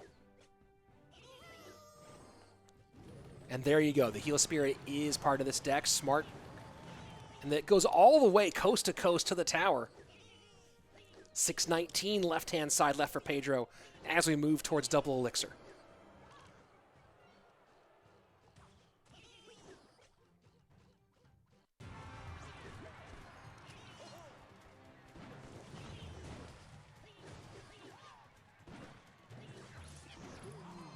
And splitting the pigs, trying to create some pressure while that graveyard push comes across the bridge. Nothing to support. Barbs do come down. We're going to see a poison. No, just a snowball out of Pedro. Not spending the extra, getting good damage. That left-hand tower, though, certainly in precarious position. Graveyard again, just straight up graveyard poison blast from Pedro on the left-hand side. Barbs late to clean things up. And keeping that tower out of spell range for the moment. Snowball, not going to put it there. Pedro going to need a poison and a snowball. Going to go ahead and go graveyard. Needs a skeleton to connect here with 5 seconds left. Will he get it? Yes, he does. We're going to sudden death.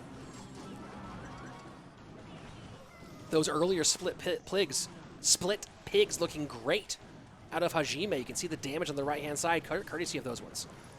The Heal Spirit jumps. Oh, that's huge. That's absolutely massive. Snowball in. GG, well played.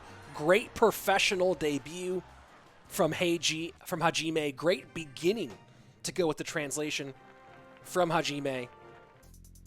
GG, well played. Welcome to the big league, son. What a way to come out. 1, 2, 3, extending this game for Team Blastoff.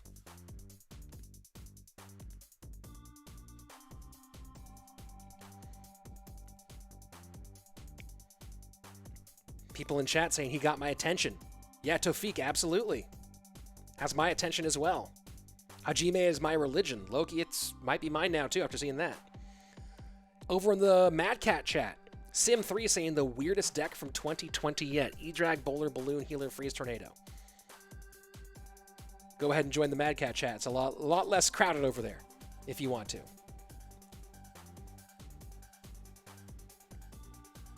Very, very nice work. Yeah, Kid Evan saying Hajime has always been a beast. Yeah, definitely has had some great ladder experience. This is the pros. It can all change here. But you have that young confidence bringing it in. Take big swings.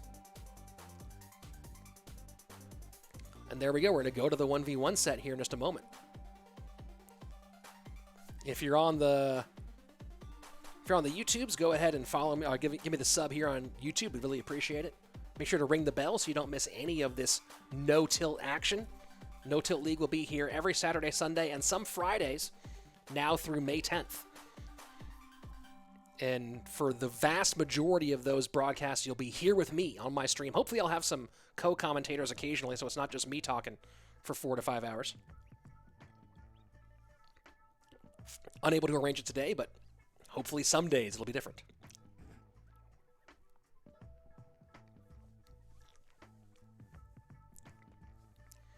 So waiting on their picks for that 1v1 set. I'll come back out here and join you guys for a minute. Who do you think's going to be coming out for the 1v1 on each side? Right? Diego had the big King of the Hill run for Cream, but you have to think Pedro is the ace on that side. Do you throw Pedro out in 1v1, or do you ride the hot hand? On the other side of it, you have Basoto and you have RF. Do you throw Hajime back out again? Do you bring him back out into the mix, considering what you've seen from him in this opening set, this opening King of the Hill sweep? Or do you go with RF, in my opinion? RF is the most experienced guy here. Nerves of steel. Talk about untiltable. At CRL World Finals back in 2018, they had that seeding tournament with the round robin, and then everyone thought you send Royale out because he'd been the 1v1 specialist, but instead it was Trainer Luis saying that RF should go out because he's untiltable, and there you go. RF with nerves of steel. And Diego, they decided to go with the hot hand rather than with the hot name. So Diego E against the God RF in this 1v1 set for all the marbles.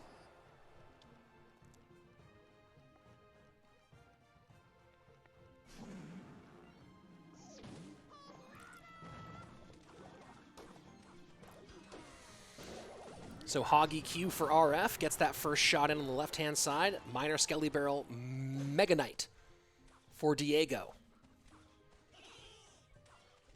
Mega Knight with the spears behind, and Valk just slices him up.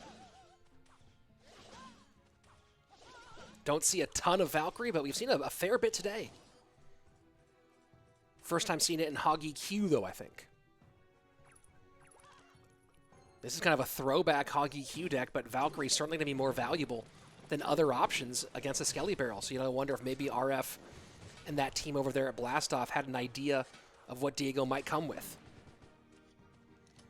Yeah, Cody, he usually goes by Diego. Yeah, I'm not sure about the GM7.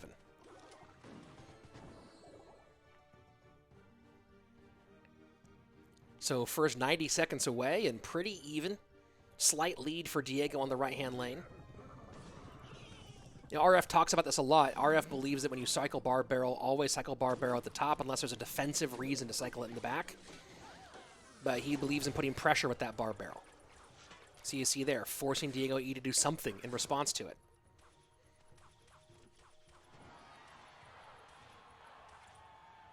Entering double elixir time, so maybe we'll start to see some movement here. So far, it's been real slow going in the opening game.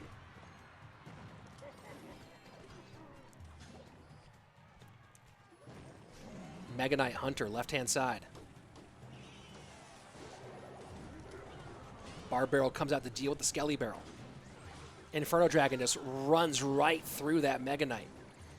So really interesting choice on this sort of throwback Hog EQ, kind of an original, an OG Hog EQ deck. You have the Valk, the Bar Barrel, and the Snowball all for dealing with that Skeleton Barrel. And the Inferno Tower, you can protect it very nicely and burn the heck out of anything coming through, especially that Mega Knight. This feels like a really solid deck choice for RF. Valk played a little low this time, has to bring the Bar Barrel out to avoid a lot of damage.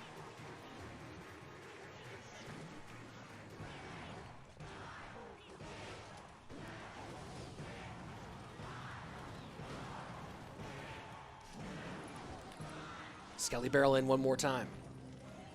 Inferno Tower high. And no Snowball, no Bar Barrel, playing the Valk to pick up instead. Diego in the lead, minute 45 left. Hog Rider to the right-hand side. EQ trying to get some damage, just putting some pressure on this right-hand side, but this has been the big problem, even though Nick has a decent number of answers in the left-hand lane. For the Skeleton Barrel Mega Knight deck, he has to keep trying to make some sort of offensive presence and really has no way to break through with the Snowball, the Hunter, and the Mega Knight. Really hard to find any way to break through, so forced to make some sort of push offensively leads into, over and over again, being a little bit more open than you might think, despite all the answers here. Down going to be under 500, under 400 HP. Now getting into spell cycle range. 2 poisons will do it. And Diego really doesn't need that poison defensively. Bar barrel, snowball, trying to find something on the right-hand side. Not going to get it done. Hog doesn't even connect. And that's a pile on the right-hand lane. Bar barrel does hold on. Miner high this time. Yeah, you see the frustration from RF. Just no way to break through. And that poison is going to do it. He's just one poison away at any point. Easy defense here for Diego. Get around to a second poison. Wrap this thing up, put a bow on it, and head into game number 2 with a nice lead. Balloon, or snowball cycle, poison cycle, GG, well played, reset. And now RF needs to win too.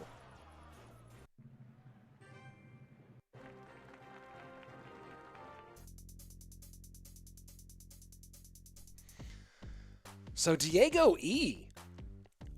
putting on a big-time show so far. 3-game sweep in the first set, up by 1 on RF here in the final set. Spooby just joined the channel over at MagCat. Thanks for joining, brother. And Polo Kiesta just joined and followed. Thank you. Is Team Purple that All-American team? Polo Kiesta, I actually don't know. I think that's the case. If you go over to Stats Royale, they do, I believe, have the rosters there. Let me see if I can find that over on Stats Royale and see if they have a roster for Team Purple. I'll tell you that right now. Team Purple. Looks pretty American to me. Wings, Air Surfer, Razzer, Trainer Dippets, and Ender. So, yeah, Team Purple.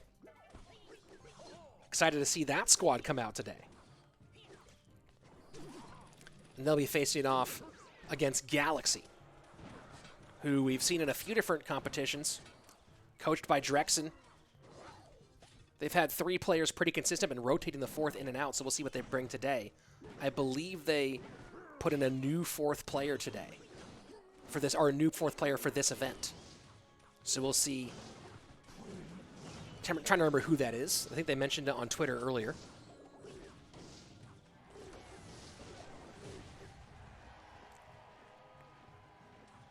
So again, Miner MK, same deck for Diego in game number 2. RF looking like Graveyard in this one. RF pretty much considered the best Graveyard player in the game. Name me someone you think is better at Graveyard. Most people will say you're wrong.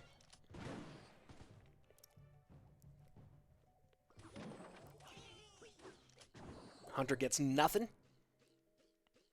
Approaching the midway point of regulation, and things pretty close. Diego, slight lead.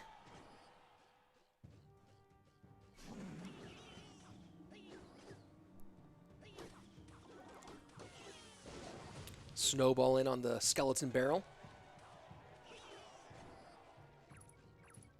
Gotta wonder here if RF is running Graveyard, if Diego and Cream are prepared for it. It's kind of become almost an Immortals trademark to go with your known archetype in game number 2, between whether it's Lapacati or the God RF. A lot of Immortals players go with their go-to in game 2. A lot of players overall do it, not just these former Immortals players.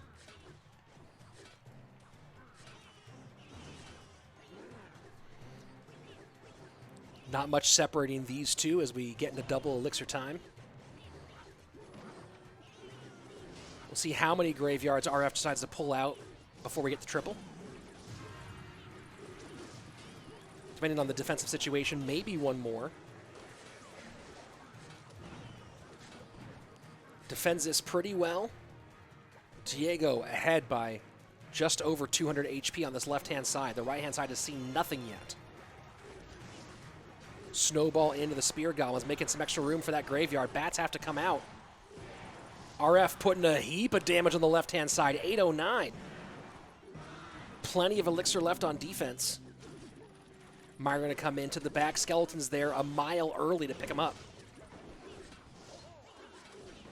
So RF totally way ahead of Diego in these later exchanges.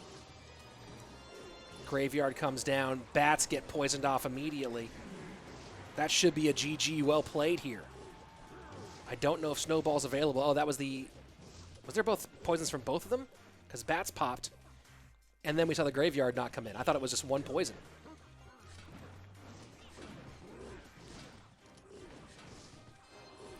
And notice the slightly early Graveyards from RF, right? Not waiting for the troop to cross the bridge. Knowing the timing really, really well of when that tank can actually start tanking. There you go. That's going to be it. GG. Well played. You know he's going to do it, but you can't stop him. RF pulls out Graveyard in game 2, gets it done. Stats coming from Stats Royale here in just a moment. Let's all enjoy the beautiful color scheme from the No Tilt team. David Wu just joined the channel over, or Davey Wu just joined the channel over on the Mad Cat side. If you're on Mad Cat, go ahead and give me a follow. Make sure you never miss a moment, whether you're on YouTube or Mad Cat. There's the sub link there for the YouTube chat. Well, I don't know who these Blast-Off guys are, but they're pretty good at Clash Royale. I'll say you that one. Cream Esports. Doing very well despite not bringing in 2 key pieces of their competitive roster in Uri and St. Bellican. Matthew Tao. Mad Cat does have an app. I forget how to get to it, but they do have an app.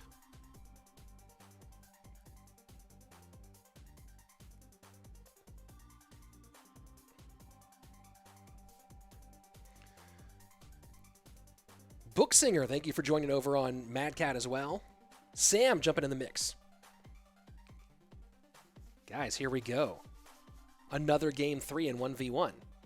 It's been razor thin all the way across. The parity of the levels of these players has been really some of the biggest joy of 2020 so far. I think I've been saying this a lot, whether you're on my YouTube channel or whether you've seen me in streams, things like that.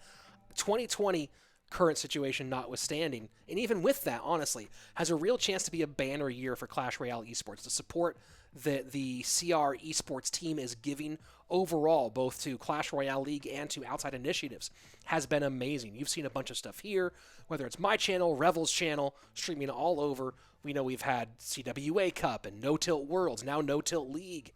Lots of opportunities for both pro players, semi-pro players, a lot of different things happening, and the support from the Supercell and Clash Royale Esports team has been great. 2020, not only have we seen a lot of events happening, but a lot of high-level play, both from well-known pros and from new faces. So I'm excited about Clash Royale Esports in 2020. Hopefully you're excited about it as well.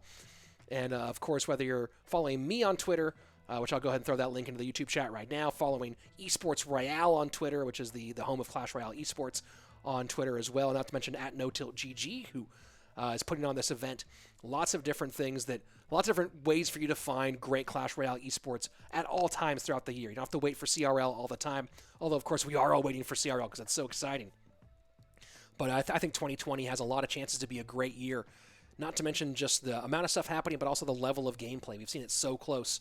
And ever since, I mean, it really, like, you took a look at the CRL World Finals back in December and felt like this feels like a peak. But it feels more like, at this point, like it was a jumping off point for what's turning into a real push for CR esports overall. So for some people that was like, hey, how can I get better than this? I don't know. I mean, how do you get better than a 1 HP finish in the semifinals of the Worlds? Maybe a 1 HP finish in the last game of the actual finals is the only thing you can get better. But that momentum has really carried on into 2020, and I'm really pumped about it. So hopefully you're following myself, Clash Royale Esports, you're following No Tilt, and you're sticking around to check out all the different offerings that are happening right now, and maybe competing yourself. Lots of cool opportunities. Of course, Revel's regular tournaments do have open qualifiers for those. I hosted some of that for the CWA on my channel. Of course, I throw in some regular stuff here on those are all over on Mad Cat, not to plug it too hard. But I am throwing some pretty regular weekly or bi-weekly open tournaments with a chance for you to compete and win prizes as well. So lots of opportunities, whether they be on my channel, on Revel's channel. A lot of different streamers right now are getting into the mix. All of your favorite pros and coaches are streaming more right now, and lots of tournament streaming. So if you want to play, you want to show your level, go ahead, crush ladder, go ahead, crush global tournaments. But there's also some esports-related offerings available for you to compete in as well as just watch. So My bet right now is we're on that 3-minute timeout as the players get ready for game number 3. We've gone back and forth a little bit. We'll see what happens as we get into the final game between Diego E and the God RF. And of course, we do have one more matchup coming after that one. Team Purple facing off against Purple, right? Purple? Facing off against Galaxy. You know what? Purple's my favorite color, if you don't know. So I'm going to go ahead and just give a little bit of a shout out to Team Purple, just because great name, great color scheme. I'm excited. Hopefully they have merch, because I'll buy some Purple merch right now. Bring it at me. So we have one more match after this one, and that'll be it for today. And of course, we'll be back tomorrow with more No Tilt League Special Edition. But right now, waiting on the final deciding game between RF and Diego E, between Cream Esports and Blast Off. And definitely saw some. You look at Graveyard in game number 2 from RF and you go, hey, aren't you prepared for that?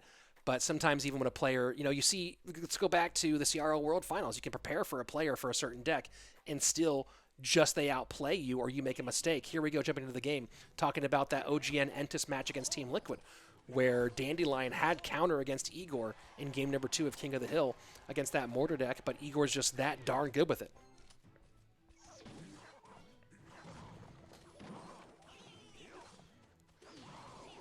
Clark just joined on Mad Cat. Callaway just joined on Mad Cat. Thanks, guys. Throw me a follow on that side, if you will.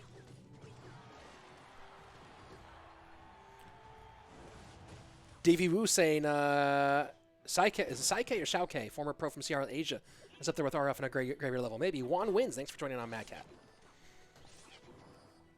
So, Hog Cycle for Diego. Looks like Graveyard again for RF. 2 small spells for Diego, plus the Stab Goblins. So no perfect counter, but some decent counters for the Graveyard.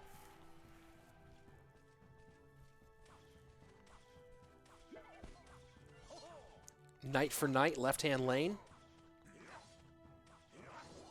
Approaching halfway in the opening stanza, and no huge blows yet. RF slightly ahead.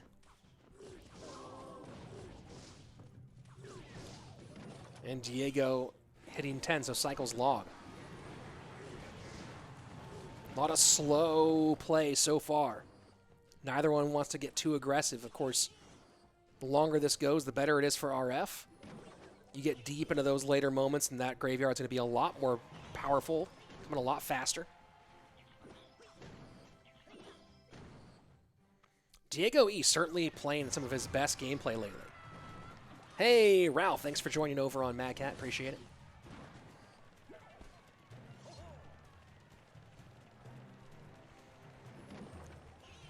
So a little surprised here that Diego has not pushed the pace a little bit more. Content to just spell cycle. I would be worried about this Graveyard deck in double. And I would have been trying to get a little bit more of a lead in single, but he's the pro, not me. Hog Rider in, Snowball trying to support. Snowball plays on defense. And Diego does have the lead as we go into the final 20 seconds of regulation. Musketeer cycled in the back for the God RF, cycled high for Diego in the center. Maybe a Knight will come down to protect on both sides. Yes, it does. And the Goblin Hut late. So EQ doesn't get enough value to push the Hog Rider through. Maybe a Graveyard popping right here for RF. No, decides to hold off and just get a little bit of chip damage from that Baby Dragon. 2 shots in. 1670 on the left-hand side for Diego. 1441 for RF. And here we go. Now Graveyard comes out for RF. Poison goes high. Bomb Tower, Knight, Musketeer. Musketeer stuck in that poison. Hog Rider will get 2 shots, I believe. Oh, just 1 courtesy of the Mega Minion. 1093. About 150 separating these two. Diego doing a lot of spell cycle in this game.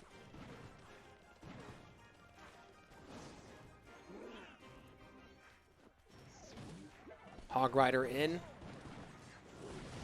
And choosing not to go with the Goblin Hut here. Just defending with troops and Snowball. And here we go. Good opportunity for a Graveyard. Poison down. Bomb Tower going to get taken off by the Musketeer and the Baby Dragon. Musketeer connects. Musketeer connects. 3 big-time shots, 428 left-hand lane. Again going with the snowball, but does not push the Hog Rider in the correct direction. 590 left-hand side for RF, 428 for Diego. Now, Diego cycles another Hog Rider. This time, the Goblin Hut comes down. Earthquake not available for it, though. Poison in for RF on the left-hand side. The Skeletons get their job done. That's going to be it. The God RF with the reverse sweep in 1v1. Whoo, boy, Diego put the pressure on him. But RF gets it done, and Blastoff takes the win in set number 3. Whoo, boy. Very, very nice work. Big shout out to Hajime with the beautiful sweep in King of the Hill, and then RF coming from behind. Diego, nearly the hero today. Got the sweep in King of the Hill, nearly had the God RF beat, but couldn't finish it off. And Blastoff, able to get it done. Catch the dub here in their first outing at the No Tilt League Special Edition. Davey Wu and Mad Cat saying, well played, only played Gob Hut when Diego didn't have Elixir for EQ. Yep, very smart, keeping the EQ, waiting for the EQ to be out of cycle. Playing it late, too, some different timing. Very unpredictable was RF in the actual sequence that he was playing, especially defensively. You know, you saw RF a couple of times playing, defending just with troops in the snowball. Giving some trouble. Here we go, we'll be back in 4 minutes with our final match of the day. Galaxy up against Team Purple.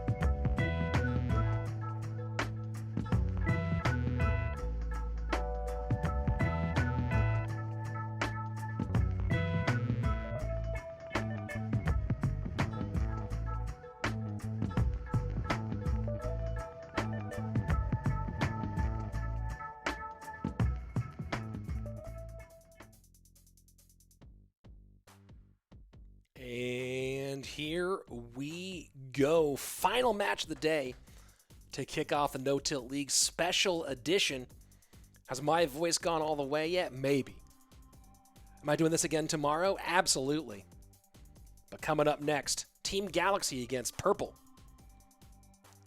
Very interesting. Let's look at those lineups here. Galaxy, that's who it was. Victor getting mixed in. It's been coached by Drexen, with Flash, Codigo, and Lindsay have been part of this Team Galaxy lineup throughout multiple competitions. Victor now getting mixed in today. And Team Purple, All-American squad, Wings, Air Surfer, Razzer, Ender, and I believe all those symbols are Trainer Dippets. I could be wrong. I believe all those symbols are Trainer Dippets, though. So, we'll see if that's actually who that is, but lots of wingdings there for the name of one of those players. We're going to call that dip. You know what? Because I can't call it wings because we already have I can't call it wingdings because we have wings. So I know that the lineup on Stats Royale says that it's Trainer Dippets. I'm going to go with Trainer Dippets. I could call it wingdings, though. That does seem kind of fun. Here we go. Final match of the day against two incognito teams. I'll leave the guesses up to you as to who those teams might be. Kelly asking, Rich, when do you plan on going Mad Cats full time? Well, it's still in beta, so letting them kind of expand, like open up the streaming, open up some of the features and stuff like that. But eventually, we'll be there. And all right, here we go. So Purple is going to open up with Ender, and then either Wings or Trainer Dippets, depending on which is correct, the word or the graphic, and then Air Surfer as the third player, and then on the other side, Victor, Codigo, and Lindsay. So Victor leading things off against Ender here in game number 1.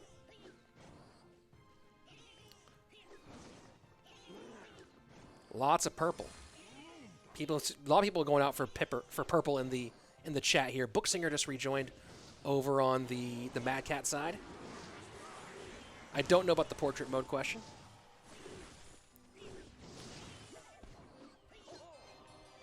Graveyard in.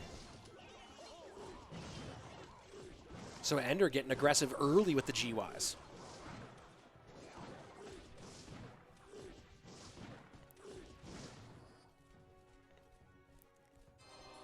And opposite direction. Victor pulls the trigger early as well. Rajbi Gaming just joined the channel over on Mad Cats. Thanks for joining, guys. Appreciate it. No Life says the pick of Wings is wrong. Yes, I'm not in charge of the graphics. I just talk.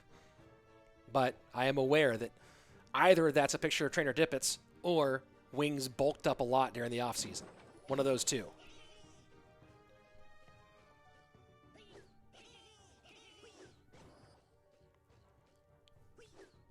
So Victor had some decent outings for the second place Columbia during No Tilt Worlds. Definitely made some big time plays, going overall with a 69% win rate, 80% in head-to-head gameplay for Columbia as they went all the way to the semifinals at No Tilt Worlds. Going 9-4 in games, 4-1 in sets. So Victor certainly had some big time moments.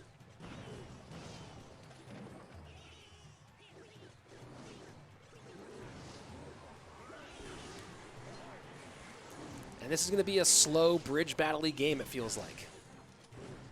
They've chosen this lane. Maybe someone will switch lanes at some point, but we'll see.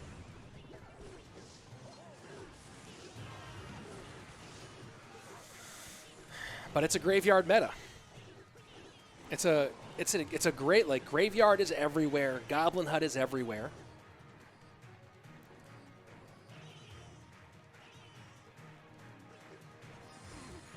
Very curious to see what changes come in May. Will there be big changes or will it be minor tweaks? Who knows?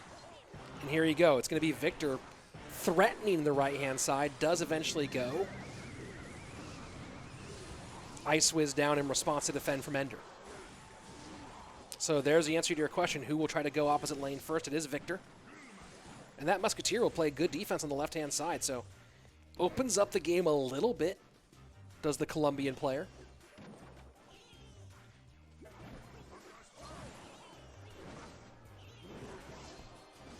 Now trying to hold the line high. Skeletons in the back on defense. Musketeer as well. Ender not pulling the trigger on poison. Doesn't want to overcommit and pulls the trigger late on the poison. We'll get the Goblin Hut and the Musketeer, so. Victor a little ahead on Elixir, but behind on damage right now. And now playing into the same lane with his poison.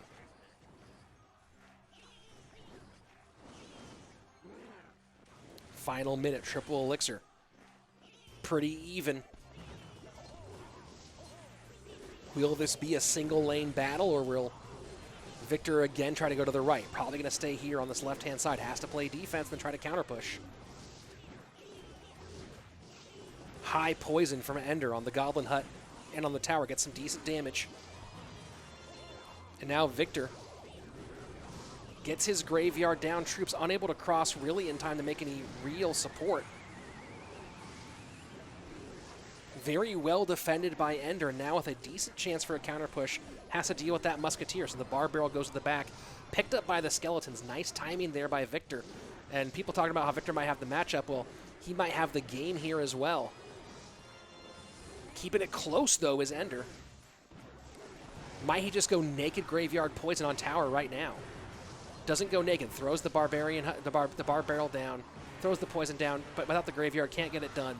Victor taking game number 1 for Galaxy in a solid debut for a team that might be auditioning him. Who knows? Coached by Drexen, who no secrets where Drexen's working overall in his Clash Royale career. Currently the head coach of Dignitas. Has been coaching these players together for a minute, but no official announcements from the team in yellow, so only speculation available at this point about Team Galaxy. But these three, Lince, Codigo, and Flash, have been together throughout all the Team Galaxy showings. And we've seen other players, we've seen Tommy mixed in, we've seen Bale mixed in, now seen Victor mixed in. So is it possible? Is this been a series of auditions? Only time will tell. But Victor takes game number 1.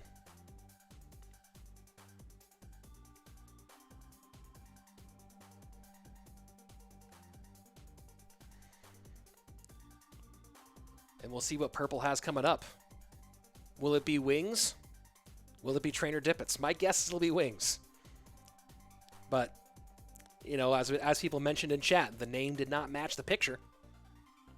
Mr. Matic in the Mad Cat chat saying, I'm here to see Razzer. Me too. That's the only reason why I'm here all day. I've been waiting this entire time just to see Razzer.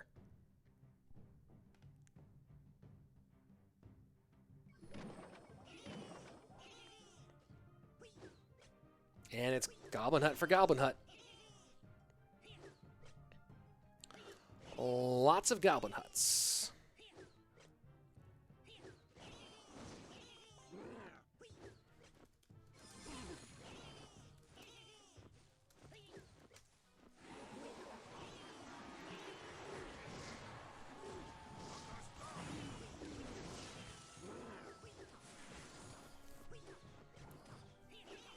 People debating that last matchup. That's some of the fun. You can ask people about the same matchup, but they'll say 60-40, 70-30, the opposite directions. Mostly depending on which deck they play. If a deck, here's the rule, guys. If a deck beats you, it had matchup against you. I think that's a pretty good rule to follow, right?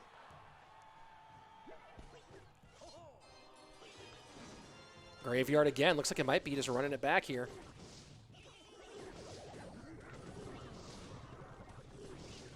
Someone noted earlier, I don't know if we've seen wall breakers at all today. It has been a non-wall breakers day, where minor wall breakers were basically unavoidable for such a long time. Today, we've barely seen them make an appearance.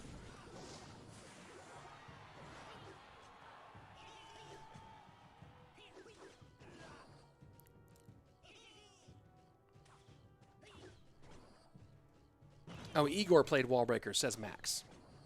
He did? I think he did. I think you're right. Haven't seen much of it, though. Usually wall breakers are pretty ubiquitous. Is that the correct word to use in this situation?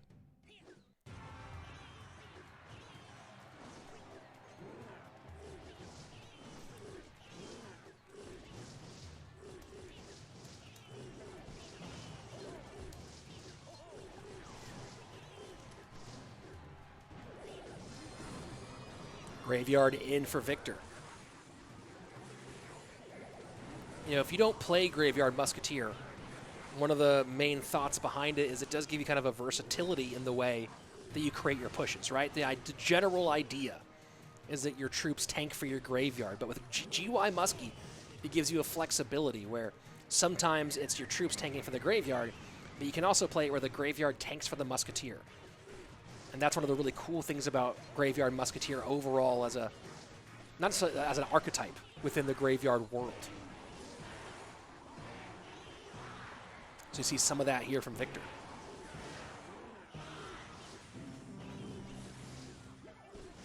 Baby Dragon Knight supported by a lot of Spear Goblins.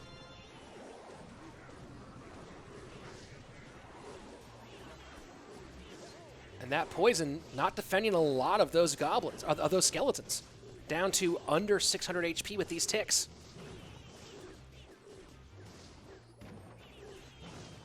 Victor looking like he's going to win 2 in a row. We'll see.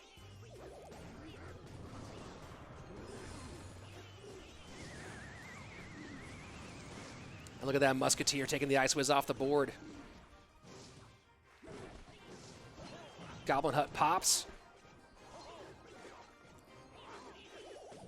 Just been domination from Victor here. Graveyard down, and Bar Barrel is tanking. Poison in response. Final minute of gameplay. And again, a lot more skeletons getting to tower with that poison than Wings would probably hope. Kind of surprising how much is getting on there.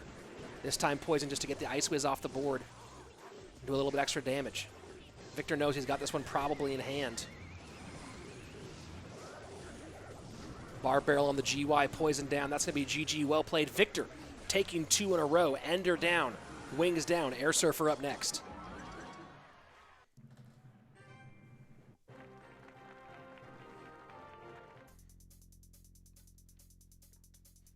How you guys doing at home? Are you washing your hands?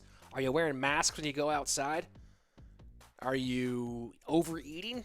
Probably. Everyone seems like they're overeating. Are you working out relentlessly?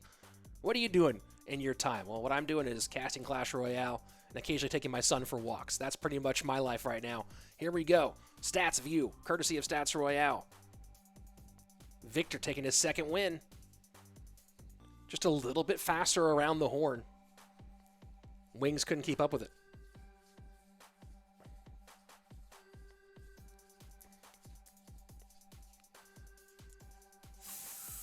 Third game up for Victor here in just a moment against Air Surfer. And it has been sweep day. Absolutely sweep day. Flogen asking, are you overeating? Probably. Definitely having more pizza than I should. Tell you that much. Have not had lunch yet, though. As soon as this thing is over, I am eating some lunch. No Life saying, my life. Wake up, clash, brawl sometimes, drink, eat, sleep, and repeat. Yup, sounds about right. What does the stat fastest rotation mean from Mud Mixa? Fastest rotation means the fastest cycle, how fast you can get the same card back on the board. So what's the 4 lowest cost cards that get you back to the same card to cycle? So for example, Victor right now, looking like he's playing some sort of Hog Cycle deck, maybe. Could be playing Balloon Cycle. Yeah, it's going to be Minor Muskaloon. So Minor Muskaloon, I believe it gets around in 7 is the fastest cycle for this deck. I don't know if he's playing an Ice Spirit in this one. I think he's playing Ice Golem, right? So, yeah, so you see 2 Elixir for the Snowball, 2 for the Log, 1 for the Skeletons. I believe that there's Bats in this deck. So he gets 7 cards to get around to another Miner, get around to another Balloon, whatever it might be. Mr. Maddox has made some kimchi fried rice super bomb. Guys, I'm going to give a little a free plug here. If you're ever in Austin, Texas, there's a restaurant/food truck called Cilantro that does Korean-Mexican fusion. The kimchi fry burrito is so good, I'm pretty sure the devil invented it. So if you're ever in Austin, Texas, Cilantro, the kimchi fry burrito, it's worth really basing your whole day around it. Air Surfer, of course, is long-standing, one of the best in the business. Definitely one of the best players in online history. Overall, his CRL play lifetime win rate of 40%. So, but you take a look at his online competitive play and his win rate skyrockets up. This is a guy who, if he can ever put it all together, will become super crazy dominant in CRL and might get a strong benefit from this season being offline or online. 3-time global tournament #1 Moreno Cup winner from Moreno Cup 6 back in 2019. Air Surfer spent 1 season with TSM, 2 with Complexity, and now here with Team Purple, whoever they might be. Air Surfer playing this fast cycle graveyard deck. Victor, Minor Muskaloon. Oh yes, and Air Surfer's save for Team USA in No Tilt Worlds was amazing. I did a video on that one. If you're on my YouTube, subscribe on YouTube. Did a video on Inside the Play, I think it's Inside the Play #6, about what Air Surfer did at No Tilt Worlds, the great come from behind win.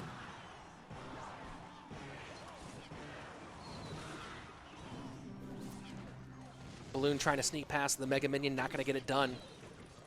Meyer to the left-hand side, right to the Goblin Hut. Picked up by the Skeletons. Air Surfer with a solid lead as we enter the final minute 30 of gameplay.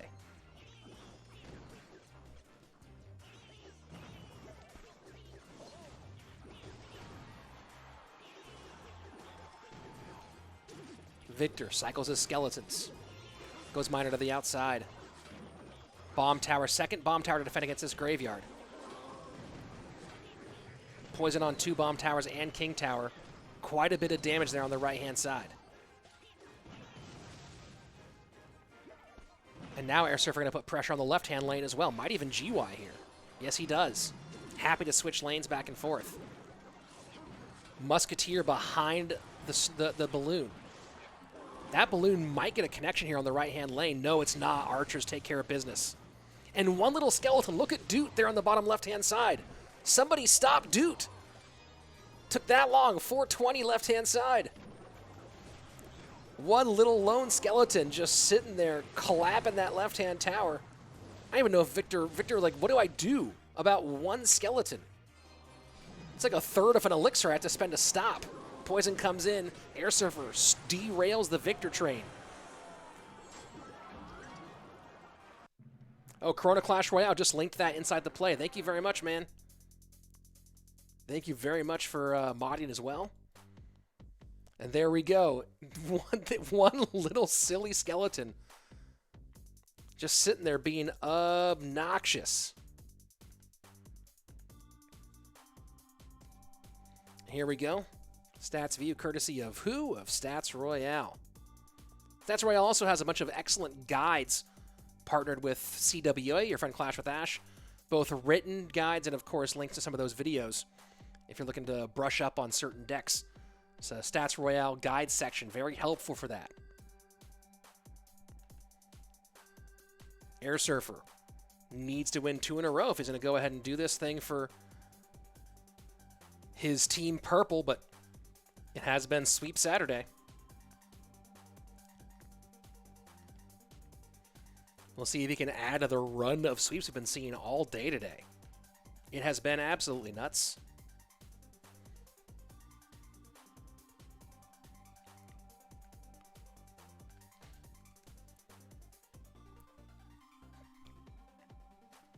And here we go. Game number 4. Cody, go.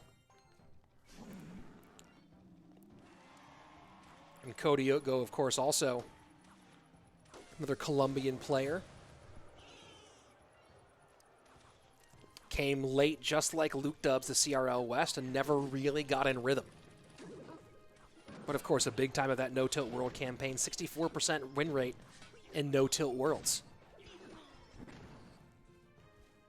Got second in CRL Latin America with Cream, that people really thought Cream was going to go to World Finals. Instead, Vivo Keed and Javi Catorze came and shocked the world.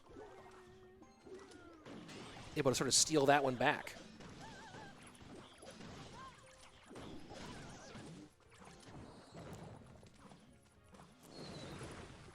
Air Server had a solid matchup in the last one. This time we've seen something similar to this already today.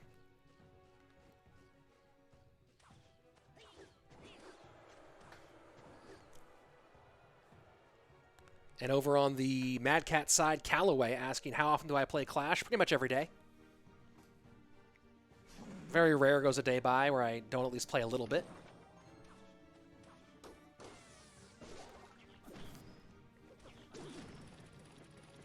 Miner to the left-hand side.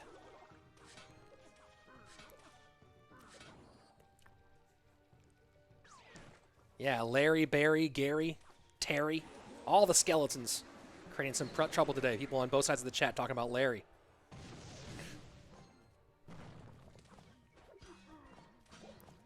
So this is interesting. We've already seen Hog struggle against this deck today. So hard to break through with the Snowball, the Mega Knight, and the Hunter. Don't know the exact numbers on this matchup, but definitely feels like Air Surfer has it.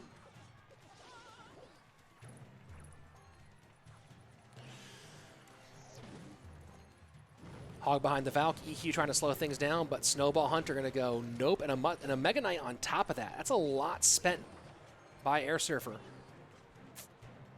Codigo has plenty of Elixir as well. And Codigo can get back around. There you go, Hog Rider again, and this time, man, already back to a Hunter. Does get one shot from the Hog Rider, though. But that was a lot of expenditure and a lot of counters to Hog spent on one defense by Air Surfer.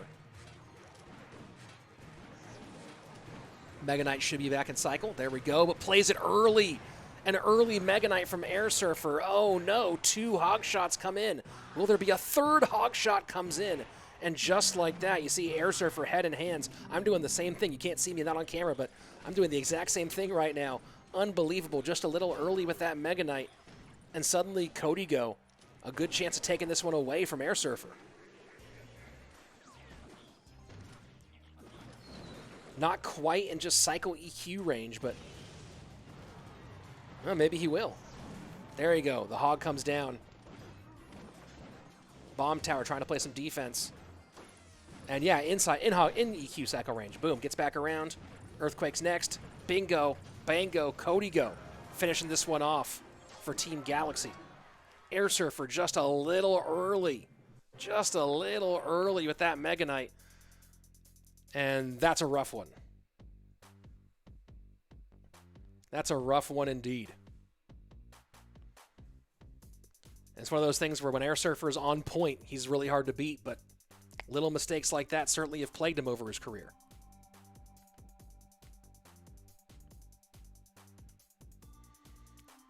Oof.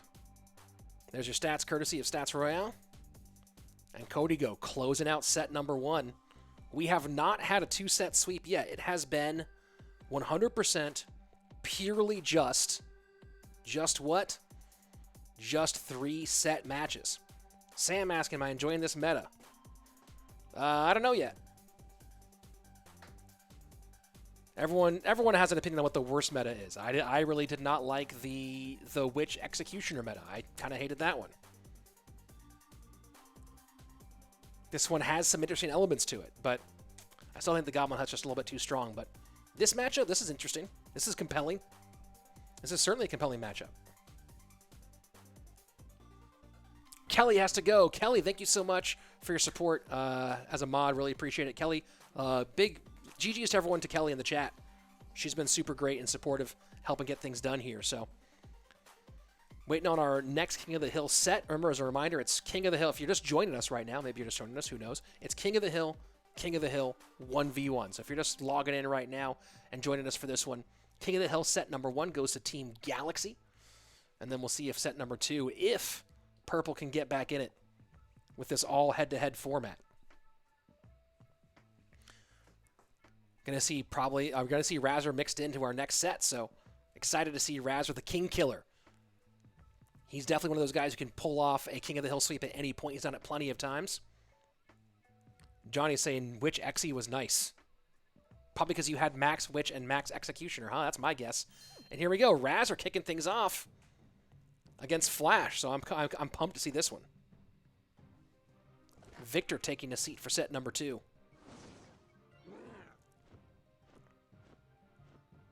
So Razor, Air Surfer, and Wings.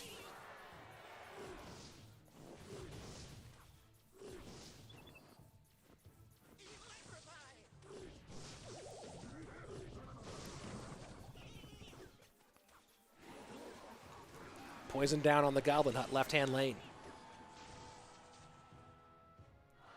So Flash with... We haven't seen a ton of Bandit today. We've seen some Bandit. 2 cards that pretty much were all over the place for a long time, Bandit and Ewiz. Both have taken a slight back seat. They are not quite as popular as they once were, especially the Ewiz.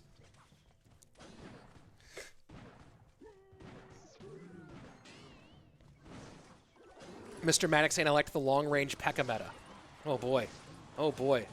Well, you're one person who liked that. Royal Hog's right-hand lane for Flash. Razor, the King Killer, was on the Team USA roster for No Tilt Worlds, didn't make an appearance. Of course, you see Razor still in the Complexity jersey, spent many seasons with Complexity. But of course, Complexity Esports no longer in the mix. Might Razor be playing with his future team right now? Who knows? But Razor, definitely one of those guys who is more than capable of rattling off King of the Hill victories. Plenty of sweeps in that man's career.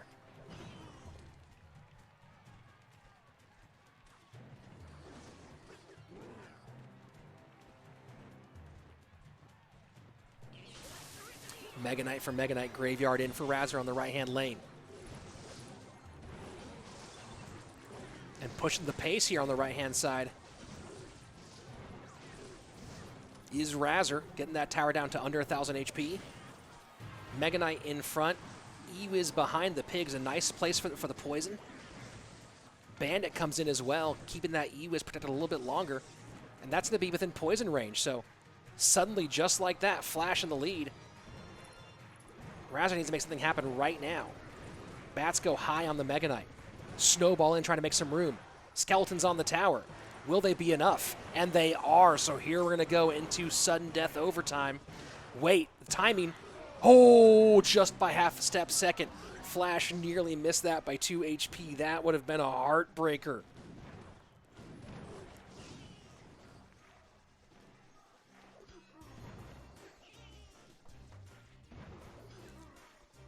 So here we go, left-hand side battle. Flash has taken some big swings. Has a lot of graveyard counters, has the bats, has the Ewiz, has the poison, has the barb barrel. You got to imagine Flash has a bit of an advantage here.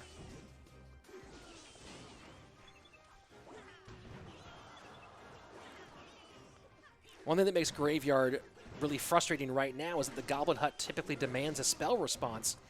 Otherwise, you start building up a whole bunch of Spear Goblins like you're seeing. And that does stretch you thin when it comes to the poison against Graveyard.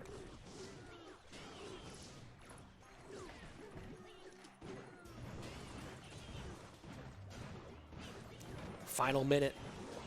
Look at that, yeah, poison has to come high to deal with the Musketeer, but now you're going to have one fully healthy hut and a second one about to give its extra 3. Barb Barrel wipes out the behind.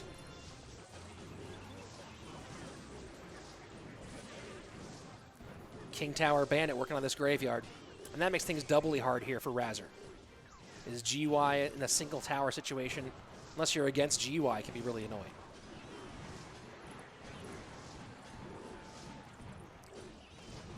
Mega Knight fairly healthy, Baby Dragon as well. Mega Knight tanking. Nothing in the pocket, though, to deal with the King Tower. Snowball in, trying to make a little bit more room. Royal Hogs go the opposite direction. Skeletons do get on tower, 1187. Hogs on tower, opposite direction. Oh my word, Muskie in the pocket. Razor getting it done. Muskie in the pocket. Hey, yo.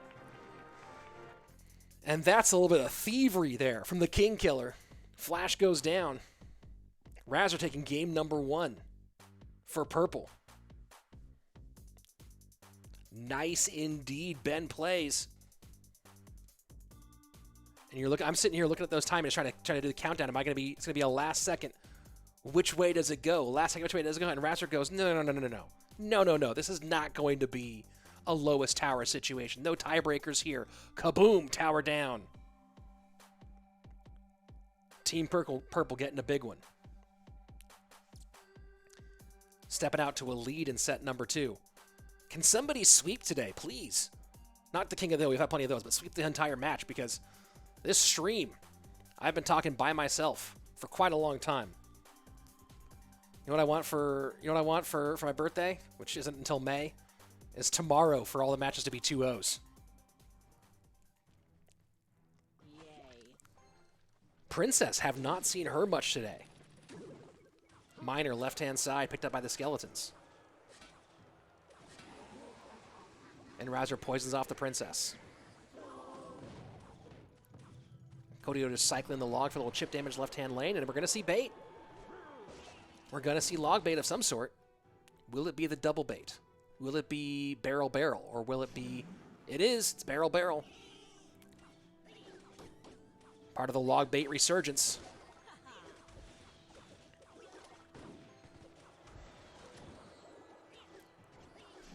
So it's Miner, MK, Skelly barrel for Razor, barrel bait for Kodyo.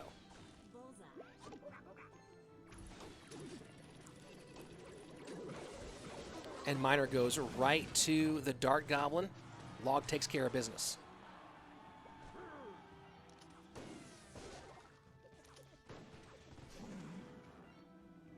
And now Razor putting the pressure on. Both players very low on Elixir. Razor reading that, trying to get on tower here. Not able to get much done.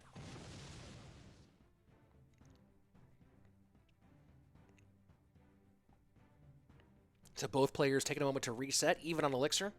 Fairly even on damage, not much separating these two, less than 100 HP.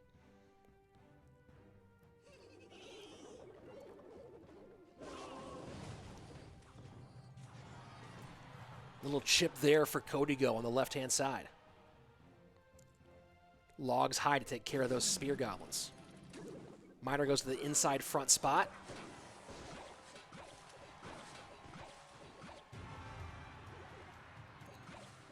It's going to be curious to see how Razor deals with... We've seen how he's planning to deal with the skeleton barrel with the hunter. And that's been a good response over and over again. How does he choose to deal with the goblin barrel on the back end of that? Good poison value there for Razor. Kodyo now going with both. And he goes... No, does go for the full split. Snowball. So that's the plan here for Razor. Hunter to the skeleton barrel, snowball. Sometimes it needs a little bit of help there, though, against the goblin barrel.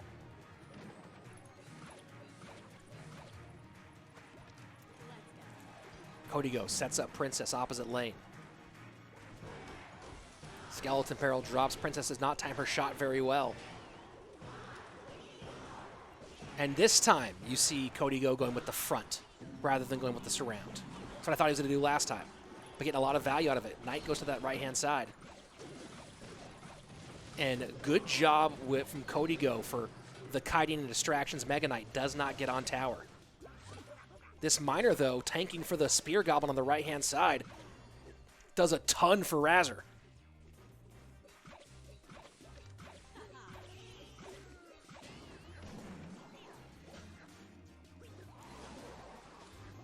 Razor poisons off the Princess left-hand side. Mega Knight tanking right now. Miner goes to the back. Mega Knight taking for everything. Dark Goblin going to work on that Miner, but not until a lot of damage gets done. Mega Knight does not get the leap off, though. 696 right-hand side. And now Kodyo. Look at that. Goes to the back this time rather than the front. With that Goblin barrel. Making things very, very close. Dark Goblin trying to chip away at that Mega Knight. Miner goes to the back, to the front this time. Kodyo goes to the back for the pickup, does not get it. High Knight keeping the Mega Knight away from tower. Supported there with some death damage from the bomb tower. And now inside with the Goblin barrel. Couldn't read that a mile away. Razor, though, not able to pick it up. Miner goes inside to where the bomb towers hit. Bomb tower picks it up. But Poison and Bats trying to do more on tower. 316, 289, 262.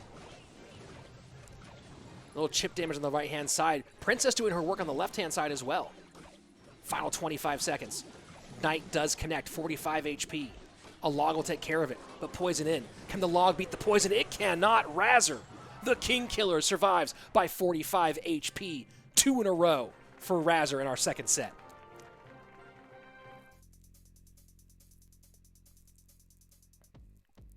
Wow. Just wondering there if that log would be able to beat out the Poison. Couldn't do it.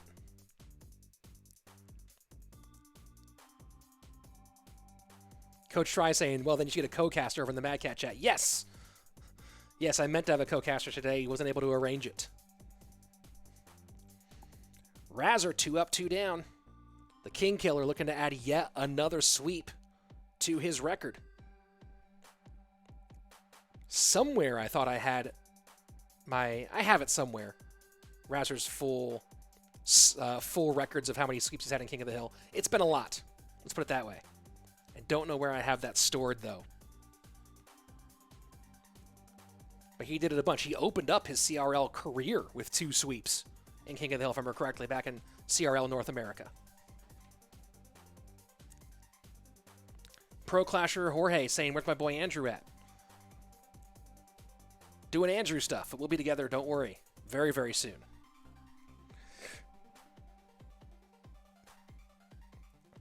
So game number 3 of this set coming up soon. Razor with a chance for, you guessed it, a sweep.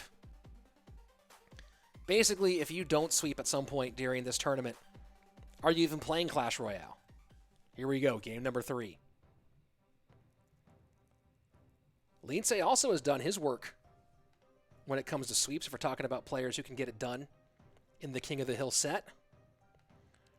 In the opening of Clash Royale League that spring season, Lindsay was a big part of carrying his squad before the arrival of Cody Go and Luke Dubs. Spent 2 seasons with Cream Esports and CRL West. Before that with Sandstorm.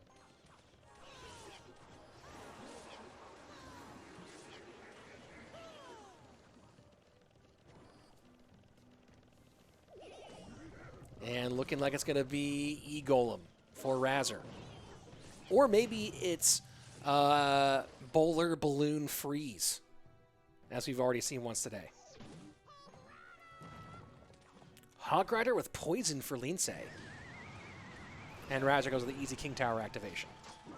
But you're down under 1,500 HP, not the end of the world at this point. Lindsay running Hog Rider, Poison, Cannon Cart. Was this meant to be a graveyard deck and he just accidentally put Hog Rider in?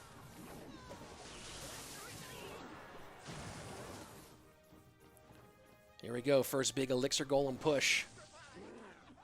Battle Healer, E-Drag, Baby Dragon. Mega Knight comes down. Wants to get that Battle Healer off the board somehow. And eats a pile of damage because Battle Healers just won't die. Die, Battle Healer, die! EQ comes in, and that's going to be tower down here on the right-hand side. Razor looking like it's going to be a clean 1, 2, 3.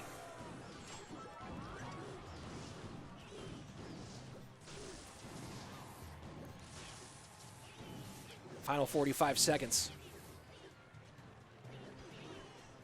And Lindsay, really not much you can do here. NATO, Goblin Hut, how do you break through against that with this Hog Rider? Got to make a big pile of something.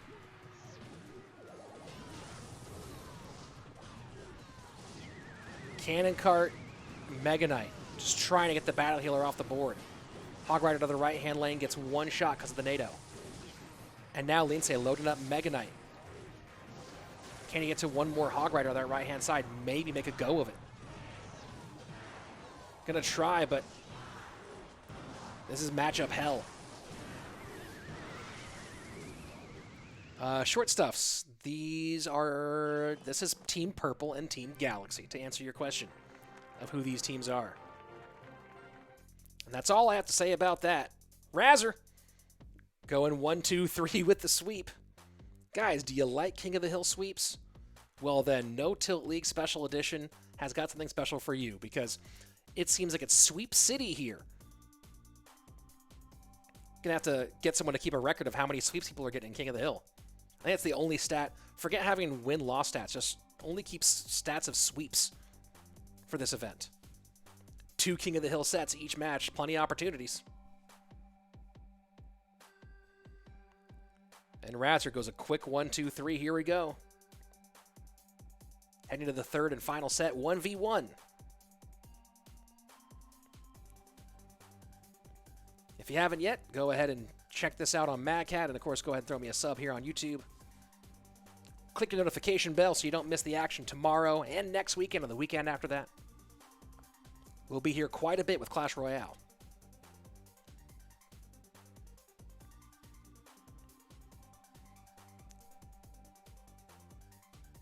And let's see, predictions on this last matchup. Is this like CROS? Uriel Rubio. This is a different format for the league. A lot of the teams that you see here will be competing in CRL West, which will start in mid to late May. This is a separate league, but a lot of the same players, a lot of the same teams. But the format here is King of the Hill 1v1 for best of 3 sets.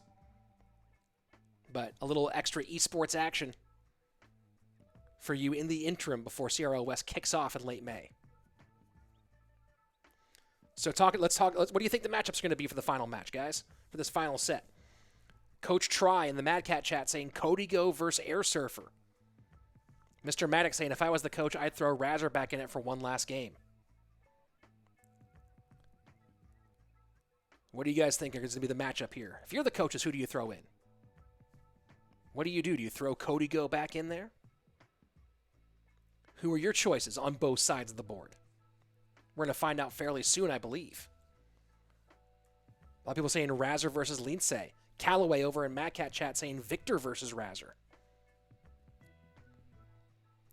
I don't know if Coach Try asking if they give the final set before or at the end. I don't know if they give it before. I think they give it at the end. I don't think they submit that roster out the gate. Mattia saying Cody Go versus Razzer. Mud Mixa saying Victor. Razzer and Victor. Well, here we go. Cody Go, Air Surfer. Coach Try, you're the big winner. So here we go. Best of 3. Cody Go versus Air Surfer to decide the match.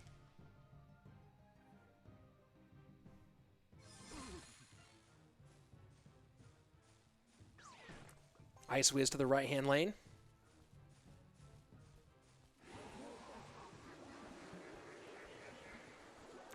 Poison to the Muskie.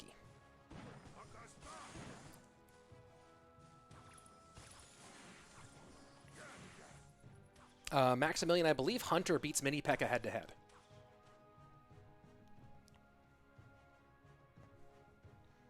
And it's going to be Graveyard for Air Surfer against Cody Go running a Hog Cycle deck. Trifecta. Hog, Musketeer, Valkyrie. Classic for Hog Rider. Of course, Snowball, a little more recent. But if you want to go old school Clash Royale, Hog Rider, Musketeer, Valk Trifecta. That's been around for a while.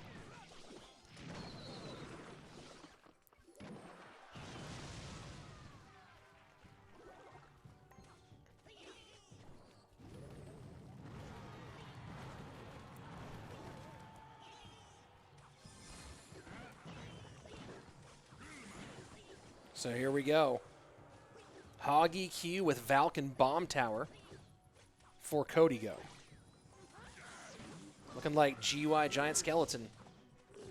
Seen a bit of that today.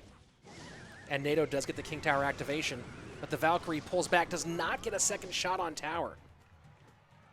Thought that would get one more swing on that right-hand side, does not get it.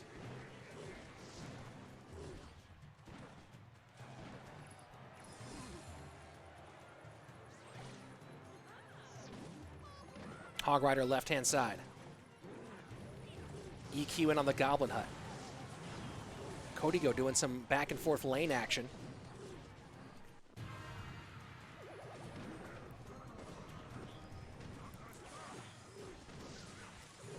This is almost assuredly Graveyard, guys. This looks like it's going to be a... If it's not Graveyard, that'd be kind of shocking.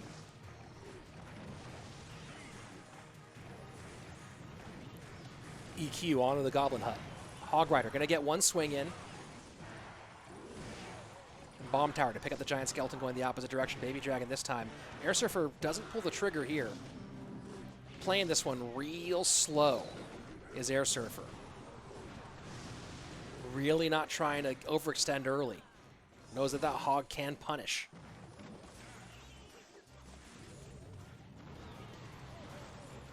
And has not had a chance really to put together a decent counter push yet. Does have a little extra elixir on the board now, though. And decides to load up in this left-hand lane into the Hog. But Codigo can easily switch lanes, as you see here. And lets the Valk Bats take care of business first, and then goes Hog behind. Giant Skeleton blocking, though. What a nasty block. Hog Rider still gets through and gets 2 shots. 934 right-hand side. Musketeer putting some work on the left-hand side. Finally, Graveyard does come down for Air Surfer. But Bomb Tower, Valk. A lot of ways to defend here. Triple Elixir, so how aggressive will Air Surfer get? Threatens left-hand lane, but doesn't go for it.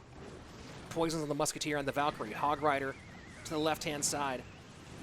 NATO's it back. Giant Skeleton. This might be the push here for Air Surfer left-hand side. Nope, going to load up on the right-hand lane, even though that's the weak lane, goes with the Baby Dragon on the right-hand side. Valk to pick up. Going to NATO that Hog to the middle, I believe. NATO's it, no, in front of the Giant Skeleton for some Giant Skeleton blockage. Hog Rider still gets a shot, but here comes the Graveyard. Giant Skeleton, 2 Baby Dragons. Valkyrie traps the Giant Skeleton high. But Air Surfer goes GY Poison and nothing really directly to pick that up. Musketeer working on it. But that's quite a lot of damage.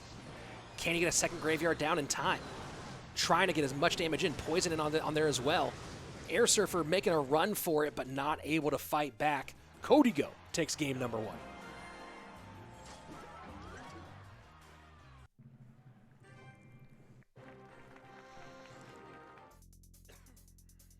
Hey, Wetman joining in on the Mad Cat side. What's up, Wetman?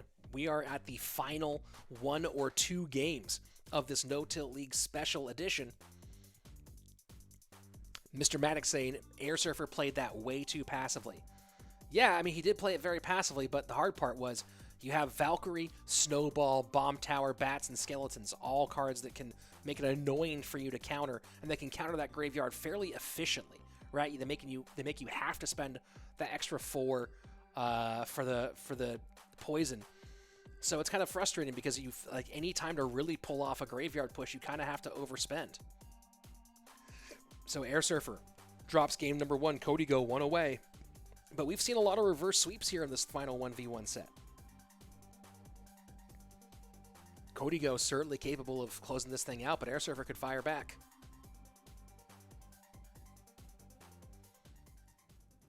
Yeah, the fast cycle of Codigo was just a little bit frustrating for him.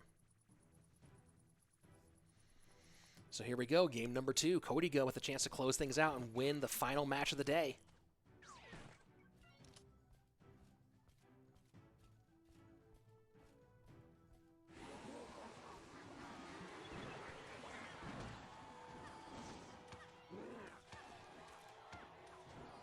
And that's a lot of damage early for the Colombian player from Team Galaxy.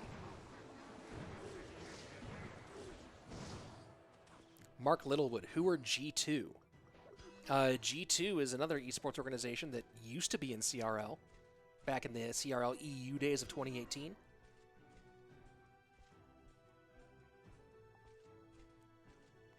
Mega Knight for Mega Knight. Hogs go opposite lane, Mega Knight out of cycle, but Hut picks him up pretty easily. Piggy's trying to eat up. and a couple will escape to get a little bit of damage on both sides. Air Surfer with a lot on the board. And you see Codigo had to play the Bandit pretty high there. Couldn't use it to counter the way he would have liked to. I mean, still worked out against the Mega Knight, but couldn't play at the middle and get the dash counter because of the Goblins going left-hand side. If you don't know, a Bandit can fully counter a healthy Mega Knight all on its own with the correct placing and timing and placement. You can get the dash on it and interrupt with no damage and take out a Mega Knight with a Bandit. Nice little positive 4 elixir trade.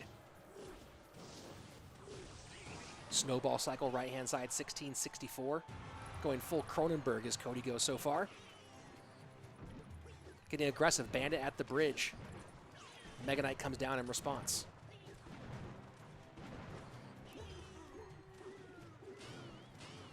And that worked out very nicely for Codigo, the timing, not letting the leap of Air Surfer's Mega Knight get onto his. And now to get a little more value here, taking out the Musketeer. Royal Hogs trying to make their run. Second Goblin Hut down from Air Surfer. Won't get a King Tower activation out of it, but will play good enough defense. And now it's Air Surfer going the opposite direction. Might he pull the trigger on Graveyard here? Yes, he does. And again, the Mega Knight leap works out better for Codigo than it does for Air Surfer. Defensive poison on the Graveyard, but with that, Air Surfer does take the lead. Flying Machine left-hand side doesn't quite steal it back.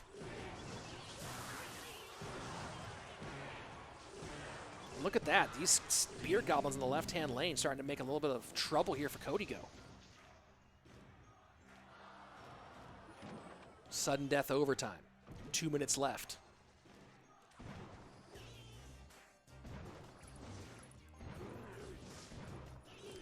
Bats do a little bit of tanking there for the Flying Machine. And Codigo keeps putting that Bandit right there at the bridge. Maybe he wants to force out the Mega Knight early. Poison down defensively against the Graveyard.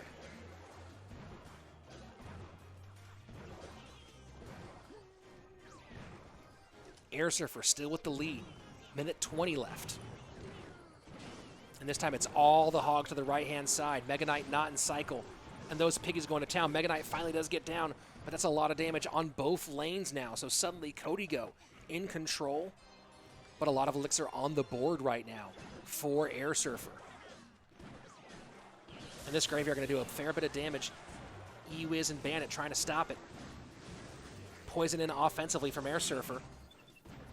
Bandit going to chase. Now poison in offensively from Codigo.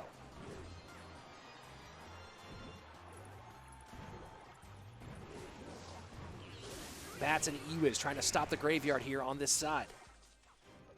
Want to keep it away, but that's poison range. So basically Codigo has to win here or it's GG. He goes all into the opposite lane, gets picked up, snowball in, poison down. Air Surfer takes the win, makes it 1-1. And this is what has been happening the entire day. We have not had any easy outs, any easy matches. So of course, we come down to the final game.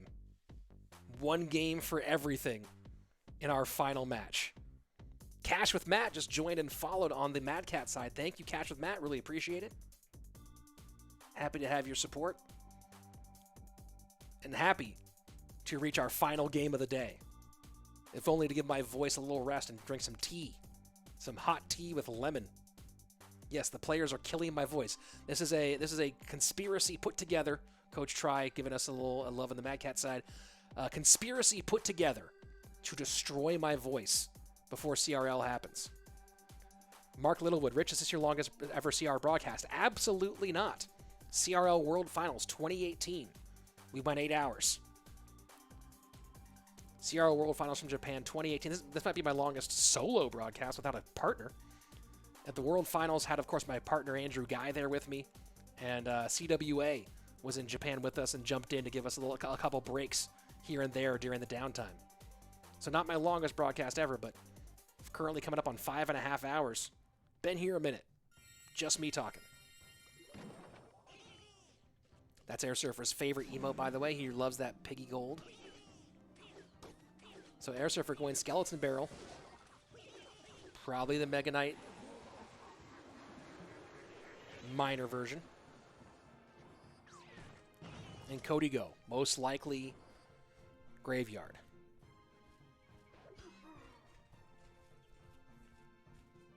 Here you go, Mega Knight down for Air Surfer.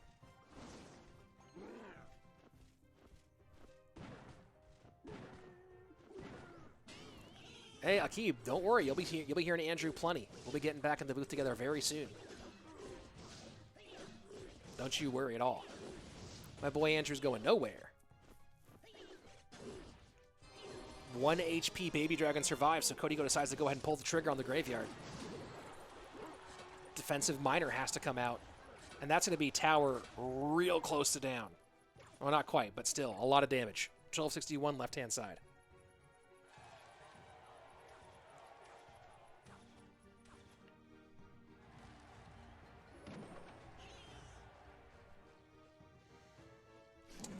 So it is Musky Graveyard for Cody Go, and it is the... This has been like the meta Skelly Barrel deck, it seems.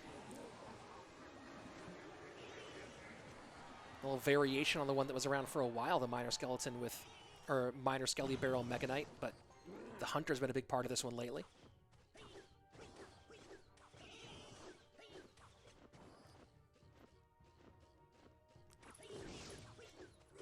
Here we go. Entering double elixir time. And it's Air Server putting us a little bit of pressure on the opposite side. Not a heavy pressure, just a little bit of pressure. Trying to take some pressure off of his weak tower. Skeleton Barrel hide and tank against that Musketeer. This is tough, though.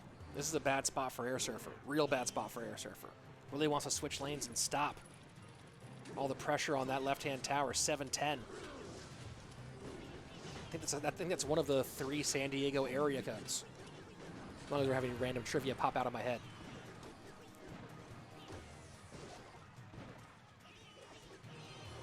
Graveyard down. This Graveyard's going to tank for the Musketeer now. So Mega Knight has to come high on the Muskie. Graveyard and Poison in. Snowball out from Air Surfer. 2 poisons away is Cody Go. And does not get the King Tower activation. Musketeer survives. Miner into the outside. Spear Goblins behind. Snowball in. Cody Go trying to do something. Or sorry, Air Surfer trying to do something on the right-hand lane.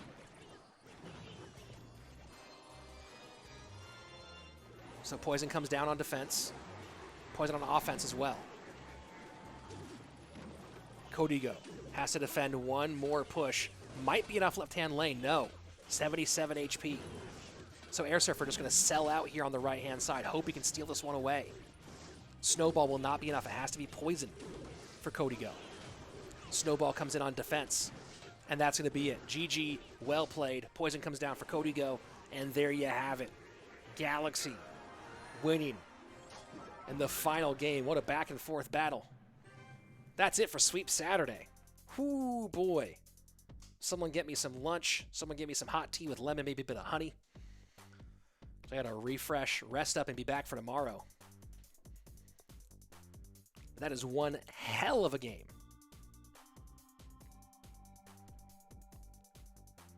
GG's to everybody in the stream. Thank you, Clash Royale Esports. Thank you, Joshua, for the $1. I appreciate it. I will spend that on one part of a pizza. So there's your standings so far for the day. One day through, just the winners and losers. Set differential, as you can see, only 1, because no one got the sweep today at all.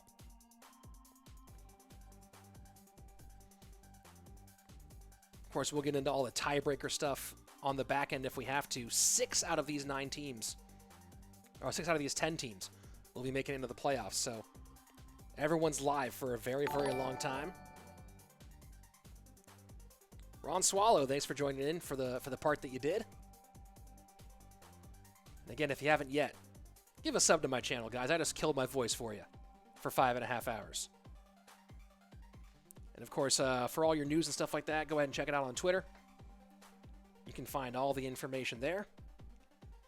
both on esports offerings for pro and semi-pro, and even some offerings that you can get in the mix if you want to try your hand at competitive Clash Royale. And there, of course, there's the Mad Cat link if you want to go try out watching this on Mad Cat next time around. Hi, are you tired? I'm a little tired, but guess what? We're back tomorrow. What time? 10 a.m. Pacific time. That's 1 p.m. in the East. And I think that's like 6 p.m. or I think that's 7 p.m. in Central European time. Or Central European Standard. Whatever Central European, whether it's CEST or CET right now. I think that's 7 p.m. in Europe. I could be wrong, but I think that's the case. So you let me know if you know better about all that time. Joshua saying, take care, tomorrow. Hope you find a license plate. Yes, if you are in Van Nuys and you see my license plate somewhere, please bring it back because someone stole it. We'll see you mañana right back here with more No Tilt League Special Edition. Have a good one.